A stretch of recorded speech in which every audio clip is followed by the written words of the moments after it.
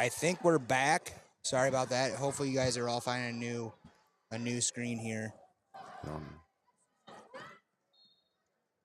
So let us know if you guys are tuned in here on the stream. Little bit of technical difficulty. Again, last day of state tournament. A lot going on. Time to get tough. Gotta have a little bit of adversity, man. That's what we're made for. All right, looks like finals are here. I'm looking right now, guys, on the Isaac Brule, Anthony Centennial. see if we're live just to make sure. Riker Graff of Waverly Shell Rock just picked up a win. A fall down on Matt 4 at 132 pounds. So Kurt's out of City High, Graff out of Waverly Shell Rock with a couple quick pins here. We do have our first like of the tournament, so hopefully people can find it here and see everything that's going on right now. So let's see here. I apologize, guys. You know we're gonna run this here. We're doing our best for you here. So down on Mat 3, we got Weston Porter, Lewis Central with a 6-2 lead over Benjamin Walsh out of Ankeny. That's early in the third period. There's an escape for Porter too, so 7-2 lead now. Down on Mat 1, Braxton Hutchinson out of Burlington leading Chase Watkinson of Cedar Rapids Prairie. Just picked up another takedown to extend his lead to 6-1. Mat 2, freshman Abe Heisinger out of Dubuque Hempstead with a 5-0 lead in the second period over Bierman out of Johnston. On Mat 4, just underway, still scoreless. Isaac Brule, Ankeny Centennial taking on Mason Lucas out of Carlisle. Mat 5, Southeast Polk. Matt Prine leads 1-0 early in the third over Matthew Tran out of Iowa City West. And down on Mat 6, Cody Trevino out of Bettendorf with a 3-1 lead over Cole Krutzvelt out of Iowa City West. I believe that's just going to be starting the second period. They're in a little blood time right now. So a lot of action going on. Again, Consolation Semifinals. Win, you go for third. Lose, you go for fifth place. That round will happen again this morning. We're going to run all these 3A Consolation Semifinals. Then we'll run 1A Consolation Semifinals. Then it's 2A Consolation Semifinals. Then we'll come back with all those medal matches. So third place matches, fifth place matches, seventh place matches. And they'll run the same way. 3A, 1A, 2A. Down on Mat 3, a great performance out of Weston Porter again. Only just over 30 seconds left here in the match. He's got a 10-2 lead over Benjamin Walsh. Porter had a little bit of a heartbreaking loss, a weird match in the quarterfinals, but has really fired back on the backside here. Worm showing a lot of toughness. Yeah, a lot of grit there for the young man out of Council Bluffs, Lewis Central. It's kind of been the talk for the last 2 days, but I tell you what, man, he has really bounced back. You know, he has really gone in. We say that he gives up a takedown. But he's going to win that match. There's only 5 seconds left, and he'll be in the consolation finals, going for third place here. Great match. Walsh for making it a little chippy at the end there. Yeah. Number 1 at 126 pounds. Carter Siebel. He looks like Pleasant Valley. Let's say Tyler Simmons. he looks like a grown man compared to Weston Porter. Yep. Over on 1, Braxton Hutchinson out of Burlington picks up a decision. He's going to move into the third place match at 106.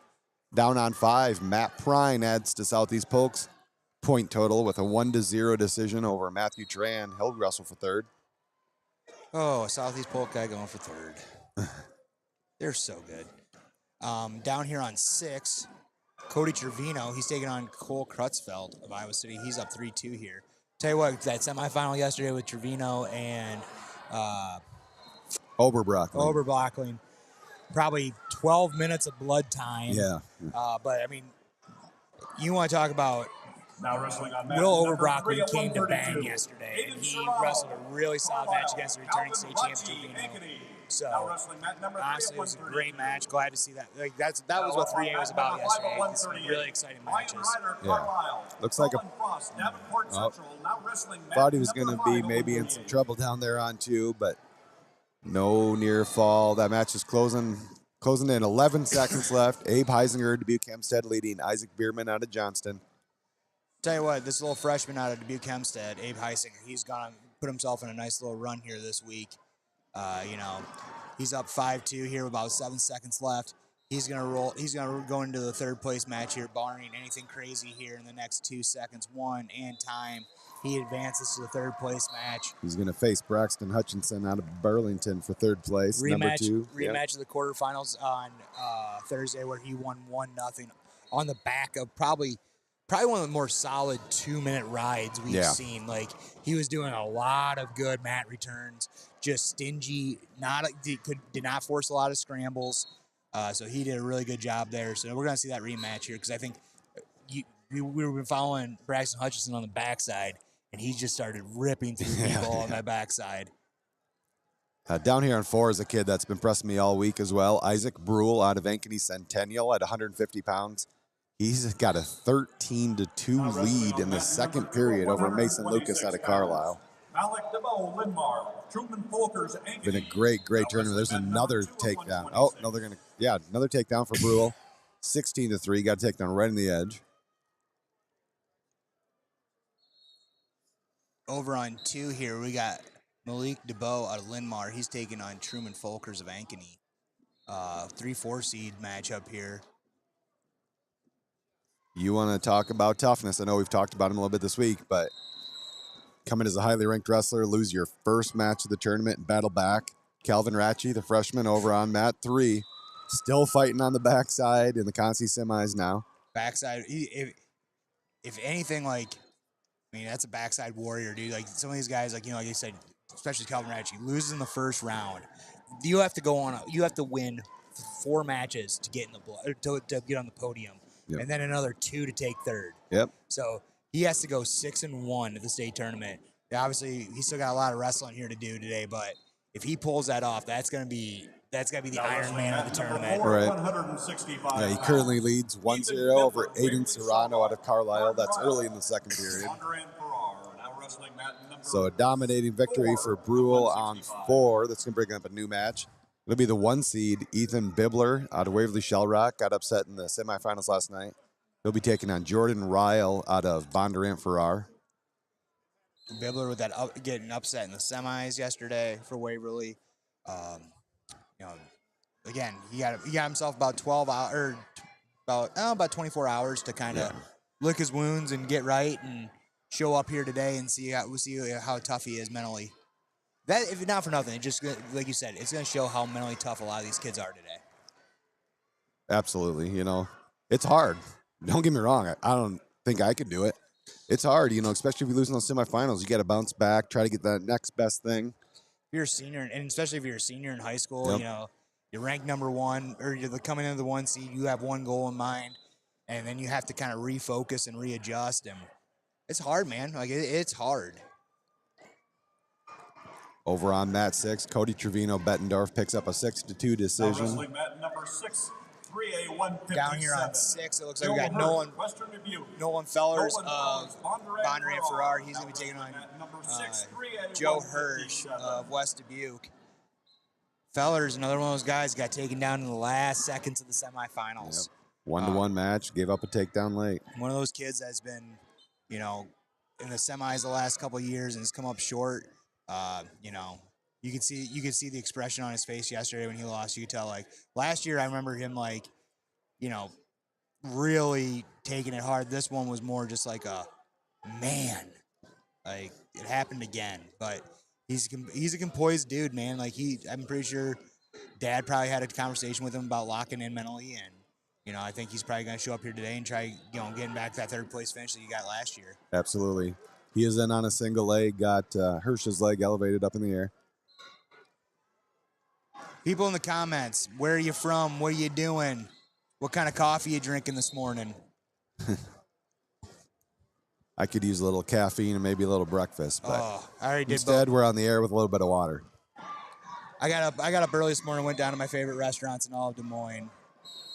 Had a really good breakfast and drank a C4, and I'm feeling dangerous. I ran into Chris Timms in the back hallway, and he goes, "How you doing?" I'm like, "Surviving, brother." He goes, "No, you're not. You're thriving." And I was like, "All right, that's a good way to look at it." If you ever got a chance to talk to Chris Timms, man, he's one of the more positive people in the world, the head coach at Waterloo East. Big lift there on 4 by Ryle.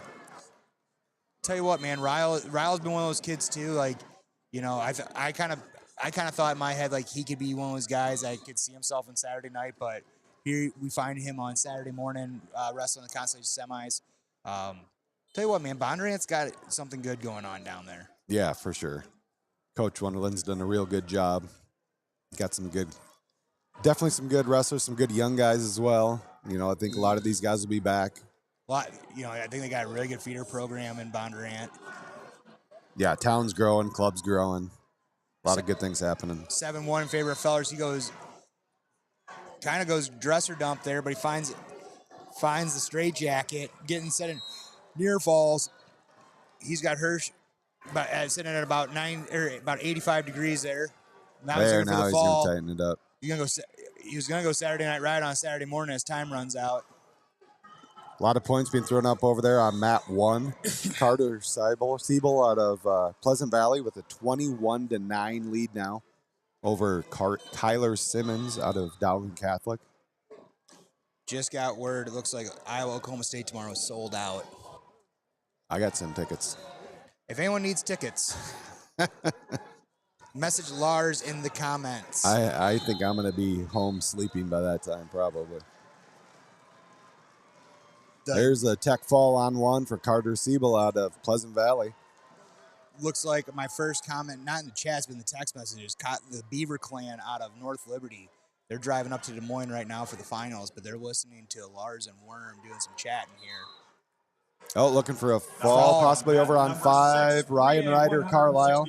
Ryan Ryder's been a kid that I've been impressed with this tournament, too. Absolutely. Tough senior out of Carlisle. Down on 3. We got a tie ball game here with Serrano and Ratchie in overtime. We want to focus on this one here. This is the only overtime match we got going on right now. Serrano, man, he's kind of made a little bit of a good run here this week. So the one, Ratchie had a great freshman year, but a little bit of a head scratcher is he got stalling on Ratchie. He got beat pretty bad by Serrano here about a month ago. Oh, really? Like, I can't remember. It was at least a major, I think. It was a bonus point win for Serrano over Ratchie. So, some of these freshmen, like as much as you're like you can say how tough they are and how talented they are. I heard someone on a podcast one time about high school athletes. It's like kind of at the end of the day, you got to remember like some of these kids probably still have GI Joes in their room. They're still young kids. Oh, no takedown as time runs out. Serrano gets on a leg, tries the carry. He's taking his band off, but I don't think he realizes there's no points awarded. Yeah, Carlisle. You got to keep wrestling, dude. Yeah, that's one of those things like he drops the carry. He only had one leg. Yeah, and the hip, he had him sit to his hip, but he had no control of both legs. Yeah, there was no near fall situation, so you don't necessarily have to move to 2 legs. If you got him controlled, you got some near fall happening, but I think that's a good no call down there. I don't know. I haven't seen him on the freestyle scene yet. Maybe he's just getting excited for freestyle and thought that, hey, I got the 2 on the exposure. There you go. I like it. A lot of these boys will probably take about a week or 2 off here after tonight and get ready for the freestyle season. I'm excited. One of my favorite times of the year, the wrestling season, is freestyle and Greco. You get to watch. At any given high school tournament, you can see 2 state champs going at it in like the first round of a freestyle tournament. Yeah. And usually, all those kids are pretty serious. You see a lot of really, really good wrestlers in the summer. Ratchie trying to hold on here for 6 seconds left as Serrano turns a little in, lift. But Ratchie, good lift on the double, puts him down. So he rides him out in that first tiebreaker overtime. Now it'll be another 30 seconds. It's Ratchie's choice. He's going to go down. You got 40 listeners now. We're picking up a little bit. Cindy Sappenfield, Riley Watts, we got you. This is Class 3A right now. Class 1A will be next. So Riley Watts not going to be wrestling here for just a little bit, but we'll be watching. Young freshman out of Lawton Bratson. Down on 4, we talked a little bit about this match. The 1 seed, Ethan Bibler, is up 4-0 in the third over Jordan Ryle out of Bondurant. Serrano gets the escape. No, Ratchie gets the escape. Yep. 15 seconds left, and he's doing a really good job controlling the center. There he kind of circles. Yep. He knows where he's at. Yep. Oh, headlock out of Serrano. Oh, he got it. He didn't get it. He doesn't get it. Ratchy able to belly down out of it. Coach Austin Anderson, there's some heat going on in the corners over here. Oh, wow. These coaches are fired up. I think that one is personal for Austin Anderson. I think Ratchy got a little stinger in the neck or something there, but that's not good. he's still down on the mat. Kind of a vicious headlock right there at the end. He took everything he had to fight off and not give up that takedown, but hurt the body a little bit by doing it. I would say I hope he can get some ice on that here real quick because, not much time until you got to wrestle again for third. Yep. Oh, that's something's going on. Yeah, he's hurting a little bit. Actually, it looks like maybe his hip. Yeah. Probably he got taken over in that headlock a little bit. Yeah, he's hobbling pretty hard here, but I tell you what, man, you want to talk about a kid that just showed how freaking tough he is. Yeah, especially freshman. That's a lot of grit right there. Down on 6, we got Abe Bouchong out of Southeast Polk out to a 6-0 lead here in the second period. Over on 4, it looks like Biblert's going to take that over Jordan Ryle 4-1. Down on 5. Cole Martin, he's up 3-0 right now.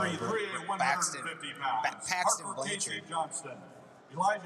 Over on 1, Ryan Young out of Indianola. 6-1 lead over Nolan Howell out of Clear Creek. Over on 2, Malik DeBow gets the overtime win over Truman Folkers of Ankeny. Good match there between those two. Now wrestling mat number 4, 3A 175. Looks like Linmar's rocking the red singlets this morning. Coming up to the mat, getting called to the mats here on 2. Looks like Jakari Clark from West Des Moines Valley taking on Sebastian Soto of Carlisle. Man, you want to talk about an interesting 24 hours, man. Valley, West Des Moines. Now wrestling mat number 2, 3A. For those that don't know, it's out on Twitter, so we can talk about it. After that Coy Davison Jakari Clark match, Coy Davison said that he felt like something was wrong with his neck. They went and got a look at it. Turns out that he actually did something like possibly a possible fracture in his neck vertebrae, so he's not going to be able to go tonight. So Justice Jessaroga is going to win a state title on forfeit, which kind of sucks for Jakari Clark, who, I mean, that might have been the closest finish we've ever seen in a wrestling match. Yeah, that was. So now it's like, it's like, man. Wrestling on mat number 5, 1A 106. Yeah, it's a tough bounce back, but Joel Jessaroga does get the 144-pound state title. Justice, excuse me. He's going to have to come out and get his hand raised tonight, but foregone conclusion, along with that, Southeast Polk has broken the all-time scoring record, the most points in state tournament history, and they're just looking to add to it today. They've already got one win out of Matt Prine. Abe Bouchong's up big on mat 6. Sebastian Soto goes out with a 3-0 lead right quick on Jakari Clark. Now on 3, we got Parker Casey out of Johnston taking on Elijah Blewett out of Indianola. I believe both sophomores down there. Parker Casey, another great semifinal match that came up just a little bit short yesterday, but that kid showed me some grit yesterday too. Yeah, absolutely. This, we've been talking about it ad nauseum at this point, but this sophomore class is just unreal. I've shown you the light. Yes, I'm a believer in Lars's sophomore savantness. So kind of interesting here. We still got some like 144, 150 matches for 3A out here, but now on mat 5, we have a 1A 106 Consolation Semifinal. So I'm not sure exactly what happened there. Did we blink and all of a sudden heavyweight wrestled? And no. I mean, Jakari Clark, mat 1, mat 2 are both 144 pounds. We got 150 yet on mat 3. Yeah, something. But somehow we've already rolled into a 1A match. So I'm not sure what's exactly is going on. But over on mat 5, 1A 106, there's another Merkel. We've been talking about those all week too. Ethan Humphrey of West Branch picks up the takedown in the first. 3-0 lead over Carson Webker out of South Central Calhoun. Dolores, there are no potential 4-timers this year. First time since 2019 that we do not have anyone going for their 4th state title. Last year, it seemed like every kid that was potentially going for their 4th state title actually got upset in the tournament. Yep. So This year we do not, but next year we definitely. There's a chance if tonight goes as planned. There's a chance for 2 next year. Jakari Clark in on shot. God, this kid can move fast. Yeah, he's explosive. He's up 5-4 at the end of the first period. Great attacks there. Just went final over on mat 1. Ryan Young out of Indianola picks up a 9-3 decision over Nolan Howell out of Clear Creek, Amana. So he'll have the winner of that Clark and Soto match for 3rd place at 144. Parker Casey up 2-1 over Elijah Blewett over on mat 3. That's late in the 2nd period. Yeah, they're just calling 175-pounders over to mat 1. We got one 1A match started, though, with quite a few 3A left to go. So we're a little confused on that. But over on mat 5, Ethan Humphrey West Branch with a 7-0 lead at 106 pounds, Class 1A. Over on 4, Landon Bell. He's down 6-2 right now. Noah Noland out of Carlisle. Noland, another one of those guys. We talked about Ratchie. Noland was the 3 seed. Got upset right away Wednesday morning. Obviously, ended what he came here for, but what a job battling back on the backside. Again, working for the next best thing, showing a lot of toughness there. Down on 6, Southeast Polk picks up another bonus point victory. A. Bouchon with a 15-2 major decision. Henry Moore, Waukee Northwest. Down on 1, still scoreless after 1 here with A. Parker and Logan Bruxfort, Pella. Clark in on another shot. He's gonna extend his lead possibly here. Yes, there it is. There's the 3. Gonna be 12-5. So the weird part about some of this is you see last night, so we're a website, we run on videos and pictures, emotion, right? Like emotion, such a big thing in this tournament. You see the highest of highs last night, tonight, the absolute peak of everything. You come this morning, these guys are still top 6 of state. There's a million wrestlers out there that would love to be in this position. Some of these guys are winning matches and coming off looking like their grandma just died. Yeah. Because they're just thinking about, I'm going for 3rd, but I didn't get what I wanted last night. Yeah, I mean, hats off, still being able to pick up a win sometimes this morning, but I think I'm an eternal optimist too. Like I'd be elated right now, like if I took 3rd place and being like, yeah, I took 3rd. Right. But obviously, a lot of these kids, they had train, one goal in mind. Yeah, they train all year for it, and I know some kids that qualify, like they're just happy to be down here, like they get the barbecue, and they're just like, I'm still a state qualifier, man. But it's like, it's different, man. It's weddings and funerals, or birthdays and funerals. I don't want to say weddings and funerals, birthdays and funerals in that back hallway here. Not so much today. I don't think not as much today as it was like yesterday. Yeah. Because you're watching all these people get so elated, but also you see the flip that of the heartbreak. coin. Yeah. You're going to see a lot of it tonight in the back hallway. Oh, yeah. Tony and I were talking Emotions run high. Tony and I were talking about, I was like, that'd be like some content that like IRS should do something about. He goes, yeah, but it's hard. It's hard to post those videos of those kids that he's like, just got their heart broken. Does someone want to see that 15 years from now and see them just completely dejected? It might open up a bunch of old wounds. We try to interview every champ. We try to get the celebrations, the highs. We kind of let those kids bask in it. Yeah. But those ones that get their hearts broken and kind of just let them suffer in silence, do their thing. It's not right to shove a camera in their face after heartbreak. So over on 4, it was a big move late out of Elijah Blewett, Indianola. He picks up a 9-2 win over Parker Casey out of Johnston. Big win there out of Blewett. Jakari Clark cruising now down on 2, 15-6. Jeremy Fox, are you out of East Buck, my man? I feel like that name's familiar. Let me know.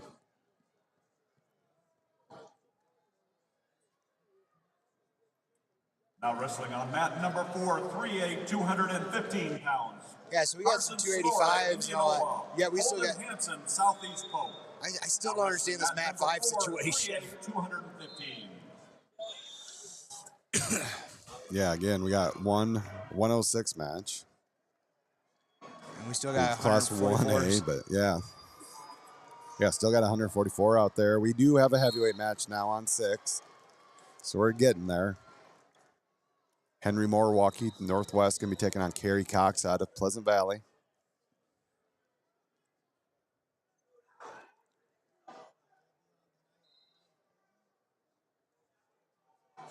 Now wrestling on mat number 2, 3A, 215 Down on pounds. 2, we got Colby Gibbons Johnson. Raphael Atuma out of Atuma, Iowa City High. He's taking on High. Colby Gibbons of Johnson Wrestling mat number 2, 3A, at 215. 215.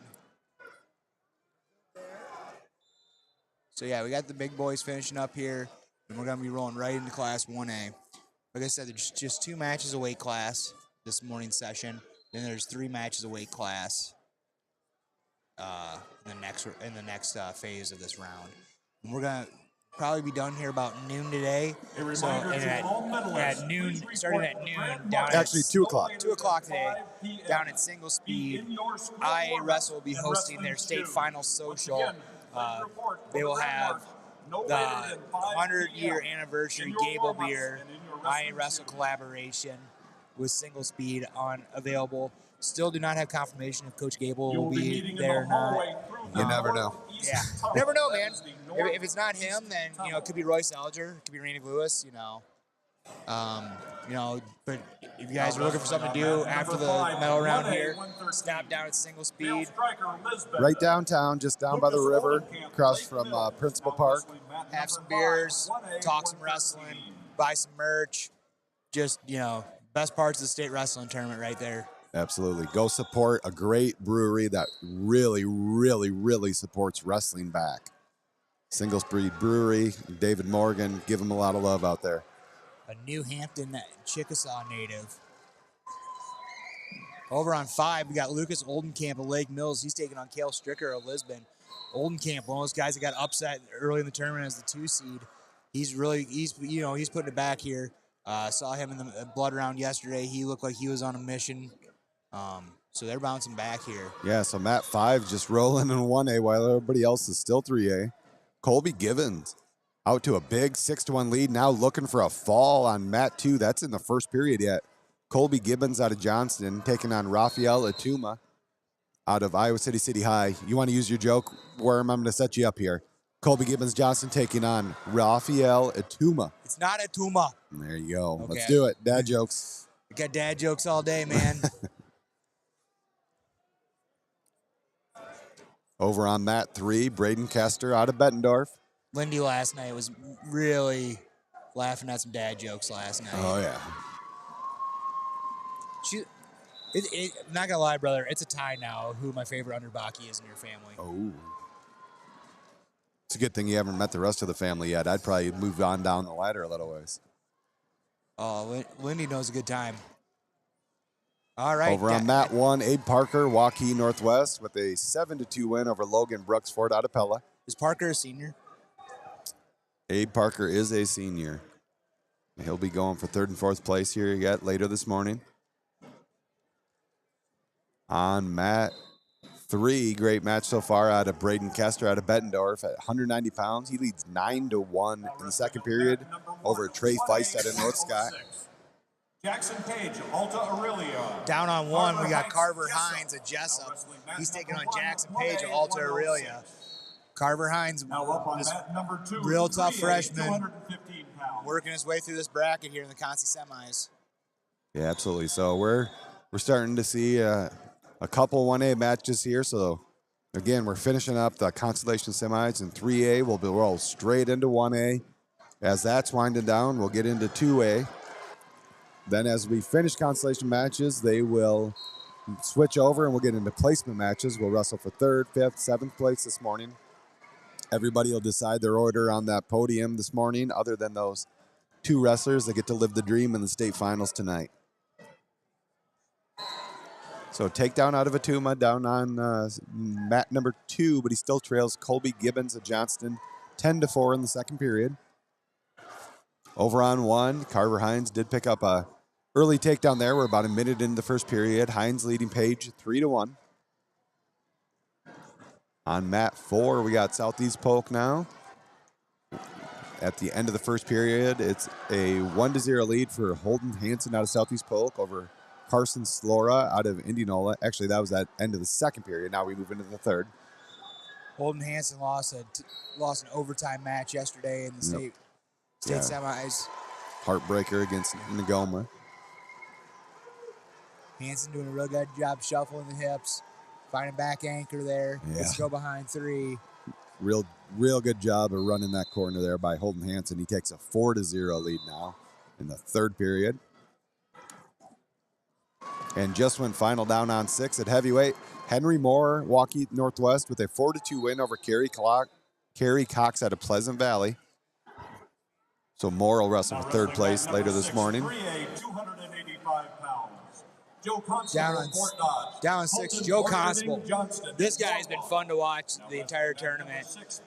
Small sophomore out of Fort Dodge. He's going to be taking on Sheridan Johnson out of Norwalk, who lost a triple overtime match to Hagen out of Dowling yesterday. Johnson's been pretty much ranked number 1 all year, pretty much, right, at heavyweight? Who's that?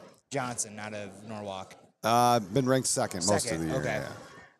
So Constable here, I mean, this is one of those, I think this would be one of those like good matches for the sophomore to pull off a win here, kind of establish himself as one of that'd be a big win for Constable if he could pull this one off. kind of establish himself as one of those top guys coming in for next season. Because if anything too, like another thing that you can kind of do in this medal round here is kind of establish not just what you did this season, but also kind of put people on notice, like, hey, this kid coming back next year is going to be a talented dude. Yeah, so Constable's had a great season. Only a sophomore, like we've talked about, but did come in ranked 4th. Okay. You know what I mean? He was one of those kids that just kind of slowly climbed up the rankings as the year went along, all year long. Moved his way up to 4th, but here in the Consolation Semis, he faces number 2, Borshadine Johnston. Yeah, he's been number 2 most of the year. Cooper Martinson's kind of, I think, maybe went wire to wire number 1, but Borshadine Johnston's been right behind him.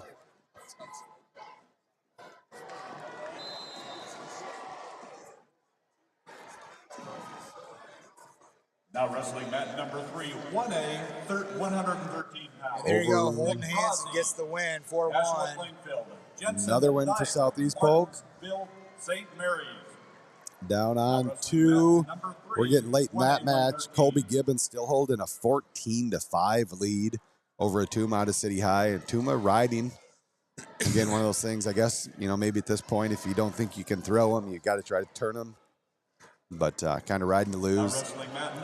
Carver Hines continuing his very impressive freshman tournament here over on mat 1. He's leading 9-2 in the second period over Jackson Page out of Alta Aurelia. He's fun to watch, man. Yeah. Mark Morris, their wrestle-offs in the Underbaki ladder. Oh, I think I could win a wrestle-off. I don't know if I'm the coolest one, but I think I could win a wrestle-off as long as you don't allow high school kids. I don't want to wrestle my son. I say Gale's getting pretty tough. He's getting pretty tough. I'm getting a little old. I'm still not going to tell him that. I think I can still take him. Well, you kind of just did if he's listening. Nah, he's not listening. He's sleeping. You probably still got you're at that age too where you still have just some old man technique left in you, little tricks. Yeah. I got a little bit of old man strength left. Got some tricks. Throw some junk. You got to throw the junk moves out here. Down on 2, it looks like Gage Samo of Waco Whalen. He's going to be taking on Owen Hendrickson out of Alburnett. Hendrickson, another tough freshman. You guys had him as your top of your Fab 5 list beginning of the season for freshmen. And he jumps out to a 3-0 lead right now over Gage Samo of Waco Whalen. Yep. As we say that, now underway on mat 4 is the other Hines brother, Cooper Hines. Lost another tough, great semifinal match last night to Adelfinger.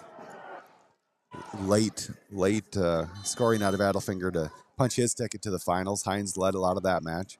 He'll be taking on Brock Shaha out of Mount Air. That's 3 versus 4.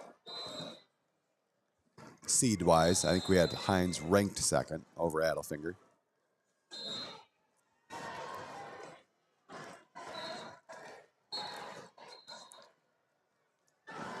So we are almost all 1A now. We do still have that one heavyweight match down on 6. Borshadine Johnston leading Constable 1-0 in the second period. This round does go fast. Only 2 matches per weight. But we do have all 3 classes here this morning. Now over on mat 5, early in the match, scoreless, Mason Shirk, Wilton, Ryan Bonson out of West Lyon. A lot of good head fakes here down on 4 with Shaha out of Mount Air. Hines now in working on an underhook over there on 4. Down on 5, Mason Shirk, another kid that's been real impressive this tournament, I think. He's just solid.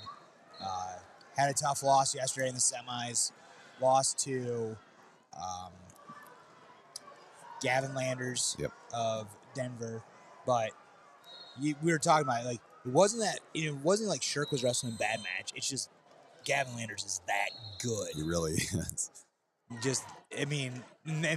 I've heard that so much this week. It's like, it's not that he wrestled bad. It's just the other kid is so good. There is a gap between the elite wrestlers in the state right now and the very good wrestlers. You know, we talked about a little bit of grit. I know they haven't really talked about it, nothing public. I won't give any details, but Mason Shirk probably going to be having some surgery after the state tournament, fighting a pretty serious injury here as well. Wasn't real sure what to expect out of him. He kind of missed basically the last few weeks, month of the season, came back for districts, and I don't know him. He looks pretty darn impressive, even on. It looks like even with the injury right now. So I might take a guess by the looks of what braces are on where, but over on mat 1, Carver Hines picks up the win. Another kid. Carver Hines out of Jessup. He's going to be wrestling for 3rd place this morning. Another kid's been battering an injury that we're going to see tonight that just does not look like he's hurt at all. Is Uriah Coulter out of West Marshall. Talked to his dad yesterday afternoon. He was kind of filling me in on what was going on. And when I heard that, I was like, dang, it doesn't look like it, though. Yeah. All he does is bump up a weight. He was ranked number 1 at 106. Decides to go 113 late in the year. Goes 113 districts. He finds himself in the state finals tonight at 113. That kid's been special, though. You know, you and I have kind of been following the AAU circuit here for the last couple of years, and a lot of these freshmen, sophomores we've been watching come up here over the last couple of years, and we've been following a lot of these kids. And Uriah Coder was one of those kids too that just absolutely always impressed me. And seeing him wrestle this tournament just shows me how mentally tough he is. Yeah, absolutely. We had somebody ask earlier about young Riley Watts, a freshman out of Lawton Bronson. He's now on the mat on mat 1. Only a few seconds into that match, but Dawson Jacobson, Central Springs, immediately in on Watts' leg. Ooh. Got him up in the air. You got to, I would think potentially dangerous, but they're letting him wrestle. Especially after what happened. Yeah, there it is. Okay. Right as they're starting to go back down to the mat where it could have gotten ugly, they call it. Maybe should have called a little bit earlier. You would think after Thursday's incident, it'd be like, as soon as that happens, you just got to blow that dang whistle. Right. I understand, you got to let them wrestle in some positions, but you also got to put safety in mind with a lot of these kids. Absolutely. I did catch an update, though. I do believe that Munson will be on the podium tonight. He's making a full recovery after that freak accident on Thursday. So shout out to him for being a warrior. Recovering. Hopefully he can bounce back here and have a good college run. I know he plans on wrestling in college. So hopefully, this is just a hiccup in the road for him. Absolutely. Still scoreless on 4 after the second period. Cooper Hines, Jessup, Brock Shaha out of Mount Air. Down on mat 3, we got the 1 seed, Nick Brazy out of Nashua Plainfield with a 6-0 lead over Jensen Dyer, Martinsdale St. Mary's. Hendrickson still leading 3-2 now over Gage Samo. On mat 2. Still scoreless down here on 4, man. Yep. Big ride out. Cooper Hines rode him the entire second period. He's going to start on bottom in the 3rd. Shaha gets him broken down, though, putting on a nice ride himself, it looks like. Over on 2, it looks like Owen Hendrickson getting another takedown here. He's jumping up 6-2 right now on Gage Samo with 1:30 left here in the 3rd. We got a fall at 113 on mat 3. The 1 seed, Nick Brazy, out of Nashua Plainfield with a 3rd period fall here late in the match. We talk about the Boscos. We talk about the Southeast Polks. But you also have these teams like Nashville, Plainfield, who they're not like in that big hunt, but every year they just have dogs. Yep. You know, There's just some of those teams that traditions. well coached, great community support, just tough kids. You just see them here every year. They're not flashy. To me, the one I always think of in Class 2A is there's a reason Grant Eckenrod's got over 500 wins at Williamsburg. Yeah. The guy just flat coaches and gets everything out of all those kids. Same as Mike Doyle out of Independence. He has got 500. Just over and over. Every year. And people want, and the kids in the community want to compete for them. Absolutely. Their parents buy into it. Community's on board. Right out the gate, Morris with a 3-point takedown on mat 3. Morris with a tough loss yesterday. Returning state finalist gets beat in the semifinals over sophomore Anderson out of Riverside, Oakland. Morris, though, jumping right out of the way here. He's got both legs in. Over on mat 1, Dawson Jacobson Central Springs with a 5-3 lead over Riley Watts out of Lawton Brunson. We are trying to keep a little bit of an eye on that. They are halfway through the second period. Watts on top. He's working an arm bar here, but Jacobson does a good job coming up and getting that arm out. Samo was getting close to the carry there, but he ends up, Owen Henriksen, he takes a 6-3 win. So the freshman will wrestle for third. And that's going to help big time with Elburnett expanding the distance on Wilton right now for second and third. Yeah, we got some pretty big gaps going on between like third and fourth. So Wilton's pretty, I don't know if it's mathematical at this point, but I got to think Bosco's going to be first. Alburnett's going to be second. Wilton's going to be third. There's nobody can do anything about it. Yeah, and you know what? Like that first day Thursday, we were worried about Elburnett, thinking like, oh man, like they got to regroup, and they definitely did on Thursday. They showed up on Thursday and definitely made themselves known on second place, and just kind of continue to keep rolling throughout the tournament. Yeah, absolutely. We're in overtime now on 4, still scoreless. Hines rode Shaha in the second. Shaha rides Cooper Hines in the third. Now we're into overtime. Hines got a couple underhooks looking to kind of jack it up there, but they're going to go out of bounds. Morris up 9-0 right now on 3. Over on mat 1, we got a little blood time. Dawson Jacobson does still lead Riley Watts, Lawton Bronson 5-3. Watts been putting on a good ride here. Hines in on a shot, but comes straight up. They go into ultimate ride out. Yeah. Over on 3, still start of the third period. Brock Morris, or actually, that was on the first. Mat 5, Mason Shirk does pick up another win for Wilton. Big win there for Shirk. I chatted with Brock Morris this morning. Just wanted to touch base with him, and he said it almost. He woke up this morning kind of feeling like a sense of like, hey, I know I don't plan on wrestling in college. I got 2 matches. I got to wrestle my absolute heart out today. There you go. I like it. It's good attitude. You know, this is it.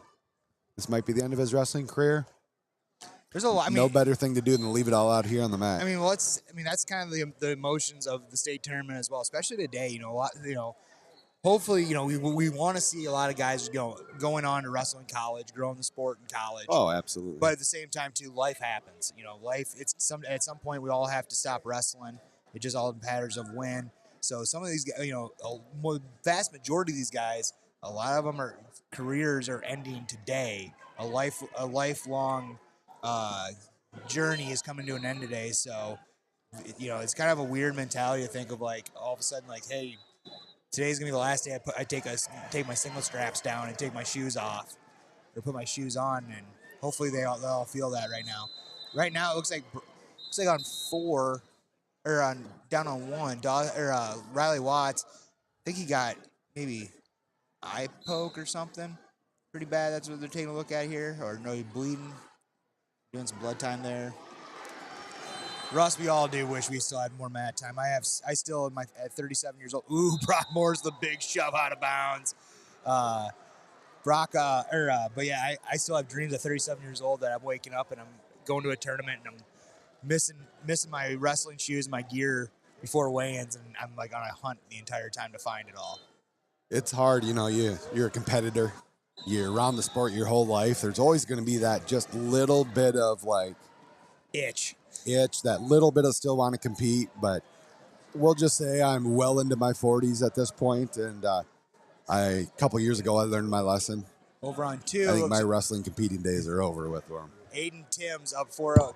Did you wrestle in old timers? I didn't, but even just practicing, I was coaching junior high, cruising, all good. Then you go try to work out with some of these high school kids, get older, get bigger. You know, you wrestled with them in junior high, and now they want a little revenge, and it doesn't go well anymore when you're in your 40s. No, try having a 132-pounder turns into a 220-pounder at once. Still wants to get back. Yeah. Learn my lesson. Now I'm just a commentator. Down on 2 here. Looks like we got Jake Highland taking on Zane Molnix of Pleasantville. Zane Molnix, the freshman sophomore out of Pleasantville. He's had a good run, but also so is Jake Highland, man. You're talking about a kid, first trip down here. He's in the Consi semis. He's rolling pretty well. So, have been a big fan of Molnix, man. He's been wrestling a really tough tournament. Yeah, absolutely. Man, Riley Watts putting a lot of here. pressure on Chasen over there, but it looks like he's probably going to drop that match. So there it is, final. Dawson Jacobson, Central Springs with a 5-3 win over Riley Watts out of Lawton Bronson. Again, Watts just a freshman. This kid was now 53-2 as a freshman. So we're gonna get to know the name Riley Watts a lot over the next 3 years. Over here, it looks like Cooper Hines got the ultimate ride out. So he's going to get that win. So both Hines brothers going for 3rd place later this morning.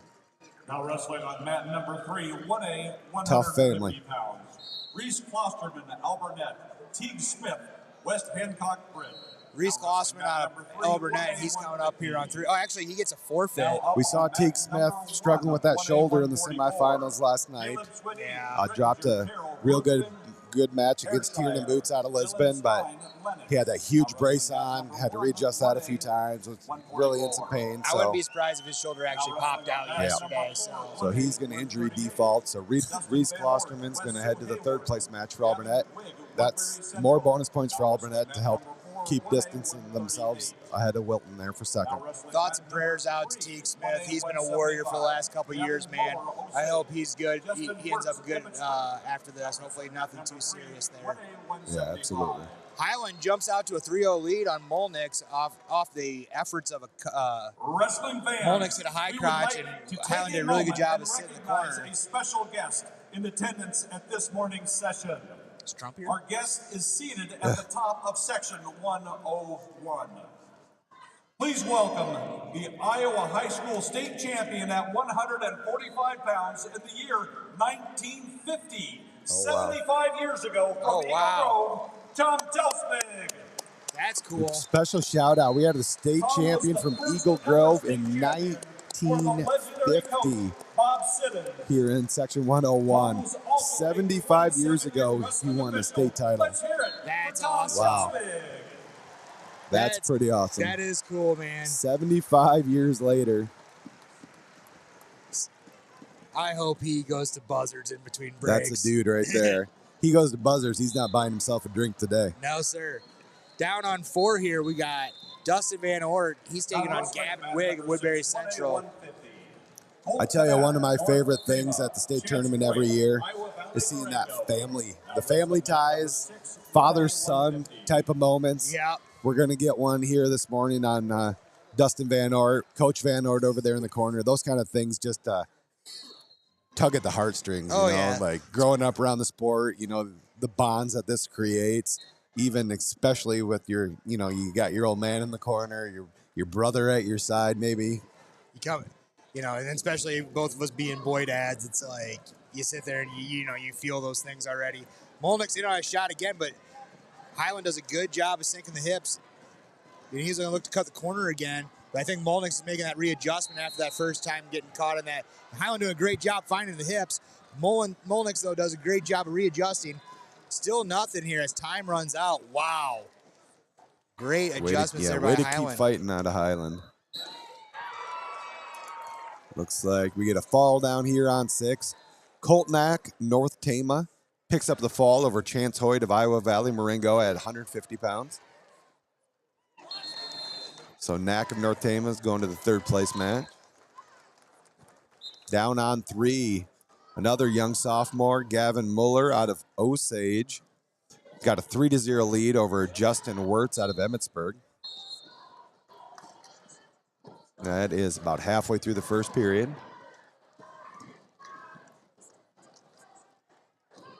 Down on mat 5, the 2-seed Ryan Groom, North Mahaska, trailing 6-2 against Lucas Bose out of Underwood. There's only 30 seconds left in that match. Zach Robbins, trainer. Molnick's in on a nice outside single here on Highland. Ties it up here at 3. He realized that high crotch wasn't working, so he decided to make an adjustment, go outside, and he gets it. So all tied up here on mat 2, 4 at 4s. Here we go at 6. We got Shaden Washburn, the 1-seed. He's going to be taking on Zach Robbins out of trainer. Washburn, victim of a big headlock in the semis yesterday. And I think he doesn't want to waste any time on the mat here today. He's going double unders, trying to go inside trip. Down on 5, that's final. Luke Bose out of Underwood. And he gets the takes out the 2-seed, 6-2. Sorry about that one. No, you're good, man. Who let the dogs out?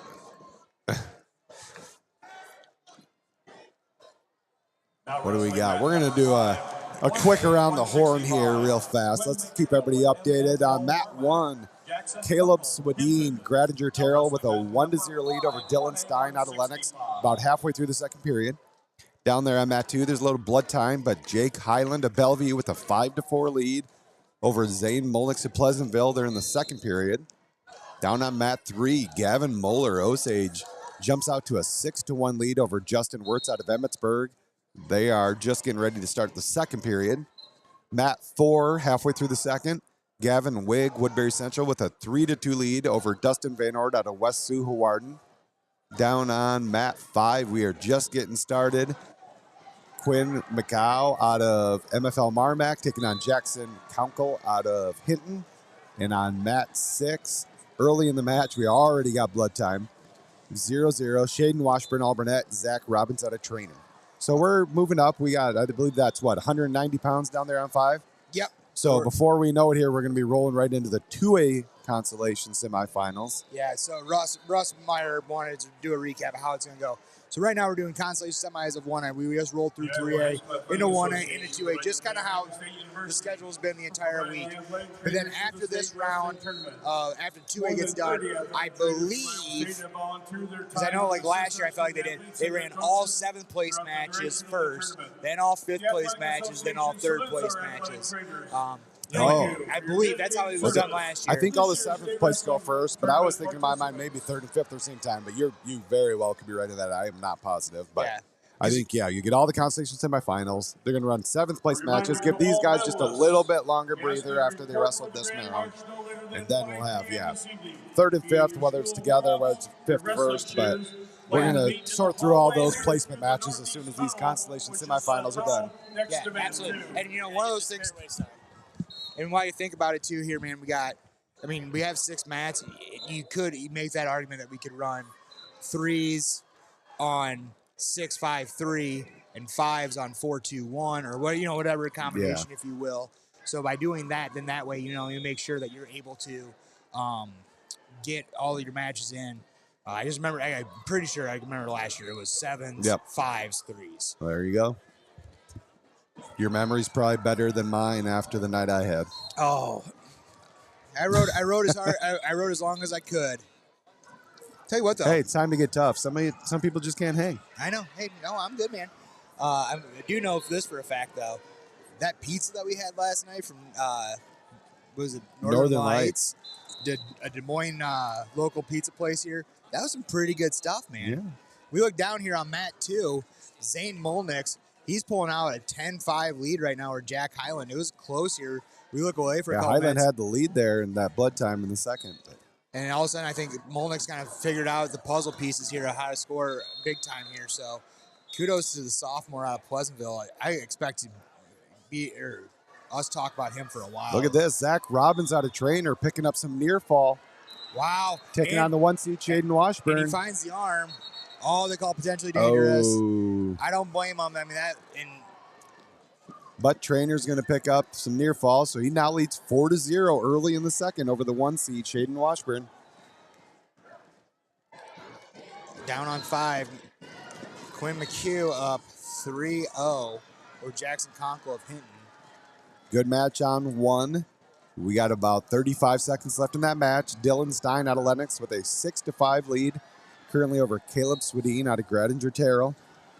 Stein putting on a good ride here. All tied up on 4. We got 1:15 left in the third period. We're all tied up 3-3. Dustin Van Ort, West Sioux, Gavin Wigg out of Woodbury Central. Down on 1. It looks like, 13 seconds left here for Steen out of Lennox. It'll be a tough one here for him. Yeah, Swedeen's kind of a big move guy, but he's going to have to do it from the bottom here. As we There's say a that, roll. He's going to with catch that the leg. Oh, I don't know if he's got enough time. He's trying to come out the back with that leg. He looked like he had separation for a second, maybe trying to get a 1, but great job out of Stein getting back on top. Bless his heart, though. That dog kept moving the entire time, trying to get that 1. Like you said, he's a big move guy, and he kept rolling the entire time. That's huge. I thought that was huge for him. So even though he loses, that showed me that he was wanting to fight till the very, very end. Yeah, I've come to learn Caleb Swedeen's pretty must-watch TV out there. He's always in the fight. Loves to let it fly. Good one coming out here on mat 2. We're going to have Jaden Dickerson out of Shenandoah taking on Ryan Wirtz out of Emmitsburg. Meanwhile, over on 3, Justin Wirtz of Emmitsburg trailing 11-4 late in the match against Gavin Muller out of Osage. Down on 1. We got a Kaboshek out of your neck of the woods taking on South Winneshiek. He's taking on Clay Wilgenbush out of East Buck. Couple Northeast Iowa boys. Dickerson in on the leg gets an early takedown over there on mat 2. Jaden Dickerson, Shenandoah. More blood time over on 4. I feel like we've seen quite a bit of blood time there. But Gavin Wigg gets a late takedown. He takes a 6-3 lead now over Van Ort. Only 23 seconds left in that match. Over on 5, looks like Drew Lanson. He just picks up the reversal on Jackson Vashur of Woodbury Central. About 1:10 left here. Gavin Muller, Osage, picks up an 11-4 victory at 175 pounds. So Muller, sophomore, is going to be wrestling for 3rd place later on. Now up on mat 3, we're going to have Egan Fleshman, the freshman out of Alburnett, taking on Kyler Salas of Bosco. Kyler Salas, Don Bosco. What we got here? Down on 6, Robbins with a big return. He had the arm trapped as it came down. Oh. The ref didn't call it. But Washburn landed safely, got back up, got rolling. But, oh, man, I was kind of worried there that could have been a slam.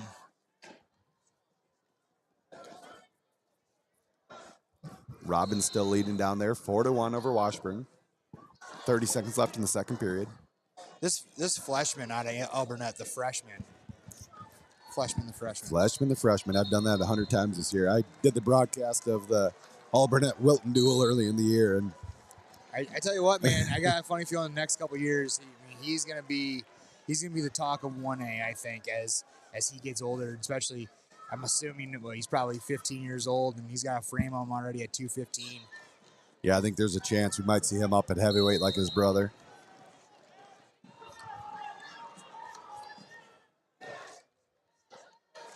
Still scoreless on 1 between Kaboshik and Wilgenbush.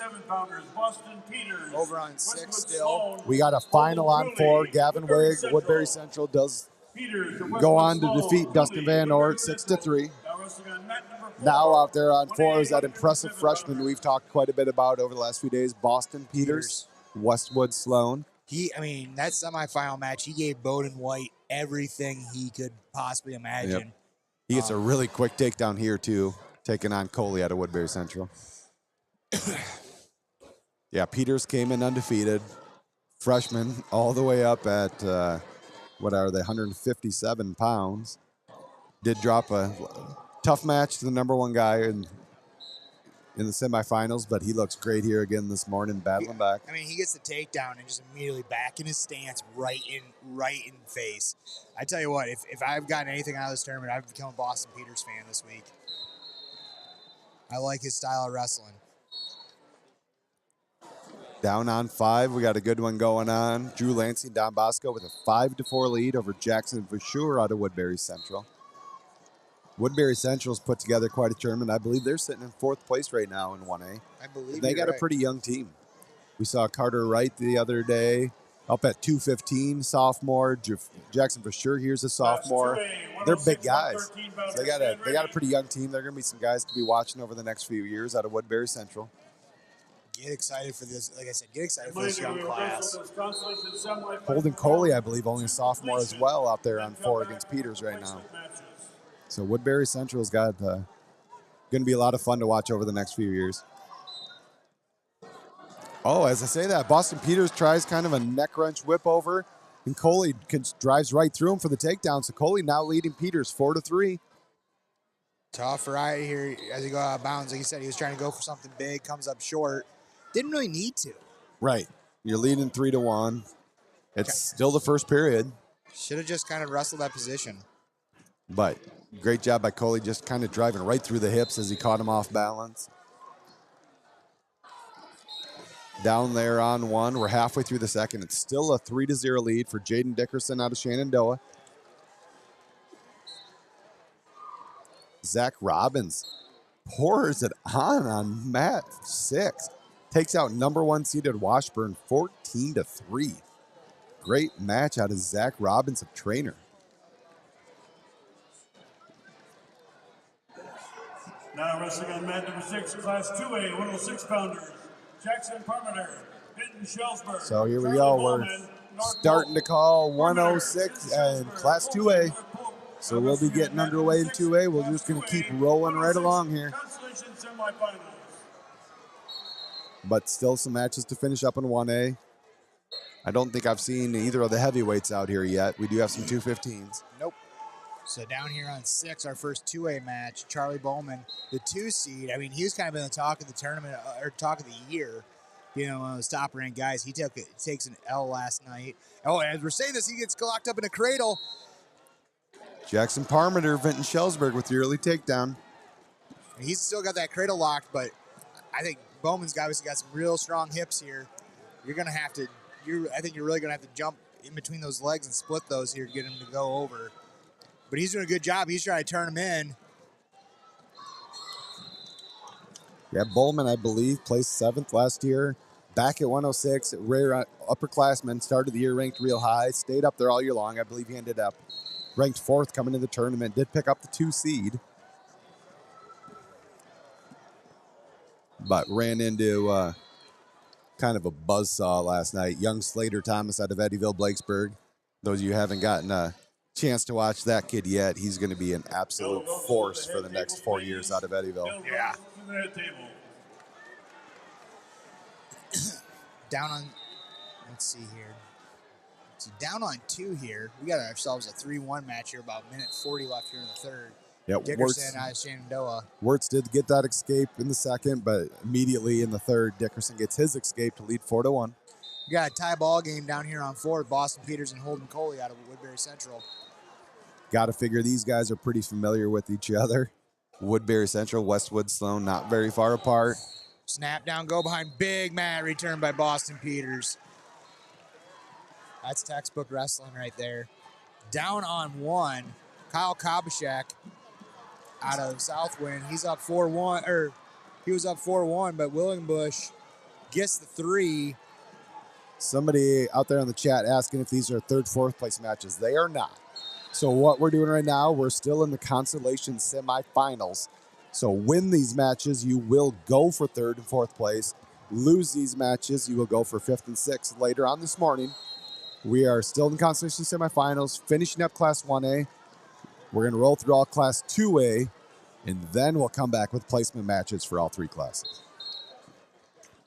I mean, we're rolling here. We're about an hour in, and we're already about we're just about hitting the end here of these Consi semis, especially the start of 2A here on 6. think right now would be a great time, though, to thank our sponsors. Absolutely. So we'll be right back here after a word from our commercial breaks. At Raider Outdoor Power, we have something for everyone in every price range and for every season. We're your #1 source in the tri-states for lawn and garden equipment, snow equipment, handheld equipment, tractors, gators, grills, and utility vehicles. We offer a full line of new and used products from John Deere, Kubota, Steel, Cub Cadet, Honda, Green Mountain Grills, and many more.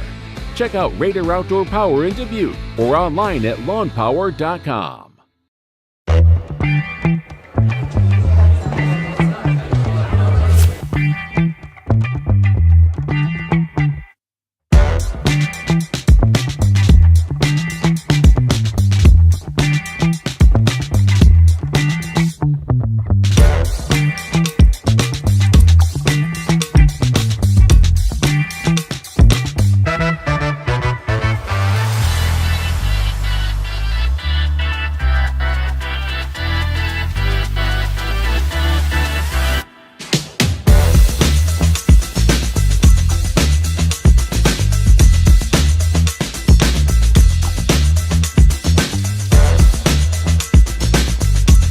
We're here the night before state finals, packed house, talking wrestling over a cold beer. Doesn't get any better than that. I love beer. I've been drinking beer for a while, and that's pretty cool. I think just the fact that Single Speed recognized us as someone that covers the sport and cares about the sport is to be alongside the name of Gable. I mean, that's a dream, right? Like, look at that. Join us before the state finals at Single Speed Brewing Company this Saturday from 2 to 5 p.m. Pain or limited mobility can affect every part of your daily life. Our goal is to get you feeling well enough that you can do everything that you want to do. Kinetic Edge Physical Therapy will make your physical therapy journey as easy and convenient as possible. Start with a free 20-minute injury screen and receive a complimentary benefits check. If you need pain relief now, go to kineticedgept.com or call 866-588-0230 to schedule your free screen today. And we're back here in the Consolation Semifinals. Thank you so much to our sponsors. They've been rocking all week. Down here on Mat 1, I think this one's going to be a banger. Gage Spurgeon taking on Jace Curry of Sergeant Bluff Luton.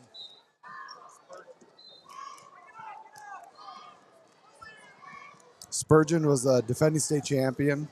Won it last year as a freshman. Got knocked off last night by Carter Smoss out of Crestwood, Cresco. So we'll see how he's doing this morning mentally out here to take on Curry. As we are on break, Ledger Niels, the heavyweight out of Osage, threw a vicious headlock for a first period pin. Oh, I missed the big heavyweight headlock. Big heavyweight headlock. Come on now.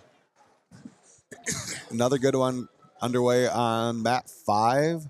Number 1 ranked Cale McCabe out of Fairfield taking on number 4 ranked Rowan Burnt out of West Burlington, Notre Dame. That's, again, there's a lot of points yet to be had this morning. Guys like this, Rowan Burnt, need to pick up some points. Burlington, Notre Dame currently sitting in first place, but Eddyville, Blakesburg just nipping at their heels in Class 2A. And there's a lot of teams there in that race. Who won, or how did Dickerson end up doing? I believe Dickerson. Let me take a look. I'm pretty sure he won. Let's see if I can find a score real fast. Dickerson picked up a 9-1 major decision over Wirtz. So 9-1 major decision for Dickerson. He's going to wrestle for 3rd place this morning. Wrestling on mat number 3, Class 2A, 106 pounders. Down here on 3, Coy Mailer taking on Cohen Ditzenbach. Tell you what, Mailer, I thought he was going to be he was my dog, I thought, at 106, but last night he ran into a buzzsaw from Van Meter. Yeah, another freshman, Dylan Williamson out of Van Meter.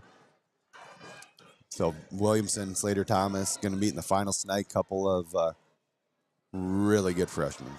Tell you what, I gotta see this. I gotta see this Matt on mat 3. I gotta see if the Cascade invite this year. Mailer looked tough as he's doing right now. He's got that cradle. That was tight. On mat number 4, 1A, 285, Jacob Bishop. Your guy, Hinton, Boston Peters, Henry did pick up a Lund, major HSTW. decision down on 4. Bishop of Hinton, Lund, Looks like HSTW, our dude Henry Mat Lund, number 4, the The mullet mullet of the man. tournament. Coming out on mat 4 is going to be taking on Jacob Bishop out of Hinton. I Couple of seniors there. I bet his nickname is Big Country. If not, it should be. Yeah. I don't know. Over in Avoca, he might just be another mullet. Might not even stand out in the crowd. That is true. Bowman looking for the takedown here, but we got another cradle on 3 for Mailer. That's a 15-0 tech fall. in the first period. Minute 12 into the match, 15-0. Coy Mailer. Meanwhile, down on 6 here, we got Jackson Parmenter of Vinton Schellsburg. Bowman was going in for a shot, like literally like diving in on a double, and Parmenter catches the cradle almost in midair and takes it over for a set. So big win there for Jackson Parmenter. Please tell me he is a sophomore. Ooh, freshman. Okay, that's a big win there. Mat number 3, 2A, 126 pounders. Caden Jones, Union, LaPorte City. Second period on mat 5. Cale McCabe, number 1 ranked out of Fairfield, out to an 8-0 lead now over Rowan Burnt out of West Burlington, Notre Dame. Another big matchup here on 3. Caden Jones, he's kind of been that backside warrior for Union this week as well. Bryce Osternick, as he's taking on Emmett Newton of Davis County. Still 1-0 on mat 1. You called it. You said it was going to be a good match there. Halfway through the second period, Gage Spurgeon with a 1-0 lead over Jace Curry of Sergeant Bluff Luton. Head coach from Lennox to the head table, please. So we have our last 2 1A matches still out there on the mat. But we are off and rolling in Class 2A action. Emmett Newton with a quick takedown over Jones, and he's got, looks like double arm bars over there. Those look tight, too. Yeah, there he posts the shoulder, takes him over, so he's got Caden Jones in a little bit of trouble, but Jones doing a great job. They call potentially dangerous on that. Down on 5, looks like Cale McCabe taking on Rowan Burnt. Cale McCabe's up 9-0. We had a lot of people last night asking. Asking about Cale Miller or Meyer, but Cale McCabe. Sorry. And yes, and the answer is we did get wrecked by the Tom Petty cover band last night. That was a question in the chat. Me and Tony were talking about it last night.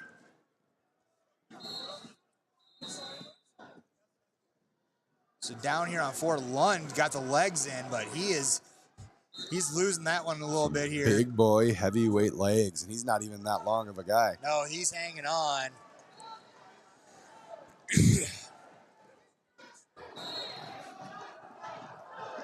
Minute 26, Bishop looking to come around. There's a reversal. Trying to catch that arm, go for some near fall. He's got Lund in trouble now. Looking for the fall. Lund really held on there too long. I tell you what, JP Williams down there trying to make sure those shoulders are flat. My man's looking tan this week. Yeah, he is. And there's the fall. Jacob Bishop out of Hinton, trailing, gets a reversal to the back and pins Henry Lund out of AHSTW. I think I did talk to him yesterday. I think him and his wife are jumping on a plane to Mexico tomorrow morning, so I think he's getting ready for that.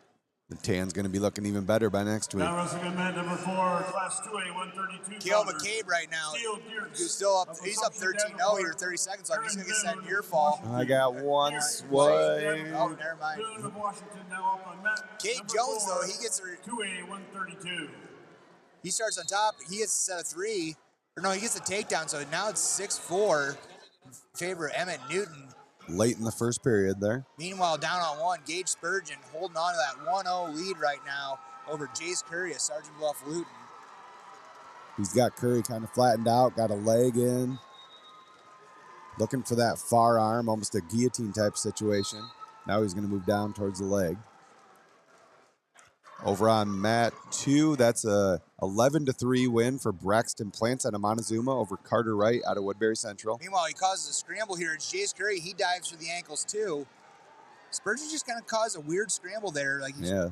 Sergeant Bluff looking for a stall call here, but Curry, instead of kicking away, kind of goes back into that roll. Yeah, it goes into those ankles. 120-pounders, John Gonzalez, Wes Marshall, Lyndon Petsapon, Clarion Goldfield Dowd. Down on 2, we got Lyndon Petsapon taking on John Gonzalez. Petsapon had a heartbreaker last in the semis. I feel like I want to say that a lot, but I mean, these semifinal losses are heartbreakers, man. Like, especially if they're close matches. Yeah, Petsapon came in ranked number 1. Now wrestling on mat number 5, class 2A, But drops the match to number 4, Easton Enyer out of Ballard. Cresco, Colt Boyles, Burlington, Notre Dame. Schmoss of Crestwood Cresco, Boyles of Burlington, Notre Dame. Now wrestling on mat And now number on 5, we got Mitchell Schmoss out of Crestwood Cresco taking on Colt Boyles out of Burlington, Notre Dame. We talked a lot about brothers this week. There's 2 of them down there on mat 5 that have their brothers here with them. Colt Boyles' older brother Dirk Boyles also in the tournament. Mitchell Schmoss's little brother Carter Schmoss in the state finals tonight. Down on 1, Spurgeon does pull that 1-0 win out. I don't think he's too happy with himself. He's not really too excited that he's walking off the mat. Again, defending state champ, didn't get what he wanted, but great job battling back there.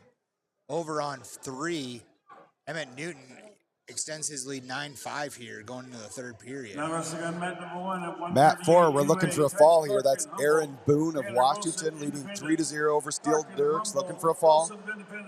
You're going to get to know young Mr. Boone. I believe he's heading to Loris next year, correct? Yes, sir. We're really excited for him to join the Loris family.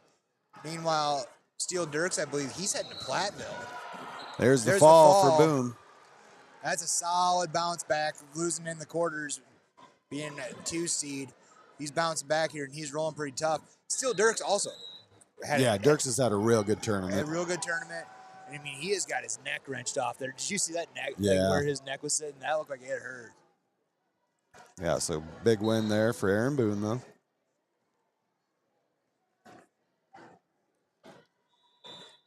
What do we got here? Over on 6, the young freshman Colby Hansen, Iowa Falls Alden, with a 7-4 lead over Bryce Ostentink out of Sioux Central. Down there on 5, we talked a little bit about that match. After the first period, Mitchell Schmoss, Crestwood Cresco, with a 7-0 lead over Colt Boyles. Down on 3, we are halfway through the second. Emmett Newton's lead now up to 11-5 over Caden Jones out of Union LaPorte City. Just looking around the arena, there's always a group of like kids that are sit at the highest point of this arena. Yeah. There's a few of them. Almost every section's got one little group up there at the very, very top row of the arena. I tell you what, my anxiety gets way too It nervous gets a little up there. steep up there. Yeah, it's like you take one bad trip down there, it can be bad. Some Final Destination stuff there. Meanwhile, down on 4, we got Mikey Ryan out of Mount Vernon taking a tough loss last night to Niall Sin, who has not ever beaten Mikey Ryan, but beats him in the state semifinals to reach the finals. Yeah. Talk about winning when it counts. Walmart conference foes, very familiar with each other, but Regional duels, the whole shebang-a-bang.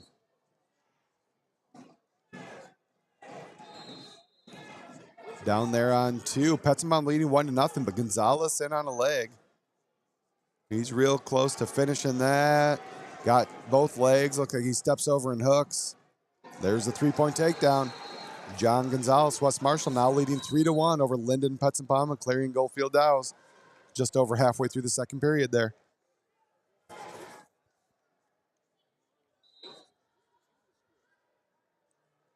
Over on 1, we got Tanner Wilson, Independence, with a 4-2 lead over Tice Clarkin of Humboldt as that first period winds down.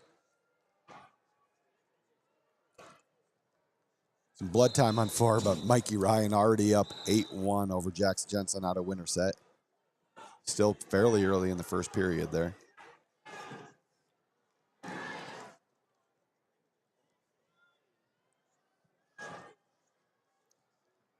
Mikey Ryan, I mean, he's tough as they come too, man. Like, you want to talk about a kid that has kind of battled. He's a senior, I believe, as well.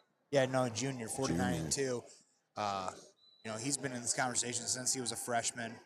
One of probably 12 Ryan kids. And all of them have just been buzzsaws. Yeah, great athletes. Even the girls, the boys, they've all pretty much won something. I believe Jake, his oldest brother, Jake Ryan, was a senior when I was a freshman, and that was almost that was 20 years ago.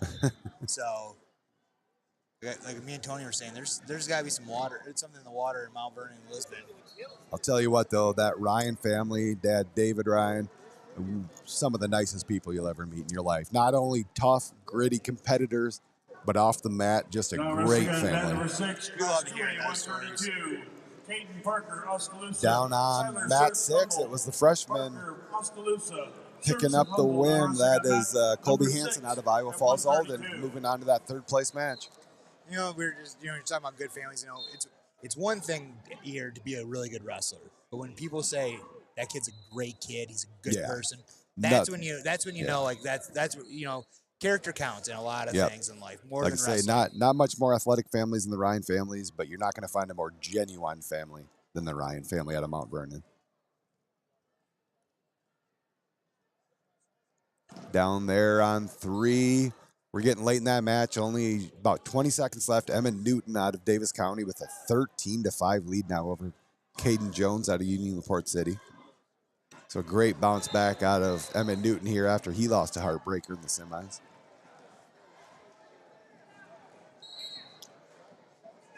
Down on 6 here. Looks like Humboldt's got 0-0. Kind of curious. I'm kind of curious to see if we see Brody Hendricks come out. Last night when he was walking off the mat, you could tell he's been hurting a lot. He's got pretty banged up. So I'm kind of curious to see if we see him today. I wouldn't hold it against him if he decided, you know what, it's better just to kind of take that 6th place and ride off in the sunset for the year and get healthy, because he's one of those tough sophomores, made the state finals last year. One of the best sophomores. Yeah, so we need him to get healthy so he can be one of those names in Class 2A. Meanwhile, down on 3, Emmett Newton, he takes a 13-5 win over Caden Jones. Down on 2, Lyndon Petzapom was behind for a little while, but he's now leading John Gonzalez, West Marshall 6-3. They are 24 seconds left in that match. And down on 5, looks like we went final. Mitchell Smoss, Crestwood Cresco, I believe, won 12-3 over Boyles. Wrestling on mat number 5 at 144. Aiden Smith, Atlantic. Couple more hammers out here on 3, just underway. Hudson Scranton out of Anamosa taking on Aiden McRoberts out of Sergeant Bluff Luton. These two actually did meet early in the year. McRoberts pulled out the win over Scranton. Scranton's tough, man. Just following him kind of whole turn, because Anamosa, you know, they were kind of one of those teams in the early race, like, hey, they could be like a hunt. A little dangerous. Yeah, a little dangerous. 8 guys. Looks like they're currently in 10th place, but you know, it's off the backs of the Scranton boys. Hunter Campion. But that's the thing about the tournament, man. You gotta keep your guys alive in order to be in this conversation. Yep. So Hudson here, Consolation Semifinals. His older brother Austin's in the state finals at 190, defending state champ. Not gonna lie, I was really expecting some fireworks between him and Yankovic last night in comparison to what there was last year's match, but it was a solid 4-1 match. Just not a lot of action. I think both of those guys probably have studied each other and wrestled each other enough. Pretty familiar. They actually haven't wrestled this year, but they wrestled 3 times last year. I know they've wrestled in the past. That's wild. Yeah, I think 35 miles or so separate those 2 towns. Yep. Say they met at least 3 times last year, but that was the first time they've met this season. Yeah, and I do believe. Oh, Scranton was going hard headlock there. That was one. He sinks his hips deep and down. We're going to go final over on mat 1. It's going to be a 14-4 major decision. Tanner Wilson out of Independence over the 4 seed Tice Clarkin out of Humboldt.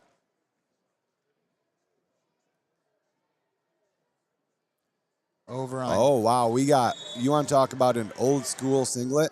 We got a miscolored singlet. Had a couple bad washes down here on 4. Riker Dangler rocking an old school West Liberty Comet singlet that's turned pink. Yeah, someone washed it with the whites. But that'll be a good match there. That's the 3 seed and 4 seed. 165 pounds. Riker Dangler out of West Liberty, taking on Bill Fullhart out of Decorah. Fullhart, the son of Iowa Hawkeye national champion Lee Fullhart. Fullhart, just a sophomore. Me and Tony were talking Tuesday night. It was kind of funny. It's like, you know, I bet when Bill was growing up, man, and someone said, my dad could beat up your dad, I bet he went, no, he couldn't. Either him or... Not just dad. You ought to see the uncles. His uncle Howard was I believe, 2-time state runner-up, wrestled at South Dakota State. His uncle Bob, I think, was a state champion at 190, wrestled at South Dakota State. His uncle Bill, who he's named after, might be the toughest of the crew. And those Fullharts were raised hard, they were raised tough, and they didn't want to mess with not only their dad, Ron, but I did not want to mess with their mom, Linda, growing up. You want to talk about a tough family. Linda would turn around and give you a stare, and you just shut your mouth and did what she told you to do. Were they all farm kids? They grew up in a very, very tiny town on the Minnesota border by the name of Hesper. They ran a meat locker. Oh, really? But they all went to Decorah? Yep. So that's Decorah School District. Okay, gotcha. Okay. Yep. I mean, it's a town of, I don't know, 100 people. Oh, okay, gotcha. But grew up right across the street almost from my cousins. So got to know the Fullharts at a young age. Locked hands, though, on Fullhart as he hits an Easton tilt. So he did get the takedown, but gives up the one locked hand. So 3-1 lead over Fullhart over Dangler. He was doing a really good job there. As soon as he was about ready to roll there, he was rolling it from the feet. That Easton tilt. Over on 3. Still scoreless there in the second period. Scranton, though, putting on a tough ride. Looks like we got some fall action possibly coming on over here on 5. Yeah, that's Aiden Smith out of Atlantic. He's got Elijah Kupka betting in a lot of trouble. Yeah. 144. Plenty of time left. Smith's another one of those kids that changed weights late in the year. He's going to be I think, 4-time place winner, maybe. There's the fall. Wrestled at 138 most of the season. Decides to bump up to 144, and he finds himself in the 3rd place match. Down here on 1, we got Jax Miller. He's taking on Reagan Hashey of Central Lyon George. Jax Miller, man, kind of been a glue guy for West Delaware for the last 4 years. He's pretty much one of those leaders with Yankovic.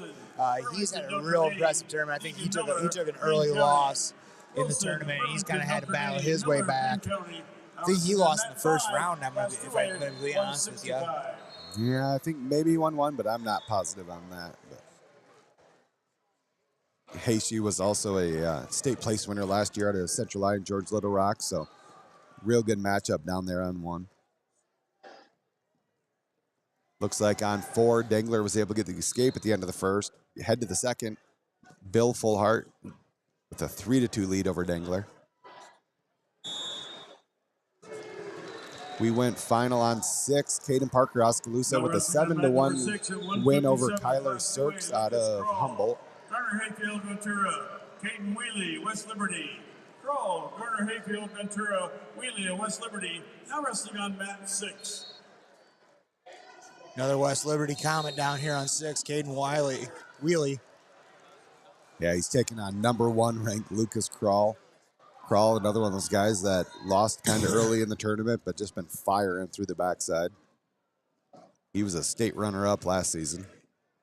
Now he's already got a takedown. He's got Wheelie on the back getting some near falls. There's a win for West Burlington Notre Dame down on 5. That's a fall for Blake Wilson. So a couple big points there for West Burlington, help extend their lead in the Class 2A team race.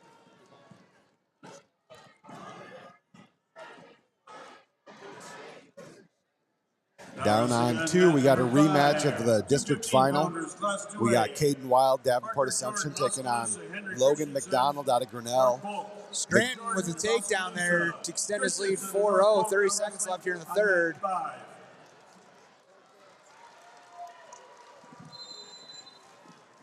I tell you what, I know Scranton didn't get what he wanted last night in the semis, but I think he's going to be one of those guys next year.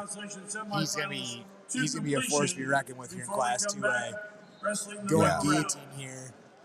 He's a force. If he holds on to win here, it's going to be the same third, fourth place matches last year when we saw Hudson Scranton and Mikey Ryan. Oof. Fireworks. Win here, the two are going to meet for third again. 3A, 1A, 2A. You're safe to assume those boys know each other pretty well, too. Yep. I believe last year Scranton beat Ryan a couple times during the season, but then Ryan turned the tables and beat him for third and fourth place. Over there on 6, that's a fall. Lucas Crawl, Garner Hayfield Ventura picks up the fall over Caden Wheeler of West Liberty. Great match on 1. We talked about a little bit earlier. They're starting to put some points on the board. Reagan Hayshe out of Central Line George Little Rock with an 8-7 lead over Jax Miller of West Delaware. That is late in the second period. So here's the update on Coy Davison. He suffered a compression fracture to his T4 through T8 vertebrae during the semifinal. Wow. You want to talk about some scary stuff there, man. Still found a way to grit it out. Yeah. Now wrestling on mat number 6. Thoughts and prayers out to Coy Davison, man. You're a warrior. If anyone knows that, please let him know for me. Sexton of Decorah, Yankovic, West Delaware. Now wrestling on mat 6. Hey, we got 68 people listening this morning on Saturday morning. We appreciate that. We really, really do. A lot of you guys have been road warriors with us all week, so we can't thank you guys enough. You guys can do me one quick favor here. Take about 10 seconds here and click that like button. Let's get those numbers up here a little bit. You guys did an awesome job yesterday. By clicking that like button, you are helping us gain some revenue here, or not revenue, but streams, points here for IA Wrestle, kind of building that YouTube page. Tony was talking about it last night. We're going to start using the YouTube page for IA Wrestle to drop free content, some all-access videos, stuff like that. So make sure you guys hit that like button here. We got 70 people listening. Let's see if we can get up to 30 likes here in the next 10 minutes. And go. A couple things of note here coming out on mat 2. That I believe that's Brody Hendricks. You were wondering if he was going to maybe wrestle. No, maybe. Yeah, I think that's Brody Hendricks coming out, isn't it? No, that's not Brody. That is... oh, no, that's Brock Mulder. Brock Mulder, I'm sorry.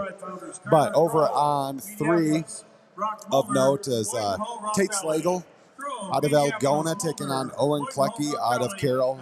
Algona was one of those teams. They won state duels in Class 2A this year. People kind of wondered if they could make a little run in that tight 2A race. Definitely a disappointing tournament for Algona this weekend, though. Mm-hmm. This is their only state place winner, is young Mr. Slagle. Wild. For winning a state dual title 2 weeks ago. Yeah, had a real rough day yesterday. Dropped a lot of good close matches. And which is wild to think, dude. Like, state duels was 2 weeks ago. It feels like it was like 6 months ago. Right. You know, like I always say the Saturday of the state tournament, it's so wild to think that districts was just 7 days ago. Yeah. It feels like it was like a month ago. Absolutely. Over there on 4, we got a big carry for Bill Fullhart out of Decorah. He's built his lead up to 11-4 over Riker Dangler. He's looking for the fall. For a fall now. This kid's going to be a 4. There's the fall. Yeah, he's tough. Russell Meyer said the all-access episode of the Battle of Waterloo was really good. Yeah. The Nico DeSalvo video, Russell, if you get a chance to watch that one's really good. I mean, really good content. We got some amazing videographers doing some work. Joey Schillenlaw, Cade Neeson. We got Talon. We got Aaron Martinez doing work this week. He's going to have some real cool pieces coming out. I talked to Aaron Martinez the last couple of days. That dude is a really cool guy. Yep. I'm excited to got to know him. He's the one that did the piece on Norwalk last year. Mm-hmm. Kind of followed around a little bit. He's had some real cool documentaries. Now wrestling on mat number 4, 190 pounders, Brody Hendricks. Down here on 2, Crow from Meepo taking on Brock Mulder.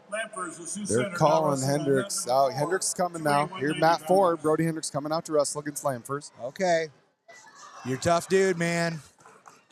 Over on 1, it's still 9-8 lead for Reagan Hayshe out of Central Lyon, leading 9-8 over Jax Miller out of West Delaware, Manchester. That is getting late in the match. About 38 seconds as they head back to the center. Looks like there was a medical forfeit at 190. Brent Yakovic is going to pick up a win, move into the third place match. Tommy Sexton of Decorah with the medical forfeit there. Okay. Little revenge at 138. Logan McDonald of Grinnell was able to beat Caden Wild in the district finals. Here in the Consolation Semifinals, Caden Wild picks up a 4-1 win over McDonald. There's a takedown there for Brody Hendricks. Hey, we got 26 likes already. We love that. Thank you, guys. Keep that rolling here. Let's get them up to 30.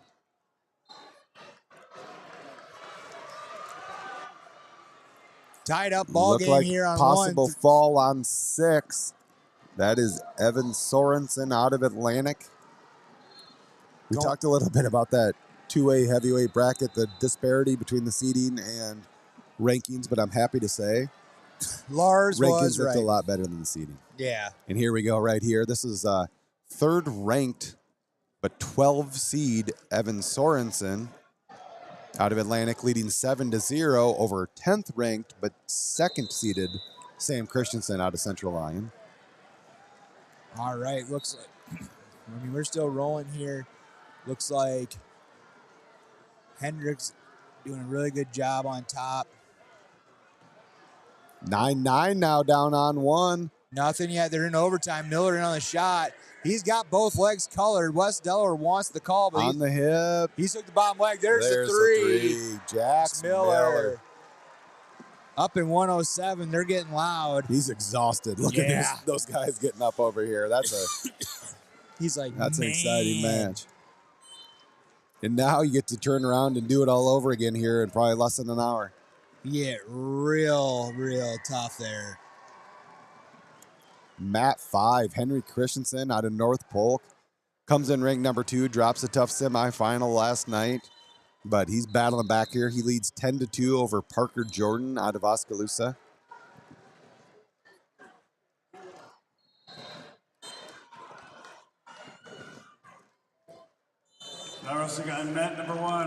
Down here on 1, we got Braylon Bieber of Independence. He's taking on Maximus Purdy of Davenport Assumption at 175. Purdy's going to be one of those freshmen to keep your eyes on for a long time out of Davenport Assumption there. 175 pounds, found himself in the semifinals last night. Hey, we're at 29 likes. Someone out there listening, let's hit that like button. Take 2 seconds for us.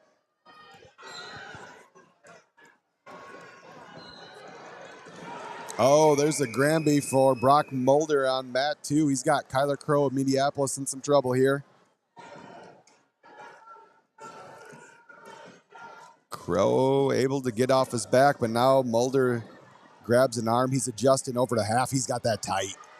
That's really tight down there, but they're running out of time. Only a few seconds left here in the second period. Crow able to hold off the pin, but it's going to be a 12-2 lead now. Brock Mulder just breaks that match open at 175. Social Davenport Wood of Mount Vernon now wrestling on mat 5. Brody Hendricks now leading 5-0 on mat 4 over Brendan Lamfers of Sioux Center. And we got heavyweights on the mat on mat 5. Max Azaline out of Davenport Assumption is going to be taking on number 2 Ethan Wood out of Mount Vernon. And Tate Slagle of Algona does pick up the win on mat 3. Slagle wins 2-1 over Clucky out of Carroll, so Slagle will wrestle for third place. All right, there's 3. Good win for Tate Slagle. There, Brody Hendricks picking up some near fall on 4. Not able to get the pin, but he does pick up, looks like 3 near fall. So he's now going to extend his lead to 8-0. Chris Rogge, Central DeWitt, Jaron Funky, West Delaware. Rogge of Central DeWitt, Funky of West Delaware, now wrestling on mat number 3. Time to get funky on mat 3. Our final match is Jaron Funky, West Delaware, taking on Chris Rogge out of Central DeWitt, 215 pounds. So there's your announcement. We got heavyweights on the mat.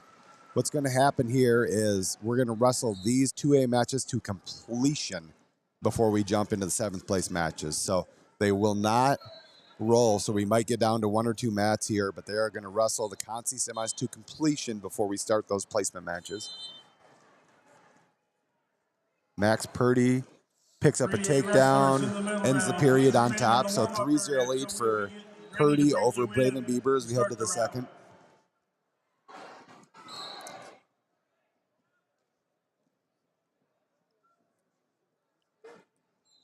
Big Ethan Wood of Mount Vernon really cranking on that arm of Vaseline down there on 5. Oh.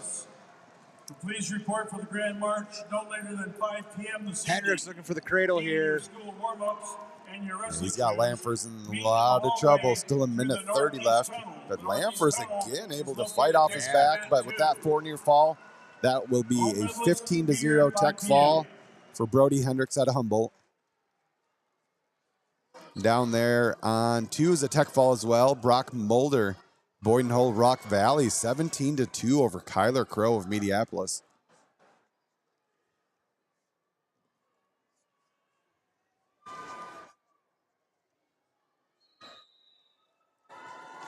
Wow. We talked about the heavyweights there. Evan Sorensen Atlantic, 18-4 over the 2-seed Christensen out of Central Lyon. I had Sorensen 3rd, Christensen 10th, but they were about flip-flopped in the seeding. But Sorensen comes out on top, 18-4.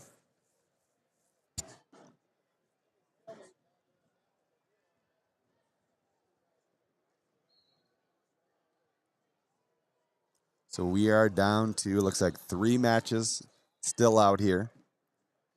On mat 1, we got Max Purdy, Davenport Assumption, the 3-0 lead. Oh, looks like a 1-point escape there for Bieber, right as I say that. So 3-1 lead over Braylon Bieber of Independence. On mat 3, we are scoreless heading to the second period. Chris Rogge, Central DeWitt, Jaron Funk out of West Delaware. And on mat 5 at heavyweight, Ethan Wood, Mount Vernon, with a 3-1 lead over Max Azaline of Davenport Assumption. Just underway in the second period. Again, we will wrestle these 3 matches to completion. As soon as that is done, we are going to head into the placement matches. And it looks like, Worm, that we're going to get 3rd, 5th, and 7th maybe all at the same time. We got some 3rd place matches out there. Okay. So mat 2 is going to be a 7th place match. Mat 4 is going to be 3rd place. Mat 6 looks like it's going to be a 5th place match. So we're going to do them all here at the same time the way it looks. I'm okay with that. One of those things, I mean, like I said, I think last year, I do, if I remember correctly, because they did that wave of 7-5-3 last year, and I think some fans were like, they weren't a big fan of it. Yeah. But I don't mind the idea of it, especially, you know, those guys who had to wrestle that Consolation semifinal early. You know, you owe it to them to you know, give a little bit of a rest. Yeah.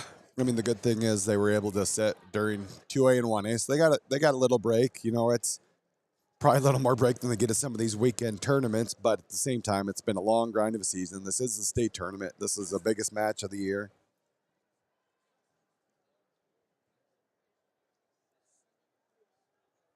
So not a lot of scoring in these 3 matches we just went through. Still a 4-1 lead for Purdy. Rogge was able to get an escape on mat 3, so he leads 1-0 on late in the second period. And down on 5, also late in the second period, Ethan Wood still with a 3-1 lead. Oh, Bieber picks up a takedown right on the edge on mat 1, so we're tied now 4-4. Minute 24 left in the third. And Bieber's just going to release him. He's just going to tell the ref, put him up on his feet, give up the 1-point escape. So Purdy on top.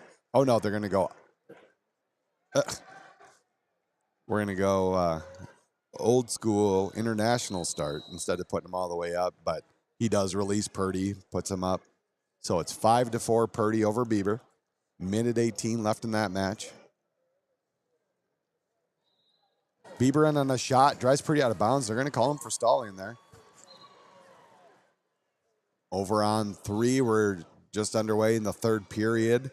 Rogge leads 1-0, but Funky got his choice. He's going to go down, get a quick escape. So we're tied 1-1, just underway in the third.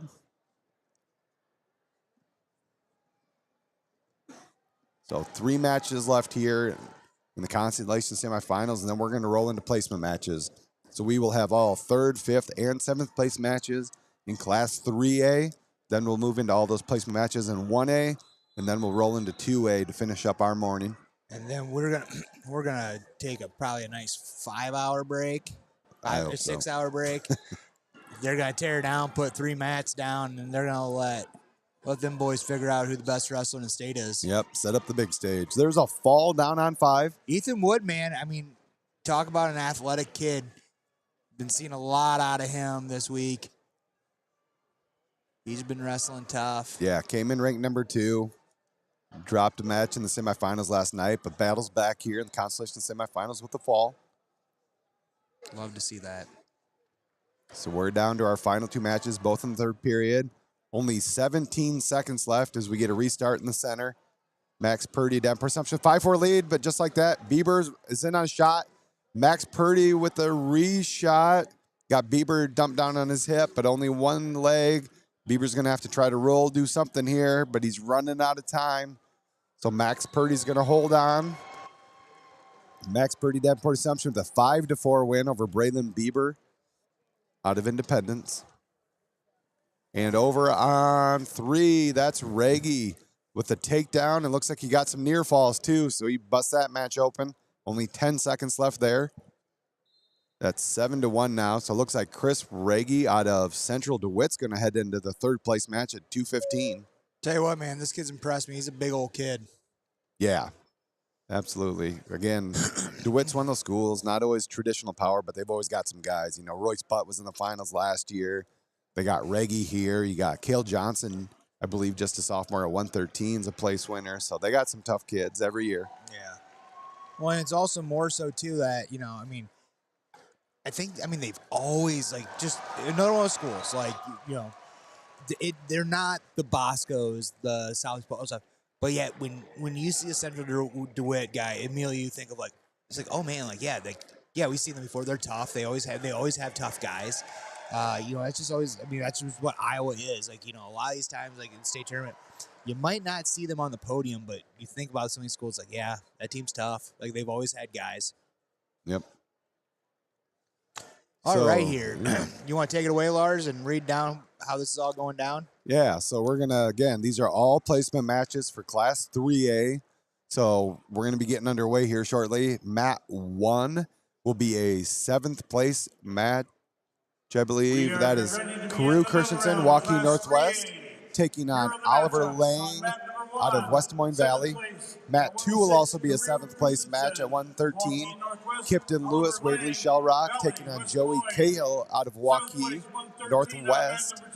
On Mat 3, we're going to have 3rd place match at 106. Braxton Hutchinson Burlington taking on Abe Heisinger out of Dubuque Hempstead. Mat 4, 3rd place match. Weston Porter, Lewis Central taking on Jack Wallicott out of Dowling Catholic. On Mat 5, 5th place match at 106. Chase Watkinson, Cedar Rapids Prairie taking on Isaac Bierman out of Johnston. And on Mat 6, our 5th place match at 113. That'll be Benjamin Walsh of Ankeny. I believe he's just going to pick up a medical forfeit over Dylan Munson out of Cedar Rapids Prairie. So Ben Walsh going to take 5th place at 113. So it looks like here 1 and 2 7th, 3 and 4th are going to be 3rd place matches, and then 5 and 6 are going to be. Yeah, so I don't know if they'll keep it that way, if they'll start mixing them up, but yeah, currently the 3rd place are in the middle. Tell you what, this on Mat 3, this is a quarterfinal rematch of Heisinger and Hutchinson. Heisinger, like we said, put on just a dog of a ride in the 3rd period to win 1-0 over Hutchinson. But it must have woke up a bear because Hutchinson on the backside has just been a buzzsaw. Yeah, absolutely. Down on 1, Carew Christensen. He's up 3-0. Man, you want to talk about a kid that's had a rough tournament. Wrestling on mat number 6. You know, a kid that came in as a 3 seed. I believe last year he was a state finalist. Yeah, I want to say he was a runner-up last year, maybe. Drops came in ranked number 2. Wrestling on mat 6, wrestling for 5th at 126. So I think he's ready to get out of this arena today. Down here on Mat 2, Kipton Lewis, Waverly Shell Rock. Picked up an early takedown, but Joey Cahill of Waukee Northwest gets the reversal, so that's 3-2 now. down on 4, 3-4 seed match going on here. Weston Porter and Jack Wallacott, down Catholic. Tell you what, Wallacot's impressed me. I like what I've seen with him so far this tournament. You know, but also really impressed with Weston Porter. Absolutely. We got blood time on 6, but we had that medical forfeit, so we moved on to a new fifth place bout at 126. It's now Kyler Simmons out of Dowling Catholic taking on Truman Folkers out of Ankeny. Looks like Joey Cahill. Nice little slide by takedown on mat 5. That is Chase Watkinson out of Cedar Rapids Prairie, now with lead 3-0. We got a fall on 2. Joey Cahill, the 9 seed, he's going to take 7th place here. He was down 3-2, and he gets the fall as he finishes his season with a 7th place finish at the Iowa High School State Tournament, 113 pounds. Yep, sophomore out of Waukee Northwest, Joey Cahill. You know, there's an old saying, finish odd. Yep. You want to finish odd, you want to win your last match. The 7th place match, Class 3A, 126 pounders, A.J. Braddock of Boone. Down on Stony 6. Wood of Indianola. We got Braddock of Boone, still Wood scoreless of after a Indianola. minute here with Wrestling on Folkers mat and Simmons. 2, 7th place at 126. Oh, it looks like they waved off that takedown from Watkinson. Yeah, they went out of bounds. Yep. They went out of bounds. It looked like, from what I saw, trying to see here, Bierman. Bierman did a really good job of catching the ankles here as they were trying to get that corner. Heisinger gets the 1. Kind of a replay of Saturday. So far, of same. Thursday. We'll see if Hutchinson decides to go down in the 3rd if it's still 1-0. Carew Christensen still up 6-1 over there on mat 1. Now underway on mat 2. We got A.J. Braddock of Boone taking on Stony Wood out of Indianola. That'll be a 7th place match at 126.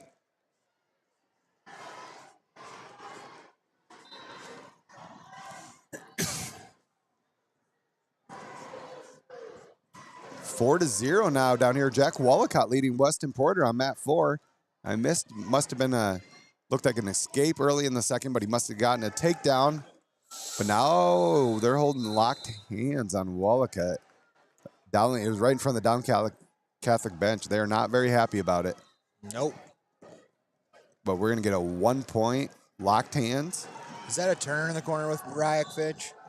I cannot tell. My eyes are not what they used to be. I cannot quite tell who that is down there.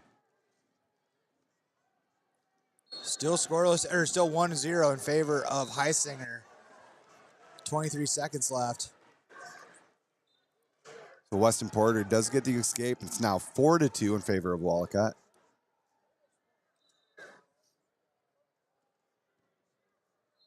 Chase Watkinson now leading 1-0 down there on mat 5 over Bierman out of Johnston as they go out of bounds in the second period.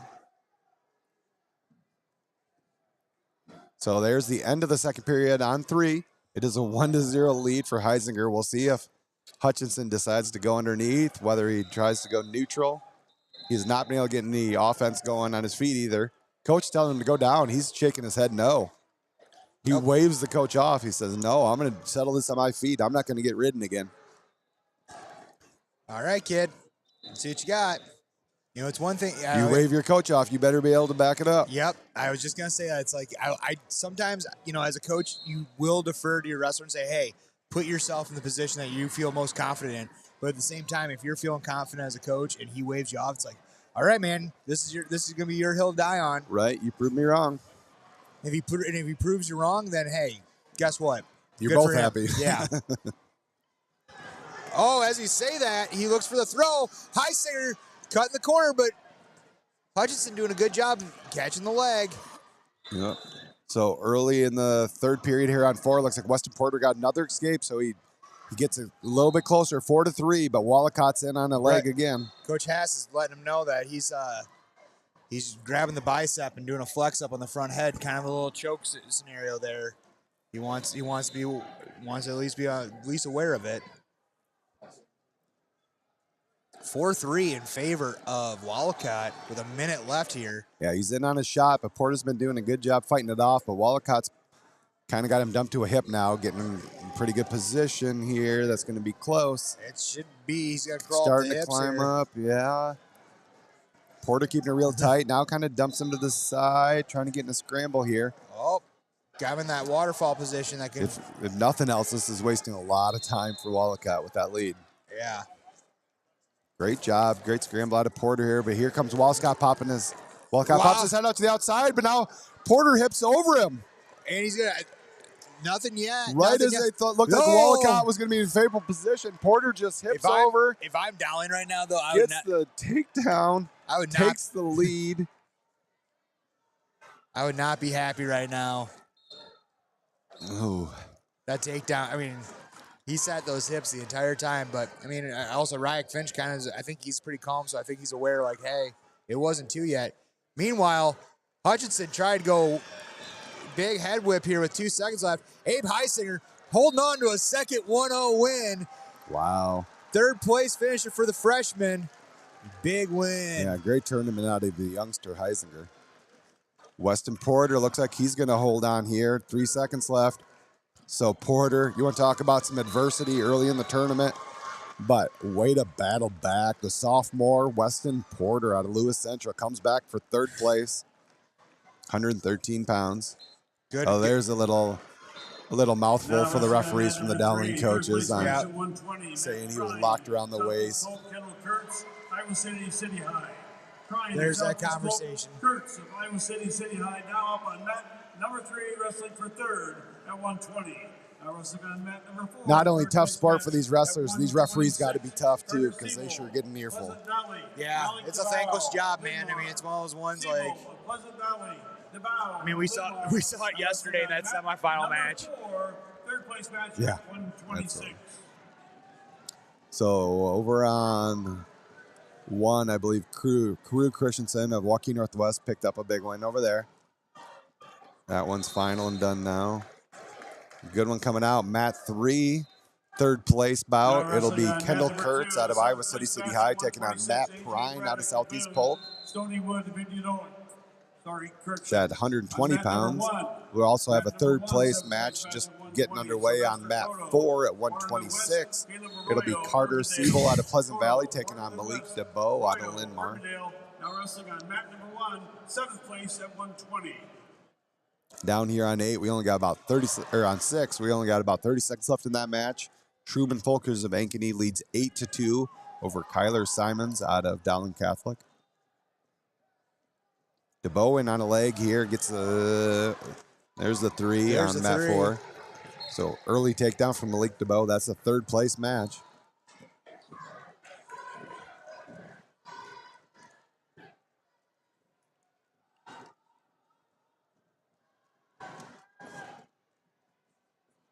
And winding down, we're in the final 15 seconds on mat 5. 106 pounds, 5th place match. That is about to go final. Chase Watkinson out of Cedar Rapids Prairie gets a 10-2 major decision. He's going to finish in 5th place at 106 pounds. And we went final on mat 6, so Truman Folkers of Ankeny does pick up 7th place. Excuse me, I think that's 5th place. 5th place. 5th mat place. number 6, the 5th place match at 132. Aiden Serrano, Carlisle. Aiden Beck, Dallas Center Grimes. Serrano, Down on 5 coming up here is Mitch Pins out of Dubuque Hempstead going for 5th place. Match at 132. He's taking on Matt Tran. These guys have had about 4 matches this season and have all been Tran, so hopefully Pinson can find a way to break code for himself, finish his last match of his high school career out with a W.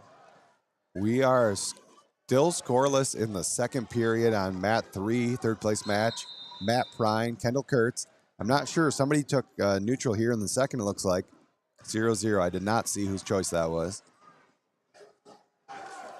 I know Kurtz is pretty good on top, a little bit lankier wrestler, so I'm curious if maybe Prine took neutral, but I cannot confirm that.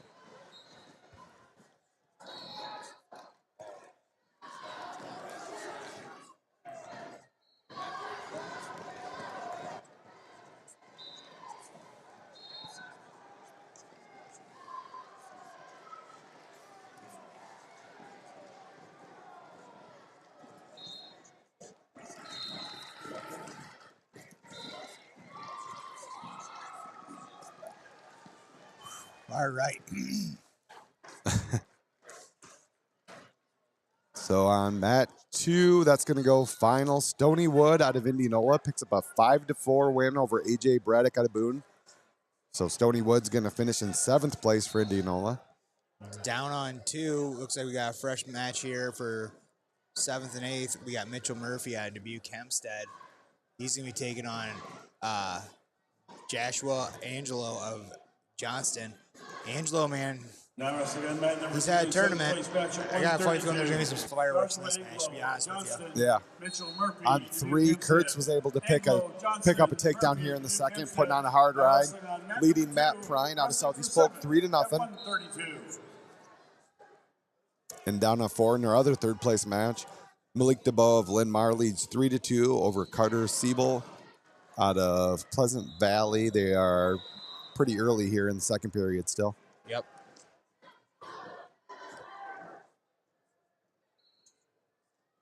So again, these are all placement matches in Class 3A right now. Wrestling for 3rd, 5th, and 7th. As soon as 3A winds down, we're going to roll right into Class 1A placement matches. And as that winds down, we'll roll into Class 2A. We got anything going in the chat over there, Worm? Not really, no. It's kind of quiet right now. Which is kind of fine. I mean, we're excited right now. We're in 3A. We're rolling. Let's see. Looks like, yeah, 20, 26, 32s. You know, we're just going to keep rolling through matches. We're not holding any matches, which is good.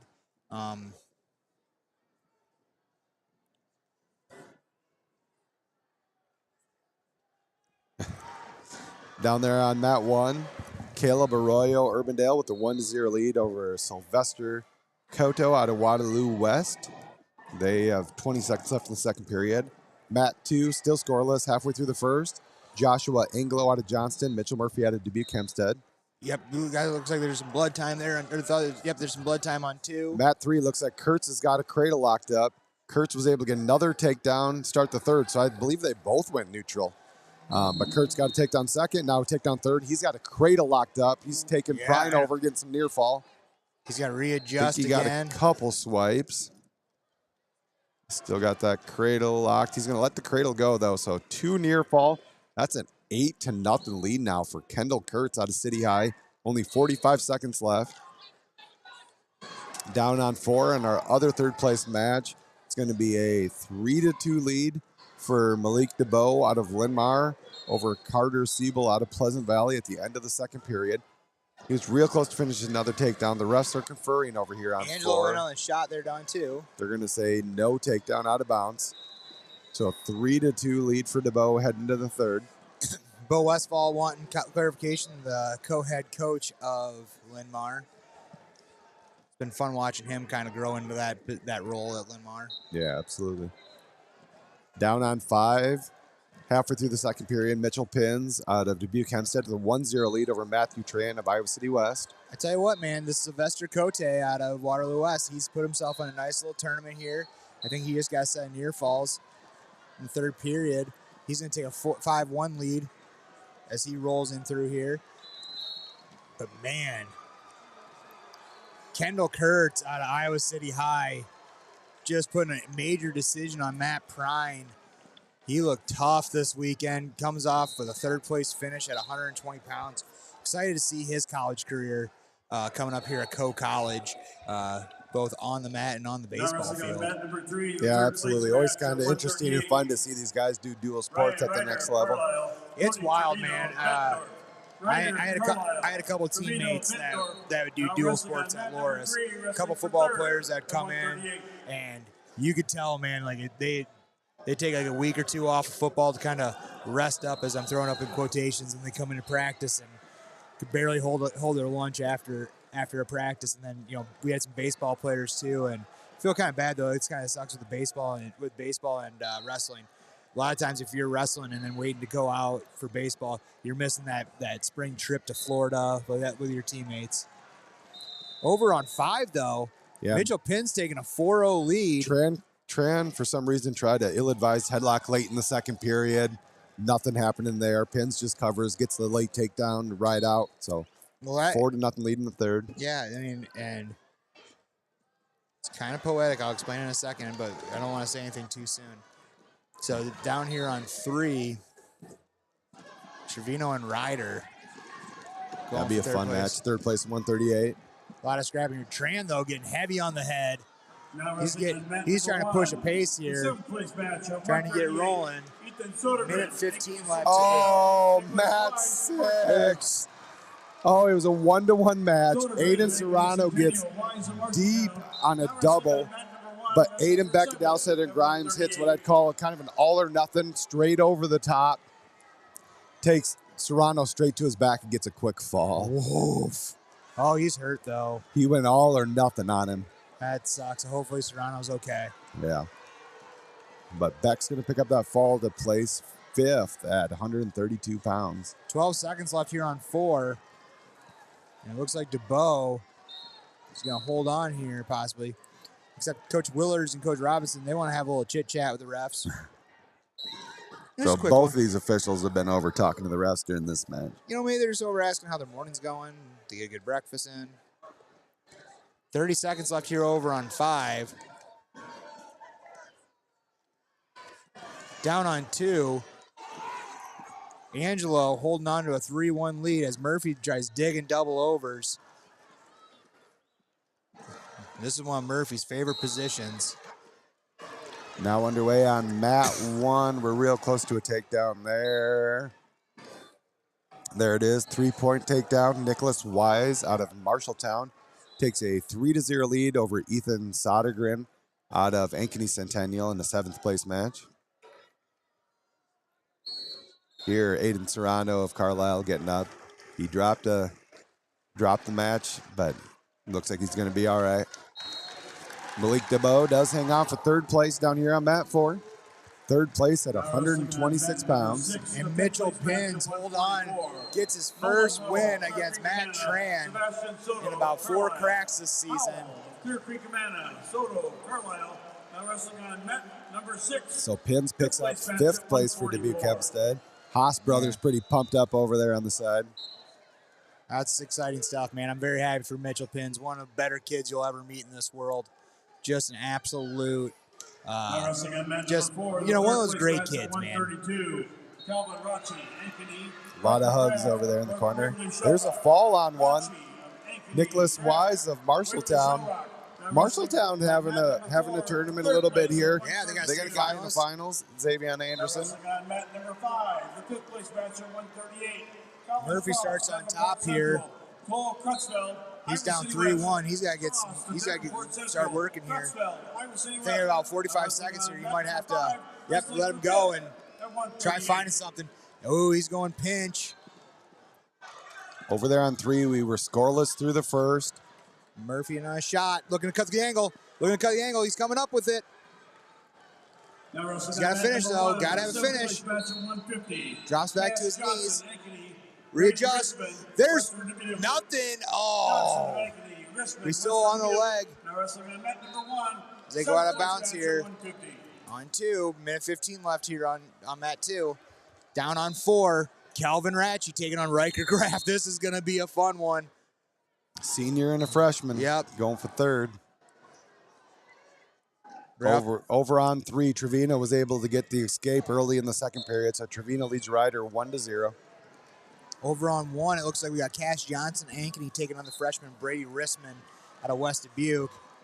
Rissman gets the close to the takedown. Ooh, Nothing yet. 3, right? Yeah, there's 3. Murphy still down. Needs to find a takedown here. He's got about a minute left. Down on 2. Cole Krutzfeld out of Iowa City West doing work down here on mat 5. He's got a 11-0 lead in the 1st period. 45 seconds still left. Leading Colin Frost out of Davenport Central. That is a 5th place bout. Oh, look at this little suck back by Riker Graff. He's got Calvin Ratchey on his back, leading 3-0. Going to get some near fall. Looking for a fall possibly, but Ratchey able to belly out. But that's a 7-0 lead now for Riker Graff out of Waverly Shell Rock. Big mountain to climb here for the freshman. 15 seconds over on 3, Trevino's got a single leg, got Ryan Ryder's leg up in the air, pulls him back to the center of the mat. Not a lot of time left. We're down to 10 seconds in that 2nd period. Trevino able to dump him down, but kind of a splits position for Ryder. He might survive this one. Here's time's winding down. A little roll. They're going to say time's out. Nothing. No points. A lot of great action there, but we're going to head to the third period. Trevino leading 1-0. Man, Mitchell Murphy just picked up 2 stall calls and still came up short 4-3. 8th place finish for the senior out of Hempstead. Yeah, so win there. A nice tournament out of Joshua Anglo out of Johnston. I know that's not going to sit well with Mitchell. That's a tough one for him. So over there on 3, Ryan Ryder does take the bottom position to start the third period, trailing 1-0. Cody Trevino out of Bettendorf. On mat 6 at 144 pounds, Sebastian Soto out of Carlisle with a 6-2 lead over Nolan Howell out of Clear Creek, Amana. That's early in the second period. Now, actually, Howell looking for a tilt. He's got Soto on his back, so looks like he'll be actually got a takedown. Then he went straight to the tilt.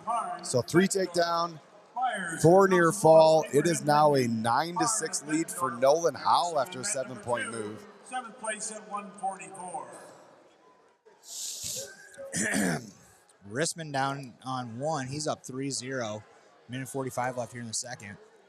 Tell you what, that's a kid that we've been watching the whole tournament. He's put together a nice little tournament for the freshman, 150 pounds. I mean, to do stuff, I think as a freshman, anything above 144 is impressive. Yeah, absolutely. You're starting to wrestle some men up in the upper weights. Over looking for some near fall on 2. That's Duncan Harn of Bettendorf.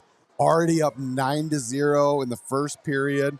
Duncan Harn now 13-0. Over a minute left in the first period against Trenton Byers. Council Bluffs, Abraham Lincoln puts him on his back again. So that match is going to be over. Tech fall there. Wow. For Duncan Harn. In exactly 1 minute, it's a 17-0 Tech fall. Duncan Harn of Bettendorf, your 7th place finisher. Another kid I'm going to get to know here pretty well here in the next couple years. He'll be attending Loras College as well next year. Nice.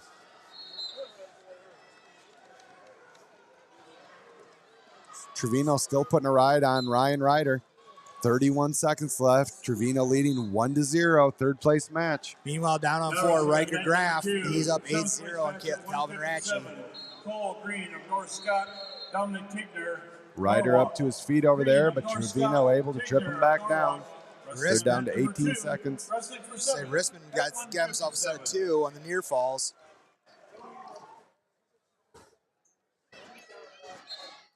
When you go back to the center, Ryan Ryder still trying to find a way to get that escape against Trevino. 14 seconds left. Trevino leading 1-0.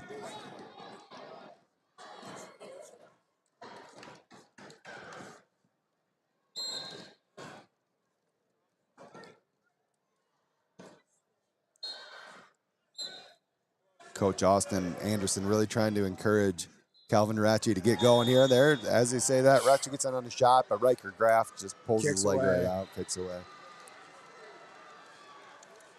Ryder up to his feet again into a scramble, but Cody Trevino is going to drop to a leg. Hold on. So great job out of Trevino there with a tough ride in the third. He's going to pick up a 1-0 win.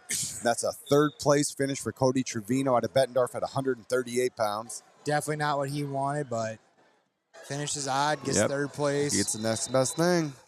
Helps Bettendorf, kind of really solidify their second place finish.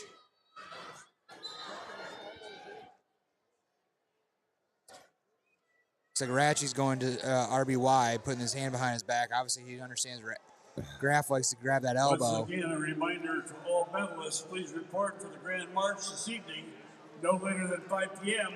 Be in your school warm-ups and wrestling shoes. More points going up on mat 6. We got just under a minute left in the third period. Sebastian Soto Carlisle now with an 11-9, make that 11-10 lead over Nolan Howell, Clear Creek, Amana. They're going to go out of bounds here, get back to the center with 40 seconds left in the match. Ryan Young of Indianola, Jakari Clark, Valley, West Des Moines. Clark is coming out hand fighting hard. New third place bout over there on mat 3 at 144 pounds. Jakari Clark, West Des Moines Valley, taking on Ryan Young out of Indianola. That is a number 2, number 4 matchup for third place.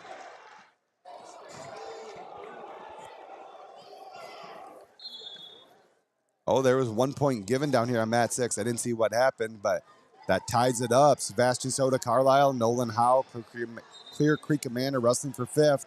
Only 15 seconds left in that match. It's 11-11. Soto in on a leg. Heavy hips out of Howe. Now he's chasing that, got that ankle, chasing that corner. And there it is. 3-point takedown. Right at the end. Right at the end. Nolan Howell out of Clear Creek, Amana. Going to finish in 5th place at 144 pounds. 14-11 victory. Little comeback out of Colin Frost down there on mat 5, but he drops a 13-7 decision to Cole Creutzfeldt out of Iowa City West. So Creutzfeldt will finish in 5th place. Davenport Central, a team we have not seen in a long time. No. Looks like Brady Rissman picks up the 9-3 win. He's going to take 7th place for West Dubuque, the freshman. 5th place match at 157. Jake Pontier, Indianola, Joe Hirsch, Western Dubuque. Pontier, Indianola, Hirsch of Western Dubuque. 3rd place match down here on mat 4. We're winding down, only 10 seconds left. Riker Graf with a pretty dominant 10-0 lead over Calvin Ratchie out of Ankeny. Oh, they're kind of getting in each other's face here a little bit. Not sure what that was about. Ratchie's coming at him hard, but he's down 10-0. He's got to come at him hard. Yeah. Riker Graf took a little offense to it. Ratchie's still on him, but they're going to run out of time.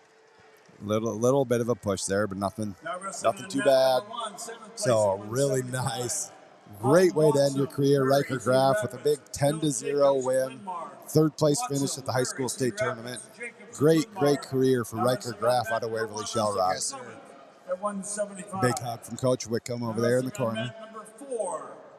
Third place match. I tell you what, man, hats off to Calvin Ratchie, man. He ran the gauntlet. Brule, Ankeny Centennial, now wrestling for 3rd on mat number 4 at 150. 3-0 in favor of Clark here at the end of the first period for Ryan Young. New 3rd place match now on mat 4. We got Elijah Blewett out of Indianola going to be taking on Isaac Brule out of Ankeny Centennial. 3rd place, I believe that's 157 pounds. Logan Bruxford, Pella. Bell, Iowa City Liberty, Bruxford of Pella. No, 150 pounds, excuse me. Brule and Blewett be wrestling for 3rd at 150. Watching Corey Clark just do some business over here, Jakari. It hurts my head just watching his hand fighting, because he is using his head as a second line of offense.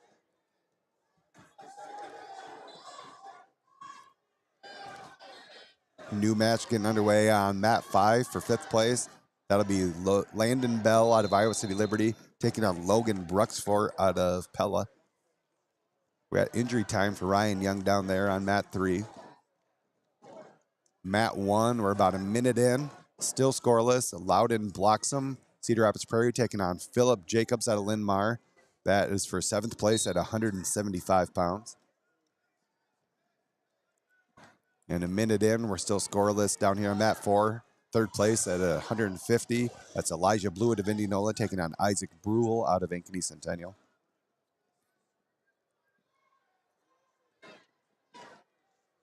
And down on 6, we had some blood time, but I think we're about ready to get back underway. But Parker Casey with a quick 6-1 lead over Mason Lucas out of Carlisle. That's a 5th place match. It's a good matchups here.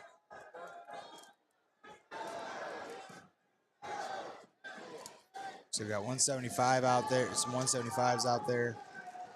Safe to, I'm just assuming that they will probably wrestle to completion before they bring out the 1As. Yeah, maybe. I have not heard anything. I haven't heard an announcement or anything if they'll just keep rolling or whether they'll, like I say, finish 3A first. But we'll let you know as soon as we hear or see. They might not tell us. There's another takedown down on mat 2. Dominic Tigner out of Norwalk now leads 13-4 over Cole Green out of North Scott. That is a 7th place match. Down there on mat 2, that's at 157 pounds. I tell you what, though, Ryan Young is hand fighting, right there with Clark the entire time. Like, I think he's starting to get a little fired up in these hand fights. Like, hey, you're gonna be slap hand fighting with me, I'll do it right back to you. So hopefully he can just keep that pace, or they can both keep that pace, because Clark's conditioning, he can do that all match. But Ryan Young can only do it for about 45 seconds. Clark takes a shot, does a really good job. He'll take that dive double, but then run to the corner and find a single leg. Kind of been his bread and butter the entire tournament. Woo, we got a big elevator on one. That was huge. That's Philip Jacobs. He's trailing. He gets the fall. Philip Jacobs out of Lindmar picks up the fall over Loudon, blocks him out of Cedar Rapids Prairie. I mean, he was getting taken down, and he went full elevator on it. Good. Hey, man. Couple Cedar Rapids boys getting after it. Last match of the year. Lars can't hold anything back now. Can't hold anything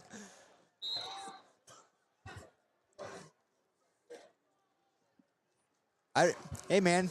If he would have lost that positioning, hey, in the grand scheme of things, it's one of those things, man. Hey, you're going out on your shield. There's nothing really you can hold your head about there. You're already on the podium. Over here on mat 4 in our third place bout at 150, Elijah Blewett of Indianola holds a 1-0 lead over Isaac Brule of McKinney Centennial. Just over a minute underway in the second period. Looking for a fall down here on mat 6. That's Parker Casey out of Johnston. He's got Mason Lucas on his back, and there's the fall. So Parker Casey of Johnston is going to finish in 5th place at 150 pounds, just a sophomore.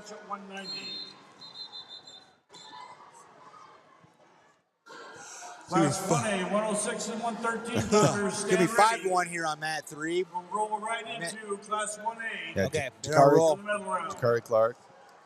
Yeah, it's 5-1 here in favor of Clark. Minute 30 left here. They just announced that they are going to roll right into 1A. So we're not going to wrestle this completion. As soon as we get an open mat, they're going to start wrestling in Class 1A, 100 pounds. I mean, they probably understand, too, that they got to set up this entire arena. Yeah, they want to still. get people out of here. They got a lot of work to do in the arena. Bondurant Farrar, Tide Nelson, Donald Center Grimes. Ryle, Bondurant, Farrar, Nelson, Donald Center Grimes. Now on mat number 6. So new match about ready to get underway on 6. Wrestling for 5th place at 165 will be Jordan Ryle, Bondurant Farrar, Tide Nelson out of Dallas Center Grimes. Down on 1. Harris Beasley, he was trying to go cradle, but trying to roll through it. You're too big to be doing that, my man. And he slips that one through. Down on 2, Andy Frank, he's up 3-0. Got a funny feeling he's not wearing any braces, but I got a funny feeling Frankie might be pretty a little dinged up after yesterday. I know he was favoring his shoulder pretty good yesterday when he's walking off the mat. So I think he's probably just like, hey, I got one match left in me today. So Frankie, just a junior out of Muscatine. Brule, man, this kid. He's fun to watch. He's a hammer. He's senior, right? Physical. Brule is a senior. Taking on Blue at the sophomore. Leading 4-2 is Brule. We're getting late in the match over there on 3. Ryan Young coming at Clark pretty hard, but Jakari Clark does a nice job. Down block and getting into front headlock. Go off the mat. Clark sprints back to the middle. 14 seconds left in the match. Clark leading 5-1, so it's going to take more than just a takedown out of Ryan Young. Yeah, I don't think he's got it, but hey, keep swinging. Yeah, there he tries kind of a headlock, but slips right off. That's a takedown, Jakari Clark. Clark's going to release him here, but only a couple seconds left. He wants to try super ducking and get one more, going for fashion points. So Jakari Clark, West Des Moines Valley, picks up an 8-2 decision over Ryan Young of Indianola. He's going to finish in 3rd place at 144 pounds, Class 3A. Now wrestling on mat number 6, the 5th place match at 215, Class 3A. Rafael Atuma, Iowa City, City High. Carson Slora, Indianola. Atuma, Iowa City, City Landon High. Bell Slora, out to a Indianola. 9-3 lead over on mat 5 over Bruxfort. Class 3A, 215. And we're just about done here on mat 4. 5 seconds left. 3. blew it in on a single leg, but he might run out of time here. Yep. Isaac Brule, yeah. Third place. Now wrestling on mat number 3, wrestling for third at 157. And a new third place match coming out on mat 3. That's going to be Nolan Fellers, Bondurant Farrar taking on Levi Johnson, the 10 seed out of Spencer, wrestling for third here.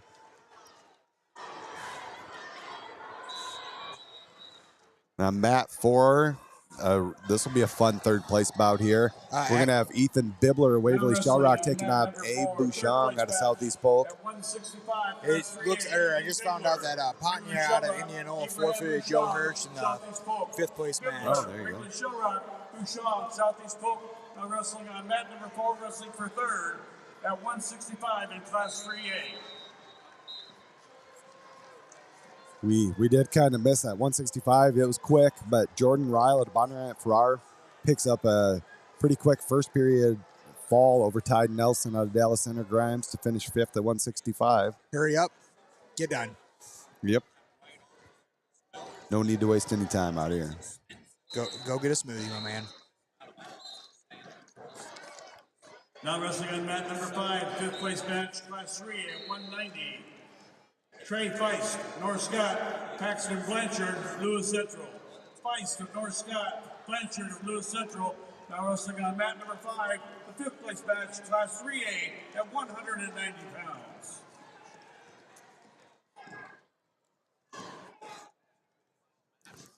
I'm actually going to step away here for just a second. Absolutely. Yep. Second worm. While we are doing that, actually, I think it'd be a great time as well to thank our sponsors. Here, we're going to go for a quick commercial break. At Raider Outdoor Power, we have something for everyone in every price range and for every season. We're your #1 source in the tri-states for lawn and garden equipment, snow equipment, handheld equipment, tractors, gators, grills, and utility vehicles. We offer a full line of new and used products from John Deere, Kubota, Steel, Cub Cadet, Honda, Green Mountain Grills, and many more. Check out Raider Outdoor Power in Dubuque or online at lawnpower.com.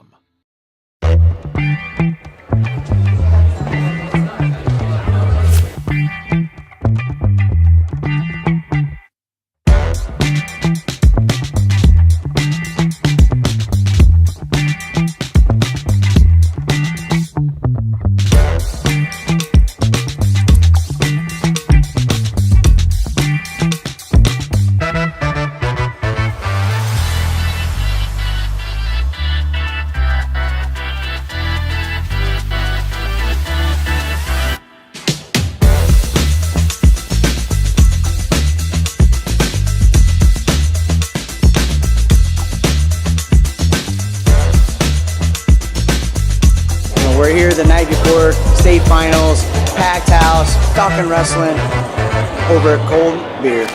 Doesn't get any better than that.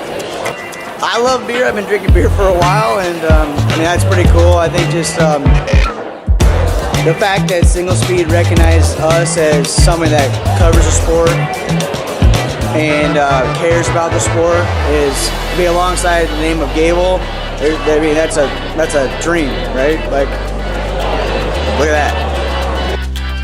Join us before the state finals at Single Speed Brewing Company this Saturday from 2 to 5 p.m. Pain or limited mobility can affect every part of your daily life. Our goal is to get you feeling well enough that you can do everything that you want to do. Kinetic Edge Physical Therapy will make your physical therapy journey as easy and convenient as possible. Start with a free 20-minute injury screen and receive a complimentary benefits check. If you need pain relief now, go to kineticedgept.com or call 866-588-0230 to schedule your free screen today.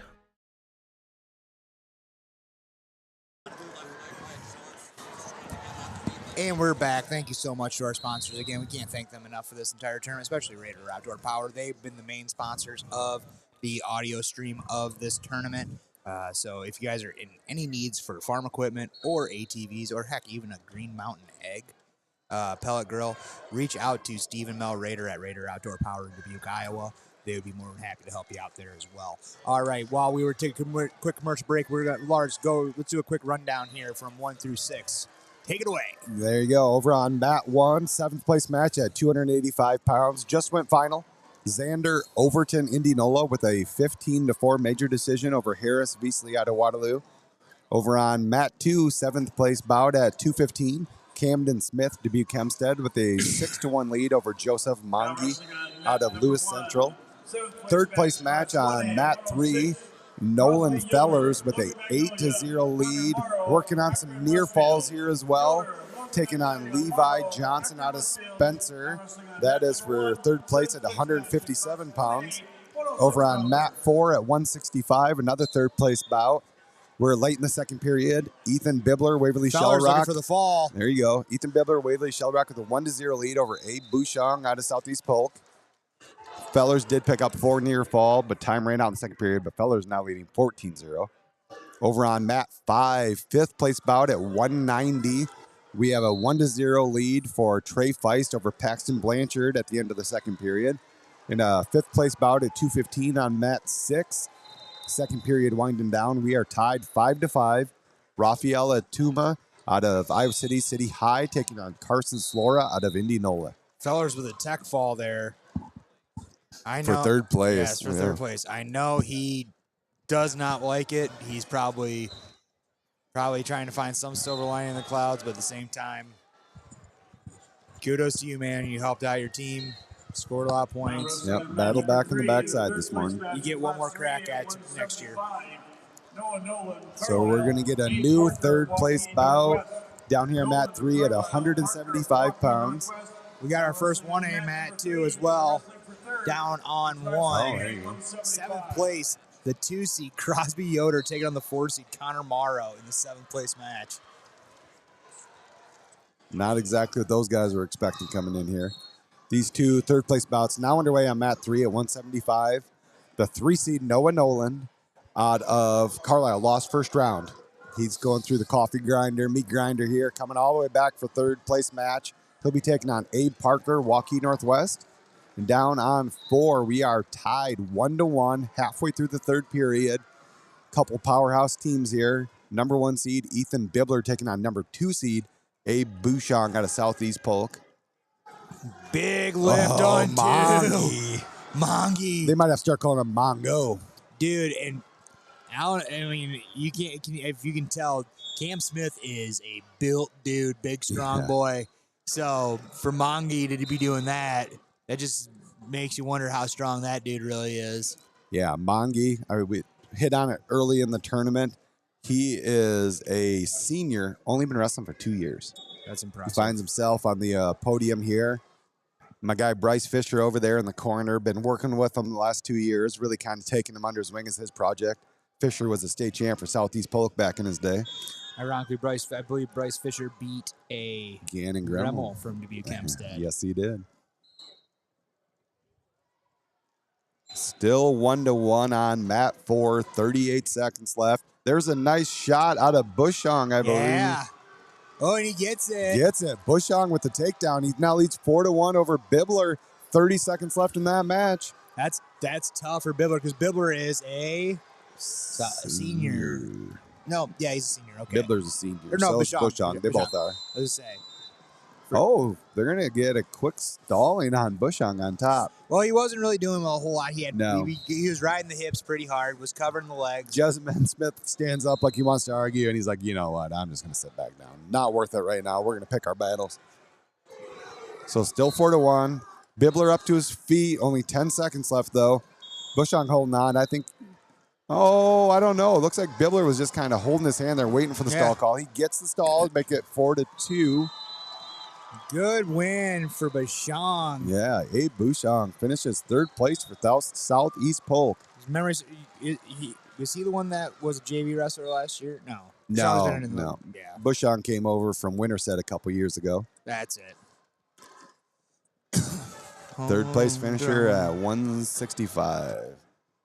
Over on mat 3 in that 3rd place bout, Noah Noland out of Carlisle leading 3-1 in the 2nd period. Down on 1, it looks like Crosby Yoder, he's up 3-0 right now on Connor Morrow. A nice takedown out of Camden Smith out of Dubuque Hempstead there on 2. He now leads 11-6 over Mongi. We got 106 pounders on 5th place down here on 6. Cam Smith, I'm happy for this kid. This is one of those kids I lost in the blood round last year. Really just, I mean, I think he's a big time baseball guy. Oh, yeah? Yeah. That's a big baseball player. Oh, yeah. He digs the long ball. You know, he's I think he's a pitcher too, actually. Wow. So, you know, for him to go out for wrestling and he found success here, you know, he was one of those like kids that started as a freshman and he just grew into this weight. So it was funny, preseason nationals last year, he's just walking around, glasses on, like I was like, are you waterboying today? Just making a joke at him, and then he goes and wins preseason nationals. And I was about ready to start. I was calling him the water boy for like a year, but he's kind of earned a lot of respect in my book. I mean, Going to find his way on the medal stand as only a junior. Great performance out of Hempstead too. I mean, you think about it, they brought 8 down, and they got 4 on the podium. You know, so a lot of good stuff coming out of Hempstead. We got a new 3rd place bout here on mat 4 now at 190 pounds. It's going to be Braden Kester out of Bettendorf taking on Cole Martin out of Ames.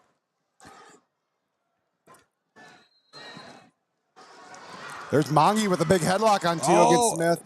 Oh, Smith able to get out of that. That's just got to make sure your parents are having just one last heart attack before you finish your wrestling career, Cam Smith. He's only a junior, it says on here, Cam Smith. Is he really? He is. Okay, I thought he was a senior. Nope, but Cam Smith picks up an 11-7 win for 7th place at 215 pounds.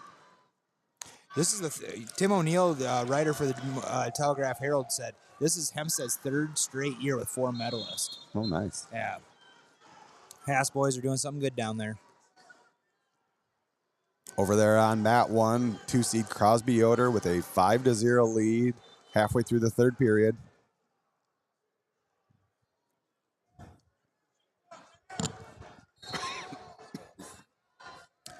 Fifth place bout just underway in the 2nd period at heavyweight, Class 3A.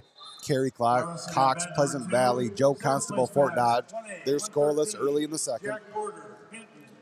Down on 4, Braden Kester. He's up 3-0 on Cole Martin. Yeah, end of the 1st period there. Our the 3rd place bout on mat 3. They are halfway through the 3rd period. Noah Nolan, Carlisle leading 4-1 over Abe Parker from Waukee Northwest. And he's looking for another takedown. There's the 3 for Nolan. Oh, we got a cradle down here on 2. Oh. Atlee DeWitt. Atlee DeWitt. So we are in 1A action. He's going to scoop it. Hook the bottom. He's going to hook that knee behind. I think they got the names wrong up on the board. DeWitt is in red. That is definitely Atlee DeWitt. That's got the takedown in the cradle, but there are scoreboards showing it for border. They're going to have to get that one corrected. Well, hopefully Atlee DeWitt's not going to let it long enough to make that discussion. He's jumping off here. He finds himself flat. There is a reason they make these guys go to the table after the match and confirm their last name. Make sure they got the right winner. All of a sudden, he shows up. He shows up at the podium. Right. 4th place. In 4th place. Who was Ed Winger, the old voice? Presenting the Class 2A awards, Coach Doug Stryker, Linmar Marion. There you go. Crosby Yoder, Logan Magnolia picks up an 8-0 major decision on mat 1. So he's going to finish in 7th place, Class 1A, 106 pounds.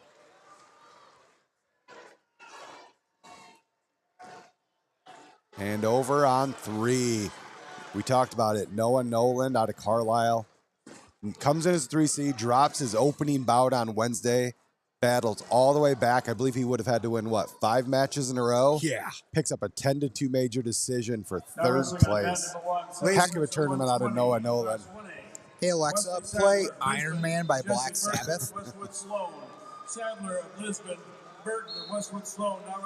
Now coming out for 3rd place on mat 3 at 215 pounds. It's going to be Colby Gibbons out of Johnston taking on Holden Hansen out of Southeast Polk.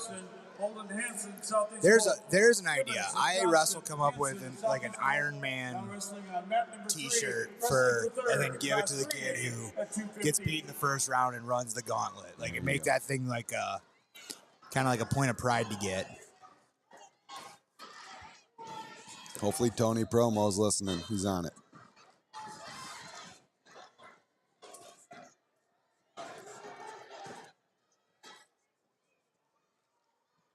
Down here on mat 4 in a third place bout. That's going to be the end of the second period. We'll head to the third. Braden Kester out of Bettendorf, the 4-0 lead over Cole Martin out of Ames. Over on 3, looks like Gibbons in on a shot there. He finishes. So Colby Gibbons out of Johnston takes a 3-0 lead over Holden Hansen out of Southeast Polk. That's early in the first period. Down on 1 now, Wesley Sadler of Lisbon taking on Jesse Burton. 30 seconds left here in the first of Westwood Sloan.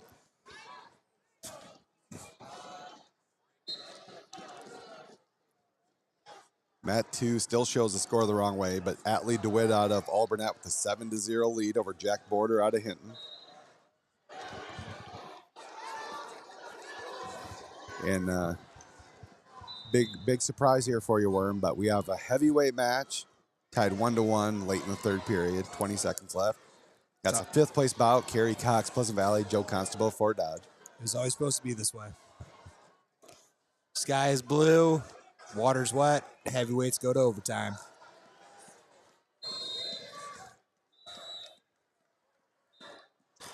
Unless you're Drayshawn Ross next year. Yeah, we'll see. Be interesting to see if he puts a little more size on before next year. I walked past him this morning, and I don't. It's scary to think that you could put more size in that kid. Yeah. I think his hands are the size of my shoes.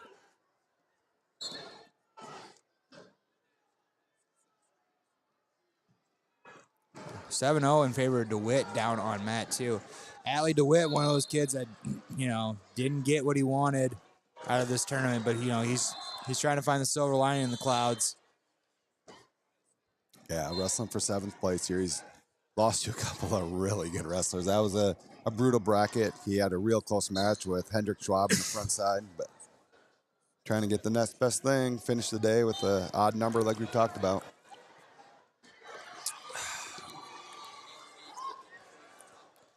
I feel like my second C4 before noon is not the smartest move, but hey, we're going to ride a lightning bolt here. Oh, we got we got an illegal hold on 2, 1 point. Actually, that was for DeWitt over Border. So right now, Atlee DeWitt holding on to having an 11-0 lead here. Third period, minute 30 left. As he passes that elbow, he's looking for a takedown. Atlee DeWitt is a sophomore? Junior? Yeah, junior, I believe. Okay. The 5th place match, Class 1A at 113. Kale Stricker of Lisbon, Jensen Dyer, Barnesdale St. Mary's. Stricker of Lisbon, Dyer, Barnesdale St. Mary's. Now Sorry, looking something up over here. 5th place match in Class 1A at 113. Now up on mat number 4. The 3rd place match at 285 in Class 3A. Henry Moore, Joaquin Northwest, Colton Workerding Johnson of Norwalk. Moore of Joaquin Northwest, Workerding Johnson of Norwalk. Yeah, DeWitt is a junior. Number 4, wrestling for 3rd, Class 3A at 285. So we have our last. Ooh, Atlee DeWitt had just a gnarly headlock and swing and a miss, though. So there's some points on the board for Jack Border at Hinton, but DeWitt leads 11-3. So we have what should be our last 3A matches on the mat right now. Going for 3rd place at 215 over there on mat 3. Colby Gibbons of Johnston with a 6-0 lead over Holden Hansen Southeast Polk. 40 seconds left in the second period. Down here on mat 4, we are early in the first. That is Henry Moore, Waukee Northwest, taking on Colton Borcherding Johnson out of Norwalk. That's for 3rd place at heavyweight. And down on 5 for 5th place at heavyweight. We're heading to overtime 3. Tied 2-2. Kerry Cox, Pleasantville, Joe Constable out of Fort Dodge.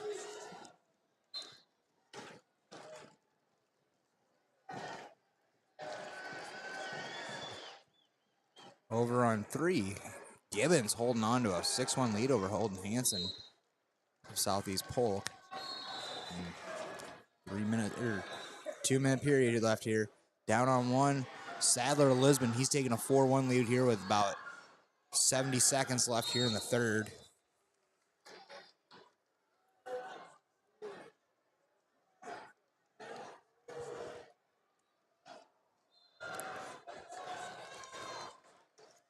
Let's see how many matches on mat 6 we can get through before this heavyweight match. We're already at 113 by the end of the second period. If we can get to 120 before this heavyweight match, that'd be electric. They should be getting close to the final ride out here.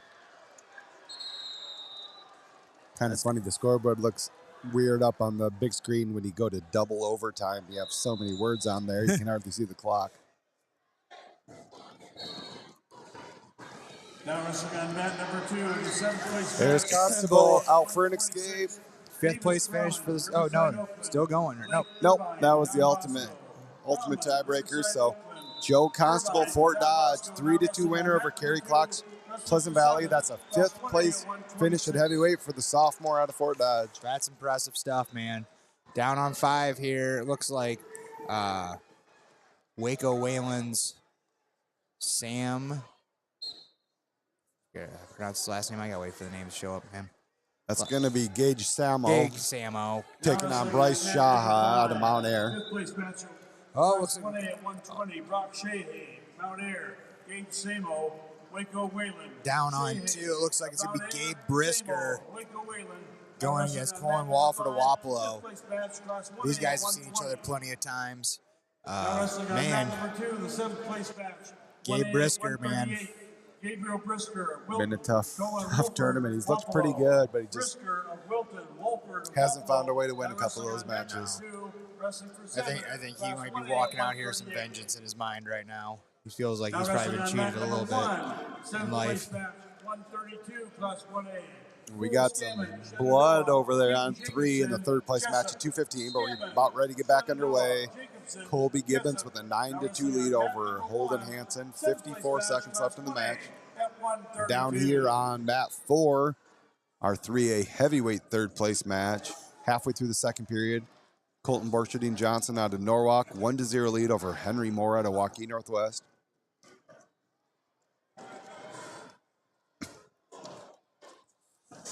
Looks like they got a fall brewing up over here on 1, and there's the fall. Keaton Jacobson out of Jessup picks up a fall for 7th place. Big win there for Jessup. 197 points it looks like Bosco has right now.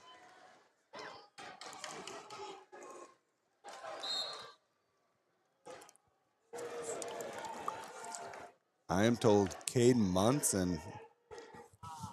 Munson is here in the building, so good to see him up on his feet, moving around. I knew he got released out of the hospital, but he's here at the arena cheering on his teammates this morning. That's good. Good stuff. Now wrestling on mat number 1. 7th place. I hope the crowd 1A, 144 gives him a pounders, big Peyton cheer Lang, tonight on the Jessup, podium. Tully Wood, Wayne Corden.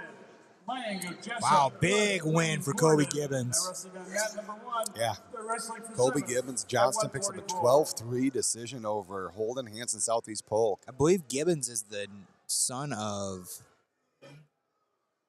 Joe? Yeah, might Now be. wrestling on mat number 3. The Former- Not Jim. No. 1A, 106 Might be pounders. Joe. Former Trevor Iowa Heinz, State Jessup. national champion. Ethan Humphrey, West Branch. Heinz of So a Jessup, couple of seniors Humphrey of there West and their- Branch. and their Now career wrestling in the on third, fourth mat place number match. 3. They're wrestling for 3rd. Brisker up 1A 3-0. at 106. Down to our very last match of Class 3A placement rounds. Borcherding Johnson, Norwalk with a 1-0 lead in the 3rd period over Henry Moore. Down on 1, it looks like we got Caden Lang and Jessup taking on Tully Wood. Wood up 3-1. Down on 6, Jensen Dyer. He's currently up 11-1 in the 3rd period over Cale Stricker of Lisbon. Brock Shaha from Mount Air. He's up 3-0 over Gage Samo, Waco Whalen. Carver Hines, Ethan Humphreys. That should be a good one. Yeah, that's a 3rd place match down there on mat 3. 106 pounds. Lang in on a shot, but shoots, but shoots under the knee, so it kind of gets into that crotch lock position.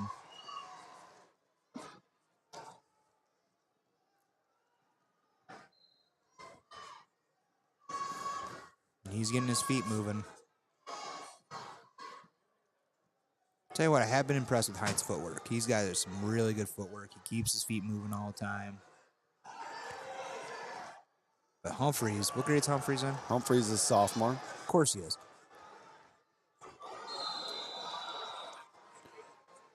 He's going to be one of those kids that, I mean, definitely going to make a lot of noise next year, too. Yeah. Still not a real big 6-pounder.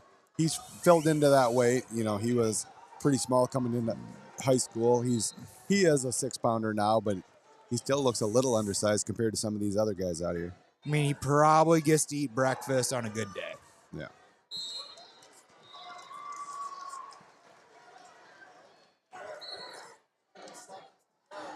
There is Hines in on a shot. He's got a leg, but he's got single leg with his head buried. Now he comes out to the side here, trying to switch off. He gets it. There it is, 3-point takedown. Almost near fall, but late in the period doesn't come to an end. So great job getting points right at the end of the period there. Carver Hines Jessup leads 3-0 over Ethan Humphrey of West Branch. We head to the second. Down here on 4, we got a final. So Class 3A finishes up. Colton Borchardine Johnson of Norwalk with a 4-1 win. Pick up third place at 285 pounds. We got to 138 pounds before 3A heavyweights finished up. There you go. So now we are all Class 1A. But our third place bouts are way behind the outsides. Yeah. So now coming out on 4, we got the 1 and 2 seeds at 113. Nick Brazy, Nashville Plainfield, taking on Lucas Oldenkamp out of Lake Mills. We're going to have to get some falls here to catch these up. Yeah. Over on 6, it's a 3-0 lead for Matthew Mintle out of Linville Sully over Aiden Groom out of North Mahaska. That is still in the first period. Somebody on the chat asked for a Tide Nelson score. He did get pinned in that, I believe it was a 5th place match. Yeah. So Tide Nelson, the freshman, Dallas Center Grimes, takes 6th. Down on 1, we got a 6-5 match. Caden Lang and Jessup. He's trying to mount a comeback here. Ooh, we got a set of near falls down on 6. Brisker, tough ride down on 2. So we were just saying Mintle was ahead on 6, but Aiden Groom, North Mahaska now takes the lead. Nice cut back there by Humphreys. Tied up at 3 here. Down on 3. Ooh, Cradle. Got Cradle locked up on 2. Oh, Colin Wofford, but he's still got it. Looked like Brisker might roll through, then Wofford rolls through. No points awarded yet. Oh, watch that. Watch that knee. Yeah. Oof. Brisker's knee was starting to go out to the side there, but they keep wrestling. He's able to clear that out. Man, that made my knees hurt. Stalling on bottom for Brisker. Wow. Over on 1. Tullywood now up 7-6.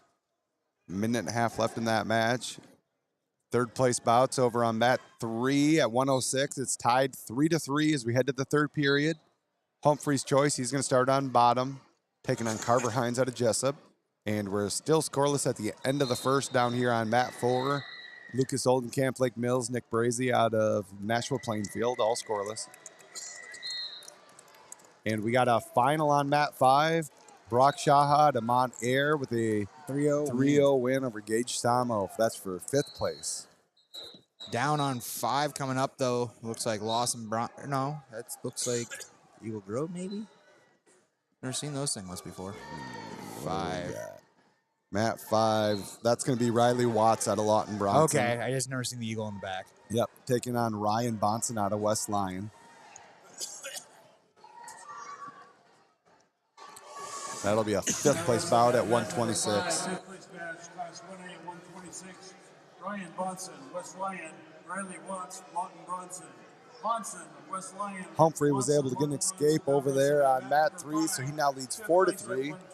Carver Hines in on a double leg here, but head buried on the inside. Humphrey doing a great job keeping his hips back here. Minute left. Cohen Walford's kind of, mounting a little comeback. I don't think he's got enough in the tank, but he was mounting a little comeback here for Wilton, or for Wapello. But Gabe Brisker's gonna hang on. Last of the Brisker boys walking off mat one last time for Wilton. Good run there for Gabe Brisker. Actually, Brisker only a junior. Oh, he's only a junior. Okay, never mind. I thought he was a senior, so hopefully we can get that bug. He can get that bug out of the system at the state tournament and make some noise next year. Down on 2 coming up here. It looks like Preston Wofford, Hunter. just a sophomore. Of course he is, Lars. Down on 2 here, 150 pounds, 7th place. Preston Hunter out of Beckman Catholic. He's taking on Dawson Byer out of Sibley Ocheeden. There it is, Dawson Byer out of Sibley Ocheeden. So there was a takedown down here on 4 in our 3rd place bout at 113. Lucas Oldenkamp, Lake Mills is what we got here, 3-0 lead. But now Brazy looking to come around. There's a 2-point reversal for Brazy. But Oldenkamp leads 3-2 late in the 2nd period. On mat 3, we're going to go final here, it looks like. Ethan Humphrey out of West Branch, a 4-3 winner over Carver Hines out of Jessup. Gutsy win there for Humphreys. Finish for Ethan Humphrey out of West Branch. Looks like Dawson Byer gets the takedown. Down on 2. Mat 1 now. We got a 7th place bout at 165.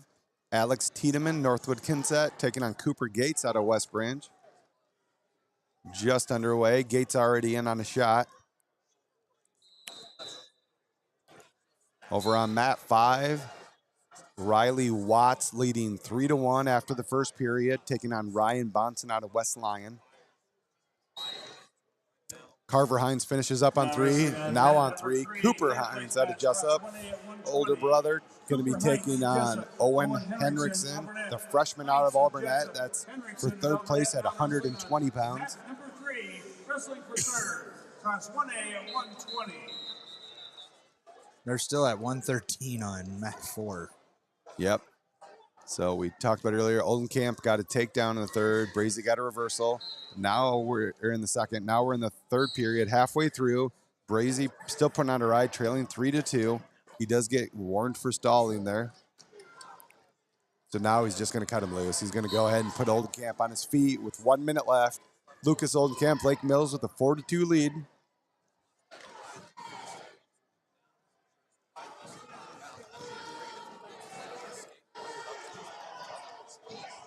Hunter looks like he's losing his shoulder brace over there. Down on 1.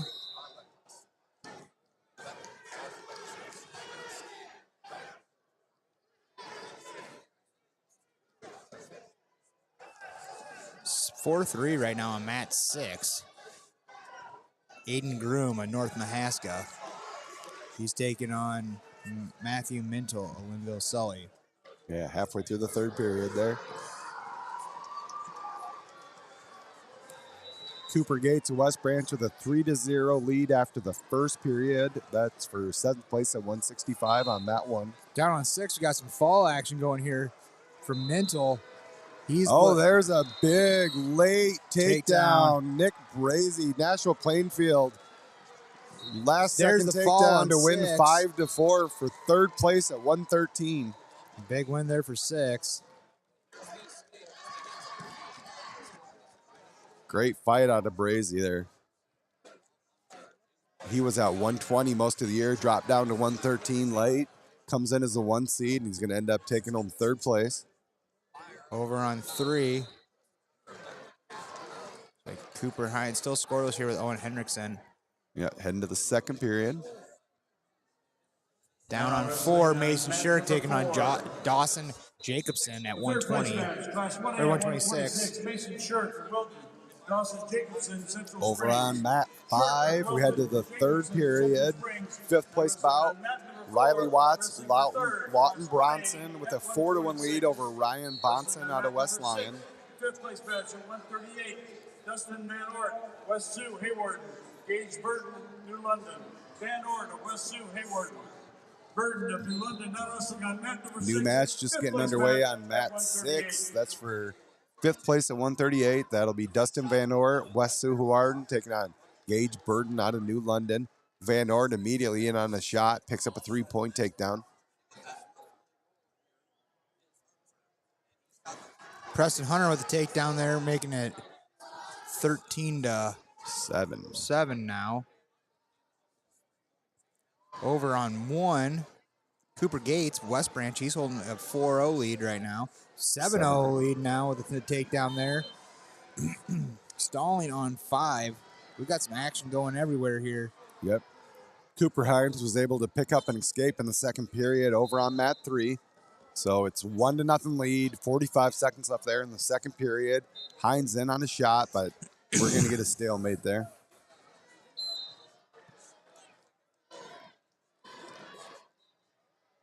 Halfway through the first, still scoreless in the third place bout at 126. Mason Shirk Wilton, Dawson Jacobson out of Central Springs.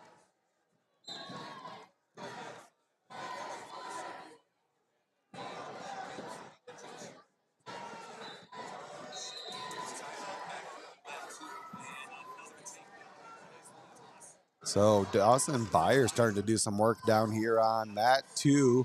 He now leads 16-7 over Preston Hunter out of Beckman Catholic. They are just underway in the third. He's doing a really tough job on top. Yeah. Over on 4, still scoreless here, about 20 seconds left. Down on 3, 1-0. Cooper Hines leads Owen Hendrickson. Yeah, they're heading to the third. Hendrickson's going to stay in neutral position, though. Hines is definitely tough on top. Hendrickson knows it, but he's got to get a takedown here and try to win it.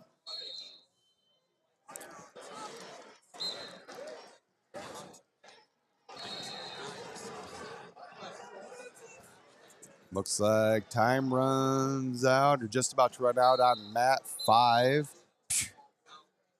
There's the final. The freshman, Riley Watts, Lawton Bronson, picks up a 4-3 win over Ryan Bonson out of West Lyon to finish in 5th place. That was at 126 pounds. Cooper Gates just ran Tiedemann pretty much halfway through mat 2 as he went out of bounds there. And Gates answers right back to it with a 10-0 lead right now here with 45 seconds left. Place match at 144. Ryan Drew, North Mahaska, Caleb Swinee, Red Trotero, Still 1-0 lead for Cooper Hines. Out of Jessup over Owen Hendrickson Alburnett. We got just over a minute left in the third period. Number 5, 5th place at 144.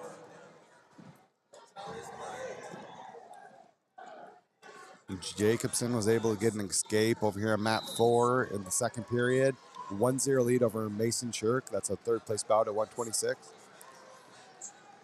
In on the leg is Jacobson, and he gets the takedown on Shirk. So 4-0 lead. 4-0 lead here. Man, mat 2, Dawson Byer throws up 23 points in that match. Yeah, Russ, Fellers did take third for the third time, I believe. So got a tech fall, I think, in that third, fourth place.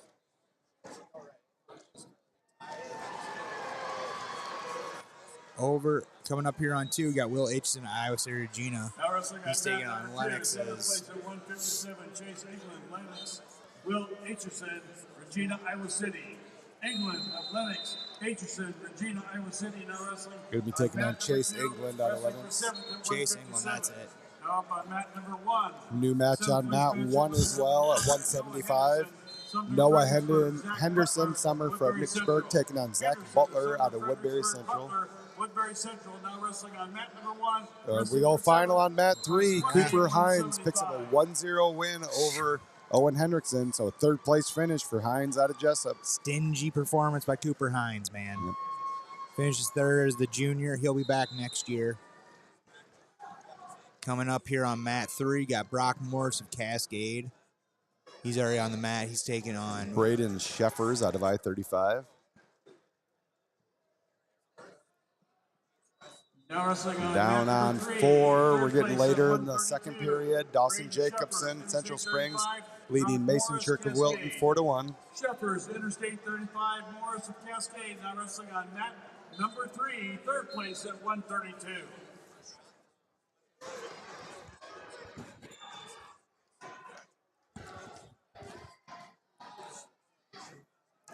Shirk still here. It's still 4-1 in favor of Jacobson. Guys, we're going to the third period here. Morris was looking for a Merkle. They went out of bounds. Zach Butler, Woodbury Central, picks up the early takedown over on mat 1. And he has a 3-0 lead. He has a bar on that brace side.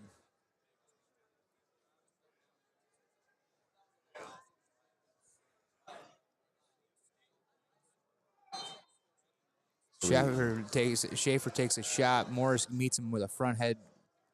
He's going long elbow to the tricep, though. I'm not a big fan of that, but yeah, because as I say that, Sheffers goes drag. They're going to go out of bounds, though. No points.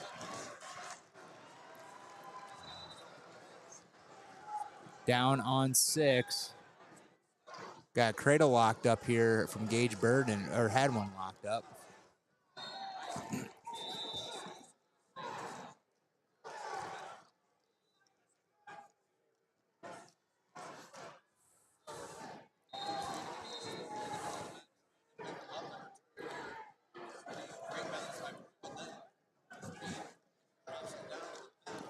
3-0 on mat 5.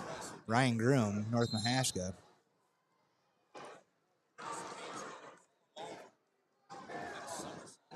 Shirk, though, he was trying to find something there. Didn't quite have it. He has a minute left, though. He gets the 1. 4-2 here. Shirk's got about 50 seconds here to push pace.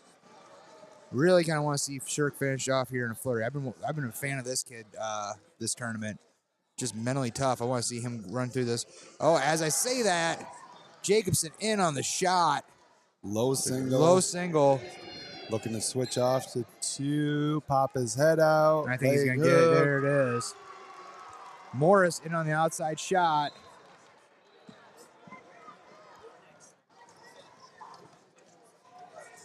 Over on mat 2, Will Aitchison, Iowa City Regina, with a 3-1 lead over Chase England halfway through the second period. Over on mat 5, we're in the second period. Ryan Groom, North Mahaska, the 5-0 lead over Caleb Swedin out of Gradinger Terrell.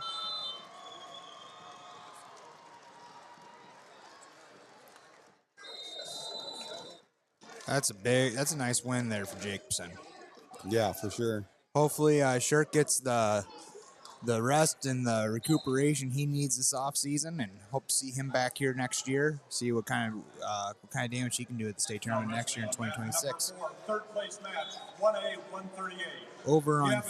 Over on 2, Jacobson. He goes ahead up 6-1. Morris double boots him to start the second period. He's got him in tight. So now underway on mat 4 is our third place bout at 138. That'll be Gavin Wigg, Woodbury Central, taking on Aiden Tim out of Belle Plaine. Van Noort picked up a win down here in overtime on mat 6. Dustin Van Noort finishes in 5th place. Schaefer's, though, trying everything again. Morris catches. Nothing yet. We got some scramble action here down on 3. It looks like Schaefer's might actually be coming up. Ooh, down on 4. Catches a cradle, but that's Aiden Tim out of Belle Plaine. There's the fall. Aiden Tim, Belle Plaine. Big pin there for him. He's had a huge tournament. He had that big late heroics to beat Brisker earlier on. Now a pin to finish in 3rd. Big win there. That's exciting stuff, man, as he takes 3rd place. Good win for him. Now we're kind of catching up here a little bit. We need these pins. Because down here on 1, we got 75 out here right now. 65 on 6. 165, fifth place match. The voices are being a little strained here on the last day of the state tournament here. Oh, I woke up with a cough this morning, and I'm just like, get me through the next probably 9 hours here, and I don't need to talk for a couple days. And in fact, I think my wife would be really excited if that happened. Escape for Sheffers on 1 or on 3. Now wrestling mat number 4, third place match. Now coming out, third place match at 150 on mat 4. That'll be Colt Kanak out of North Tama taking on Reese Klosterman of Alburnett. Klosterman, though, goes headlock immediately, but Knack just rolls him through. Man. So Knack picks up a 3-point takedown. I was going to say, there was some heroics. Just an immediate headlock. Whistle blows, and Klosterman's just throwing haymakers. Pretty dominating performance going on down on 1. Zach Butler out of Woodbury Central with a 13-0 lead over Noah Henderson out of Sumner Fredericksburg. Late in the match there. 1-0 right now on 3, Schaefer's. He's got a tough ride on Morris. Ooh, he has cranked that claw. Got a cradle there down on 4, though, for Knack. North Tama. Klosterman able to kick out, but that'll be 3 near fall. Knack up now 6-0 halfway through the first. Here comes some big boys. Down on mat 2, we're going to go final. 7th place at 157 belongs to Will Aitchison out of Iowa City, Regina with a 10-2 major decision over Chase England out of Lennox. I tell you what, man, Will Aitchison, good tournament. Good tournament there for the senior out of Iowa City, Regina. Good medalist for the first-year coach, Drew Bennett. I got a funny feeling Regina's going to be one of those teams that can really build here quick, right in a jiffy. Yeah, we'll see. I'm not sure how long these guys are going to stick around. I think Bennett has other plans to leave Iowa. I know Biscaglia is in medical school, so we'll see. Okay. I stand corrected. But some great coaches. Hopefully they stick around for a little while, maybe build that program up a little bit.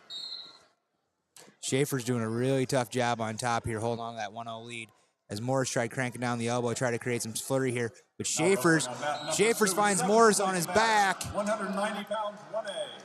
Brett Plants, Montezuma. 45 seconds left. Yeah. Sheffers is going to jump out at least 5-0. Good job by Morris getting out of danger there, but it's a 5-0 lead now for Braden Sheffers out of Interstate 35. Only 30 seconds left in that match. Klosterman is able to get escape down here on 4, but Knack meets another cradle. takedown, now a cradle, gets a couple more near fall, I think. There's 2, and it's going to be 8-1.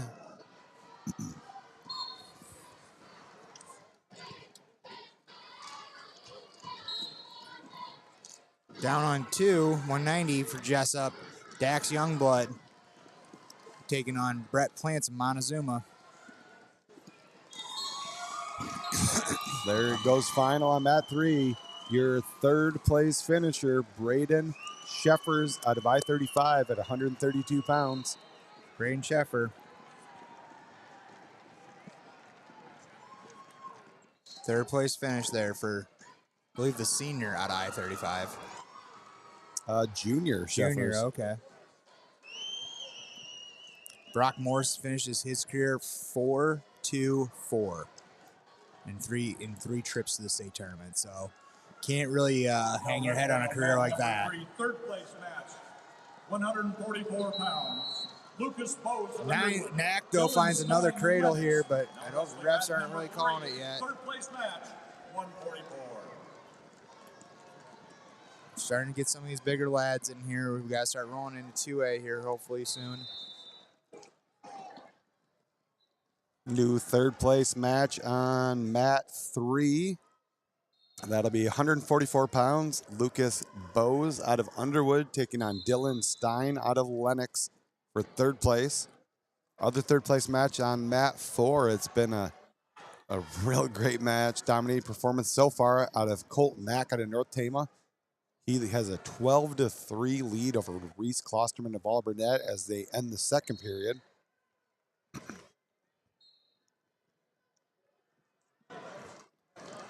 On mat 1, Camden Cracklio out of Durant has a 3-0 lead over Logan Lashbrook out of Janesville halfway through the second period. Mat 2, we're just starting the second period. Dax Youngblood out of Jessup leading Brett Plants out of Montezuma 3-0. On mat 5 in a 5th place bout, Holden Coley out of Woodbury Central holds a 3-1 lead over Jake Highland out of Bellevue. That's pretty early in the second. And just finishing the second on mat 6, and it'll be a tied 3-3 as we head to the third. Quinn McGow out of MFL Marmac and Clay Wilgenbush out of East Buchanan. McGow's choice, he's going to go bottom to start the third tie match. Still scoreless on 3, only about 30 seconds left in the first period. Bose of Underwood, Stein out of Lennox, that's a 3rd place bout over there. So as I say that, Bose gets in on a nice shot, single leg, dumps him to his hip, and finishes for the 3-point takedown. So that's a 3rd place bout at 144. Bose now leading 3-0 late in the first period. Down on 6. Quinn McHugh of MFL Marmac, he's up 4-3 on Wilgenbush.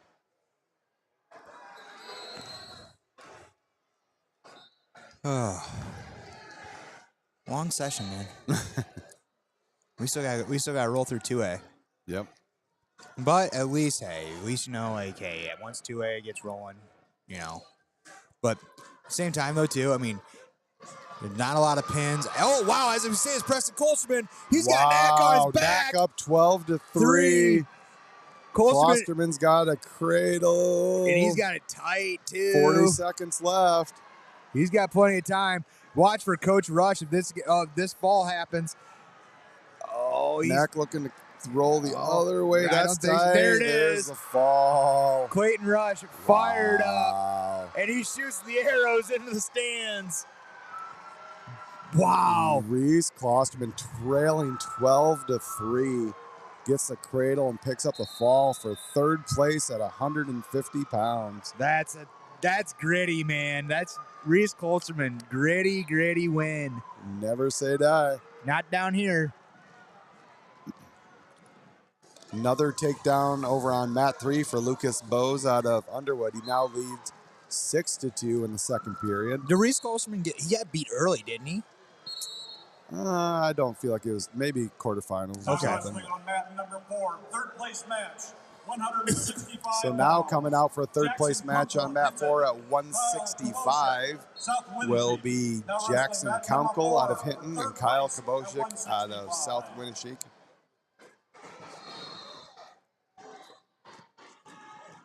Down on mat 5, we're in the 3rd period now. Holden Coley out of Woodbury Central with a 7-2 lead over Jake Highland out of Bellevue. And down on mat 6, this one's been a barn burner. We're heading to overtime, tied 8-8. And Wilgenbush in on a shot, and he finishes it. So Clay Wilgenbush going to pick up the win over Quinn McGow. Finished in 5th place at 165 pounds. That was a great match over there. Oh. Let's see here. Wilgenbush, man. I became a fan of him. Oh, we're looking for near fall. Looking for a pin down here on 4 already. That was pretty quick. Kyle Kabosik out of South Winneshiek's got Jackson Counkel in some trouble down here. He's got to put that chin down. Oh, but 3rd place match. Oh. Counkel able to kind of get his hips out from under, kick him up over for a 2-point reversal. And then Kabosik immediately gets an escape. So it's an 8-2 lead for the South Winneshiek wrestler. Number 6 for 5th place at 190 pounds. Ryan Wirtz, Emmitsburg. Looks like we are starting to get some 2A wrestlers out here on mat 1. 2A, baby. It's going to be the 7th place bout at 106. Looks like it's going to be Riker DeWitt out of Williamsburg taking on Mitchell Williams out of Crestwood Cresco. Now wrestling on mat number 1 for 7th place, 2A 106. Couple of That's tough 2A, freshmen 106 over there. pounds. Mitchell Just some dirty Williams, boys. Briscoe Crestwood, Riker DeWitt, Williamsburg. Now wrestling on mat number 1 for 7th place. Not sure if you've 2A ever had a 106. chance, probably not, to watch this Mitchell Williams, but not all he does, but he wins probably 90% of his matches on this 3/4 Nelson. He does it either from the front, like he's trying to do right now, or from on top.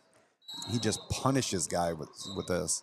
Yeah, no, that's interesting. Doing it from the front though. Yeah. He just about had DeWitt on his back there for a second doing it. Over on 3, 9-4 in favor of Lucas Bose of Underwood. Excuse me. Down here on 4, we're going to head to the second period. Still an 8-2 lead for Kyle Kabauschik out of South Winneshiek. Did I miss Jake Highland's match? Yeah, Highland, I believe, just lost over on 5. He was down. Okay.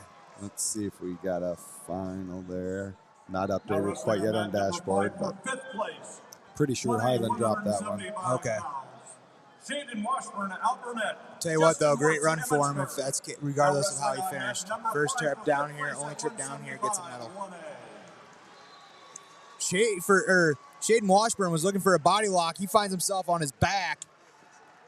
Man. That's number 1. Number 3 wrestling for 5th over there on mat 5. Yeah, but 3 just said, "Oh yeah, cool." Yeah, Highland lost a 10-2 major decision to Coley out of Woodbury Central. Okay. Well, good career, Jake Highland. You're my dude. Time ran out. I was gonna say that was a good positioning there. 285 coming up here on 2. Our boy Grant Gray from the Goose. On mat 4 in that 3rd place bout, Kabauschik out of South Winneshiek picks up another takedown in the second period. Actually, he now leads 11-2. Looks like Grant Gray's getting a forfeit to finish 7th place. There you go. Zach Teague of West Central Valley is going to medically forfeit to Grant Gray. Number 2, 7th place at 285, 1A. Grant Gray rocking I'm pretty sure that thing was from like 2005. I'm pretty sure. Yeah, kind of the baby blue, it looks like. No, the all whites. Yeah. I think they were like one of the first schools I ever saw with white singlets. Still scoreless on mat 1 in that first 2A bout. Now Riker DeWitt able to come out for an escape. 1-0 over Williams. I tell you what, man, Shaden Washburn, he's down 7-0 right now, but he just keeps coming at you. Kind of wrestles with a little bit of reckless abandon. Yeah. Meanwhile, on 1, still 1-0 in favor of Riker DeWitt. Down on 3, it's going to look like Lucas Bose, he's going to take the 13-5 major. Nice match out of Bose in the 3rd place match at 144 pounds. So we should get another 3rd place bout. I believe it'll be, 157. Boston Peters out of Westwood Sloan. So we got a fall coming up here on 6. Now wrestling on mat number 3, your 3rd place match. That's Jackson Verschure out of Woodbury Central looking for a fall over Ryan Wirtz. There's the fall. There it is.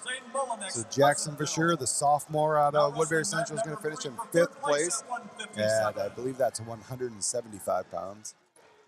No, 190. Versure's, 190. That kid just keeps getting bigger. He wrestled 150 2 years ago.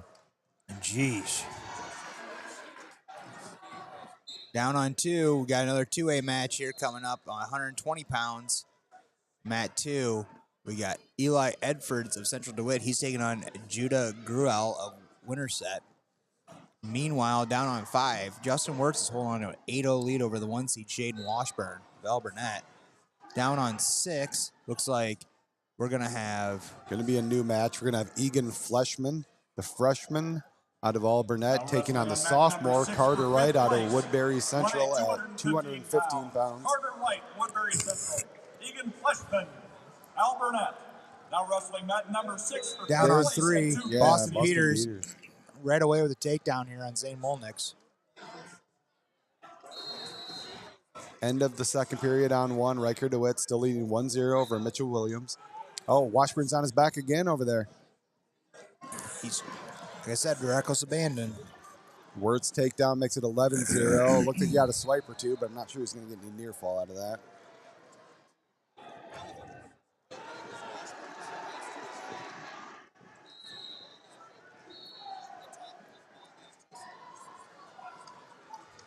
Takedown for Edfers over here onto Riker DeWitt with the fall over Mitchell Williams.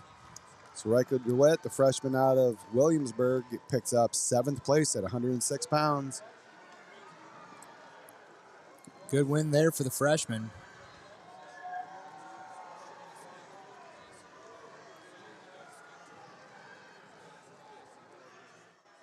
Boston Peters breaking this match open here in the first down, mat 3. He's got a 7-0 lead. Make that 11-0 lead now over Molnix in the first period in 3rd place bout. We've talked quite a bit about Boston Peters, but for good reason. He's having a heck of a tournament over there. Yes, he is. Took his first loss in the semifinals last night, but battling back for 3rd place here. And he's doing it in a dominant fashion, too. On mat 4, we go final. 3rd place belongs to Kyle Kaboshik out of South Winneshiek. 16-10 winner over Council of Hinton at 165 pounds.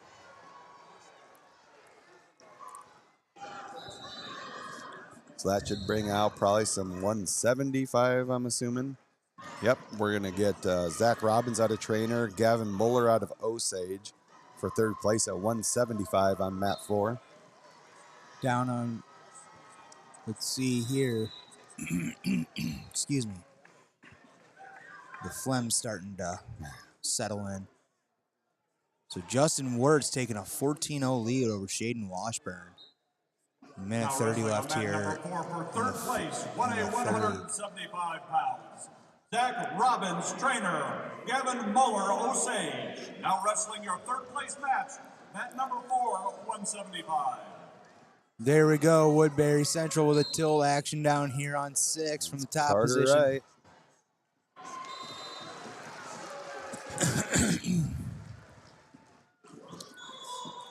Holding some near fall, but they're saying he's still got the move.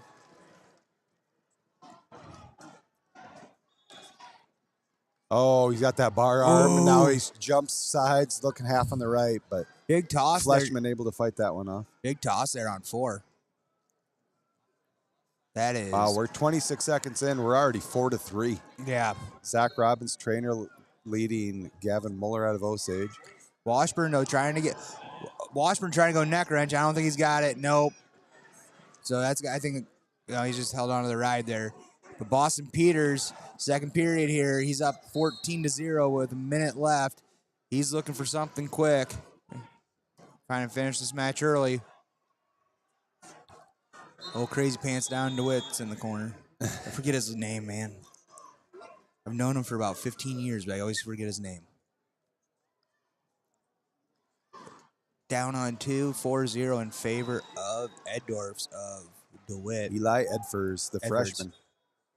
A reminder to all medalists, please remember to report for the Grand March no later than 5 p.m. Be in your school warm-ups and in your wrestling shoes. We will meet in the Carter Wright, the northeast close to some near fall. There he goes. He's getting a countdown there on 6. They finally told guys they have to wear their wrestling shoes on the podium. Oh, did they say wrestling shoes? Too? Yep. I heard him say warm-ups. Yep, and your wrestling shoes. I think there's a couple years where there was cowboy boots and work boots and Uggs. So I think they're probably like, hey, let's clean this up a little bit. Justin Wirtz, Emmetsburg with a 14-0 win over on mat 5. He'll take home 5th place at 175 pounds. Tyler Solzberger, Westwood Sloan. Oh, over here on 4, we got a deep half, but it's still, we're pretty out of bounds here, so he's just going to hang on here with about 10 seconds left as Muller takes a 7-4 lead here into the 2nd period. A lot of fireworks there in the first. Lots. Over on mat 1, that's a 7th place match at 113. Quinn Arellano out of Van Meter with a 5-1 lead over Carl Shue out of North Butler, Clarksville, halfway through the 2nd. Molnick's puts a few points up on the board over there on 3, but he's still got a pretty big deficit. Boston Peters leading 14-4 as we head to the third. But Molnick's still looking for switch. Got the big boys, the mullet man out here on mat 5. It's our 5th place bout at heavyweight in Class 1A. Henry Lund, AHSTW, taking on Tyler Sulzberger out of Westwood Sloan.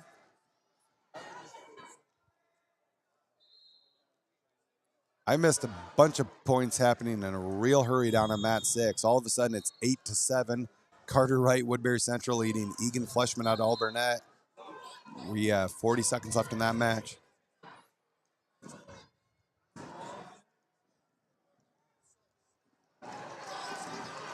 Gavin Muller starting to throw some points up over here on mat 4 in the 3rd place bout at 175. Muller of Osage leading 14-5 now over Robbins of Trainer.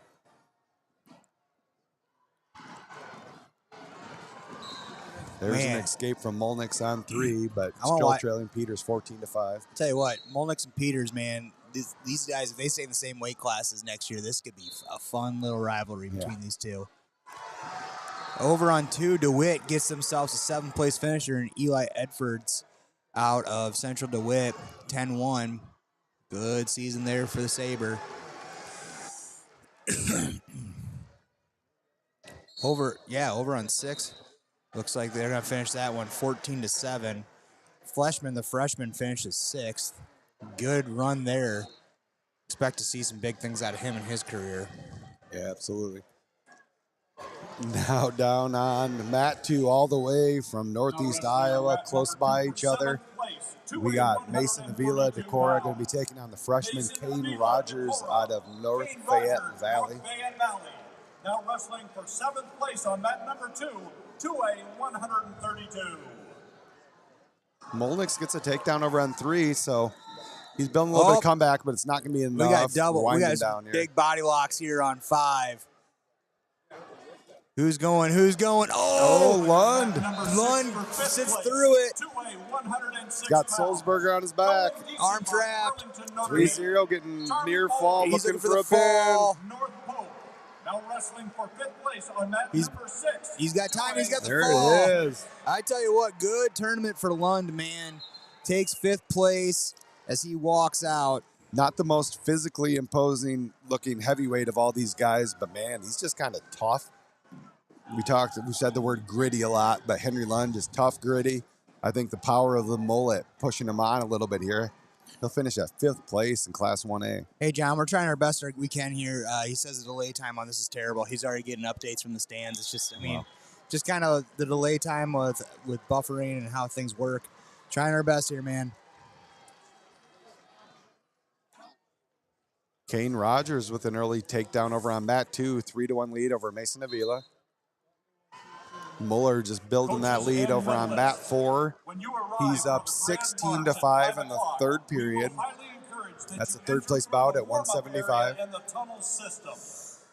This would be greatly appreciated. Once again, when you arrive for the So on the outside nets, 2A is kind of starting to roll along, but we're way behind on these 3rd place bouts here in the middle. But now underway on mat 3, 3rd place bout at 190. Class 1A will be Jaden Dickerson out of Shenandoah taking on Drew Lansing out of Don Bosco. Adrian Petzenbaum, Clarion Goldfield Elves. Jesse Jens, Harlan Community. Now wrestling mat over on mat 7th 6, 5th place bout at 106 pounds. Class 2A, Charlie Bowman, North Polk out to a quick 7-0 lead over Cohen Dietzenbach out of Burlington, Notre Dame. Mat number 3 for 3rd place, 1A 190 pounds. Jaden Dickerson, Shenandoah. Drew Lansing, Don Bosco. So here we go. We got number 3 for 3rd place, mat 3. 1A, Dickerson out with a 3-0 lead. Meanwhile, Gavin Muller picks up a 22-6 win. Tech fall over Zach Robinson at Trainer. Big points there. Yeah, Muller, sophomore out of Osage, finishes in 3rd place. So now we got 215 pounds coming to the mat. Number 5 for 5th place, 2A 113 Can be what? Kyler Salas out of Don Bosco. He will be taking on Plants out of Now Montezuma. wrestling match number Braxton 5 Plants. for There are fifth two place, Plants brothers here. 113 pounds. Sons of Robert Plant from Led Zeppelin.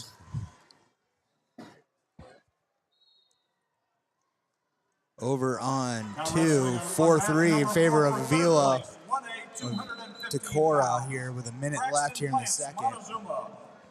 There's a takedown out of Drew Lansing now over on mat 3. So Lansing jumps ahead of Dickerson 4-3 late in the first period. Salas getting some quick work, and he gets the takedown on Plant, and he's looking for back points. No near fall. No near fall. Mat 1 for 7th place at 126. We got Adrian Petzenbaum taking out of Clarion Goldfield Dallas, taking on Jesse Jens out of Harlan Community. Still scoreless late in the first. Oh, Avila on mat 2 looking for a fall. He's got Kane Rogers in a cradle. John Richardson apologized to us. It turns out he was just delayed. He had to hit live, and you got all caught up. We love you, John. You've been a ride or die this entire week. So Absolutely. So we thank you, man. We were talking last night. I think next year we are gonna possibly do something with our ride or dies, the people that are staying with the entire tournament. Maybe put your guys' names in a hat or something like that and draw out, and some maybe a little bit of merch swag, a little bit send your way for being a ride or die. That's just a conversation we had last night because we really do appreciate all you guys tuning in and listening. You guys can be anywhere you want on a Saturday afternoon. But you guys are sitting in front of your guys' computers, your TVs, listening to the sweet sounds of Lars Underbaki and Warren Buffelli talking to you. 7-0 in favor of Kyler Salas of Don Bosco. Over on mat 6 in that 5th place bout, Class 2A 106, Charlie Bowman, North Polk up 14-1 on Dietzenbach out of Burlington, Notre Dame. That's late in the second period. Oh, he's an Elburnett guy. Pirates all the way. Oh, there you go. Salas got a cradle locked up on Plant. Let's see if he has time to push it over. I don't think he's got enough time. Oh, he's going over the top. Suicide. Rolls right through, though. Plants just kind of keeps in motion. Oh, wow. Russ Meyer, great idea. Pull a name out of the hat to win the hat that we're drawing it out of. Oh, there you go. That'd be a good one. Looks like Bowman's really close to a takedown, but time's going to run out on 6. So he'll go 14-1 into the third. Charlie Bowman, man, he's didn't get what he wanted in that consolation semi, so he's out here trying to, make sure that he has that win to finish the day off with a win. Yeah, Rare Junior at 106 pounds. We'll see if he gets back down there for his senior season next year. There's a takedown from Plant. A reversal from Plant, start the second period. Meanwhile, down on Dickerson, looking for the fall here over Drew Lansing. Trailing 6-5. And he's got a tight straight jacket in over there. Looking for the fall, and he might just have enough here. He's got plenty of time, too. He's got to maybe take his... Oh, there's the fall. Is. Jaden Dickerson of Shenandoah, he finishes 3rd place at 190 pounds. So now we got the heavyweights coming out here, 285, coming up on mat 3. Ledger Nels out of Osage, taking on Bishop out of Hinton, I believe. Yep, that's what it looks like. Both guys are reporting to the mats here.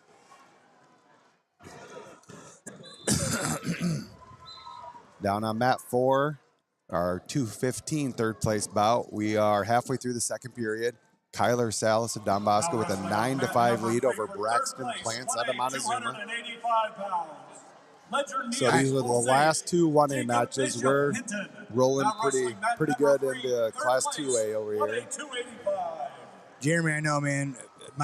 Me and Lars' throats have been holding up all week, but I think this morning's just kind of getting the better of us, man. So we're hoping that we a little bit of rest here in between the break for myself before the finals. I'll be able to do this without hacking, and I probably should just do a better job of pulling the microphone away as I cough. So I apologize if I'm scrambling a bunch of ears right now. Right away, Osage gets the takedown. Ledger Nels. Over on mat 2 in that 7th place bout. Mason Avila Decora with a 16-6 major decision over Rogers of North Fayette Valley. Man, Ledger Nels is a big old boy. He probably sits about well over 6 feet. Now wrestling on mat number 2 for 7. There he's he's looking for a in cradle. 138 pounds. He's got Hinton on his back. I think he understands the assignment right. Oh! Bishop out of Hinton. Hinton, though, rolls through it. 2A 138. And now he's trying to look for a cradle, but just going to go behind here with a 2-point reversal. So 2-1. So now 6-5 in favor, or 6-1. I think they're actually just going to go 1-point escape for Bishop. Okay. Instead of the reversal, they're just going 1-point escape, so it's 5-1. Halfway through the first. Nell does a really good job of that underhook on the right side. Throwing a few fakes in. Over on mat 4, another 3rd place bout. We got 1:20 left in the 3rd. Kyler Salas, Don Bosco with a 9-5 lead over Braxton. Plants him on his zoom. And now Salas puts him on his back. Salas and Bosco looking for fall here at 2:15. He's got a minute left. He's got plenty of time here. You think about it here, I would kind of, he's in a position here where he could probably let go of that real quick. Let that ref show that forward and then go again for another set of swipes.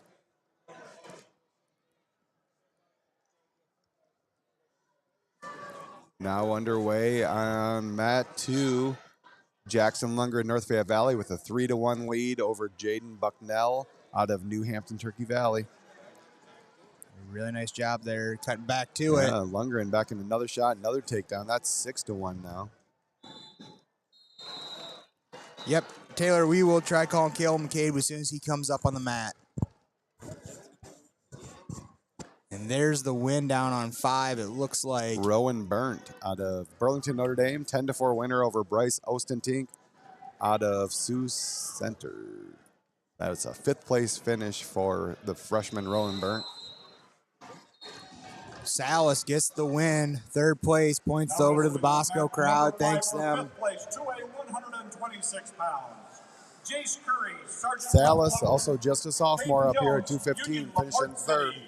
Now wrestling Wow, mat I number forgot that 5 he's only a for 5th sophomore, place, too. 2A 126. Safe to say Bosco's not going anywhere. No. They're probably only going to get more guys coming in, probably in 8th graders. Over on mat 3, Ledger Nels of Osage now leads 8-1 early in the 2nd period over Jacob Bishop out of Hinton. That's the 3rd place bout at heavyweight. So here we get rolling with our 2A 3rd place bouts finally. Over on mat 4 now. Now wrestling on mat Coy number Mailer 4 for taking 3rd on place, 2A 106 Jackson pounds. Parmenter out of Vinton Shellsburg. Yeah, heck of a tournament out of Jackson Parmenter. Jackson Parmenter. Oh, there's a fall. Ledger Nails. Big headlock out of Coy Mailer. 2A 106 pounds. Big headlock. He timed that perfectly, actually, and he's in really good position here. And there he gets the fall. Wow, quick fall. 27 seconds, 3rd place. I know that's not what he wanted out of this tournament, but he rallied back and got himself 3rd place with a big old headlock. Yeah.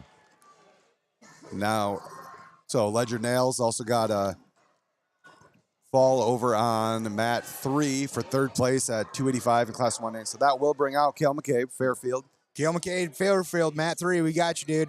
Wrestling for 3rd place. He'll be taking on the freshman Colby Hansen out of Iowa Falls, Alden. And with that, we're going to take a quick commercial break. I'm just kidding. I'm just messing with you, Taylor. Now wrestling mat number 4. Over on mat 1, we're into the 3rd 120 period now.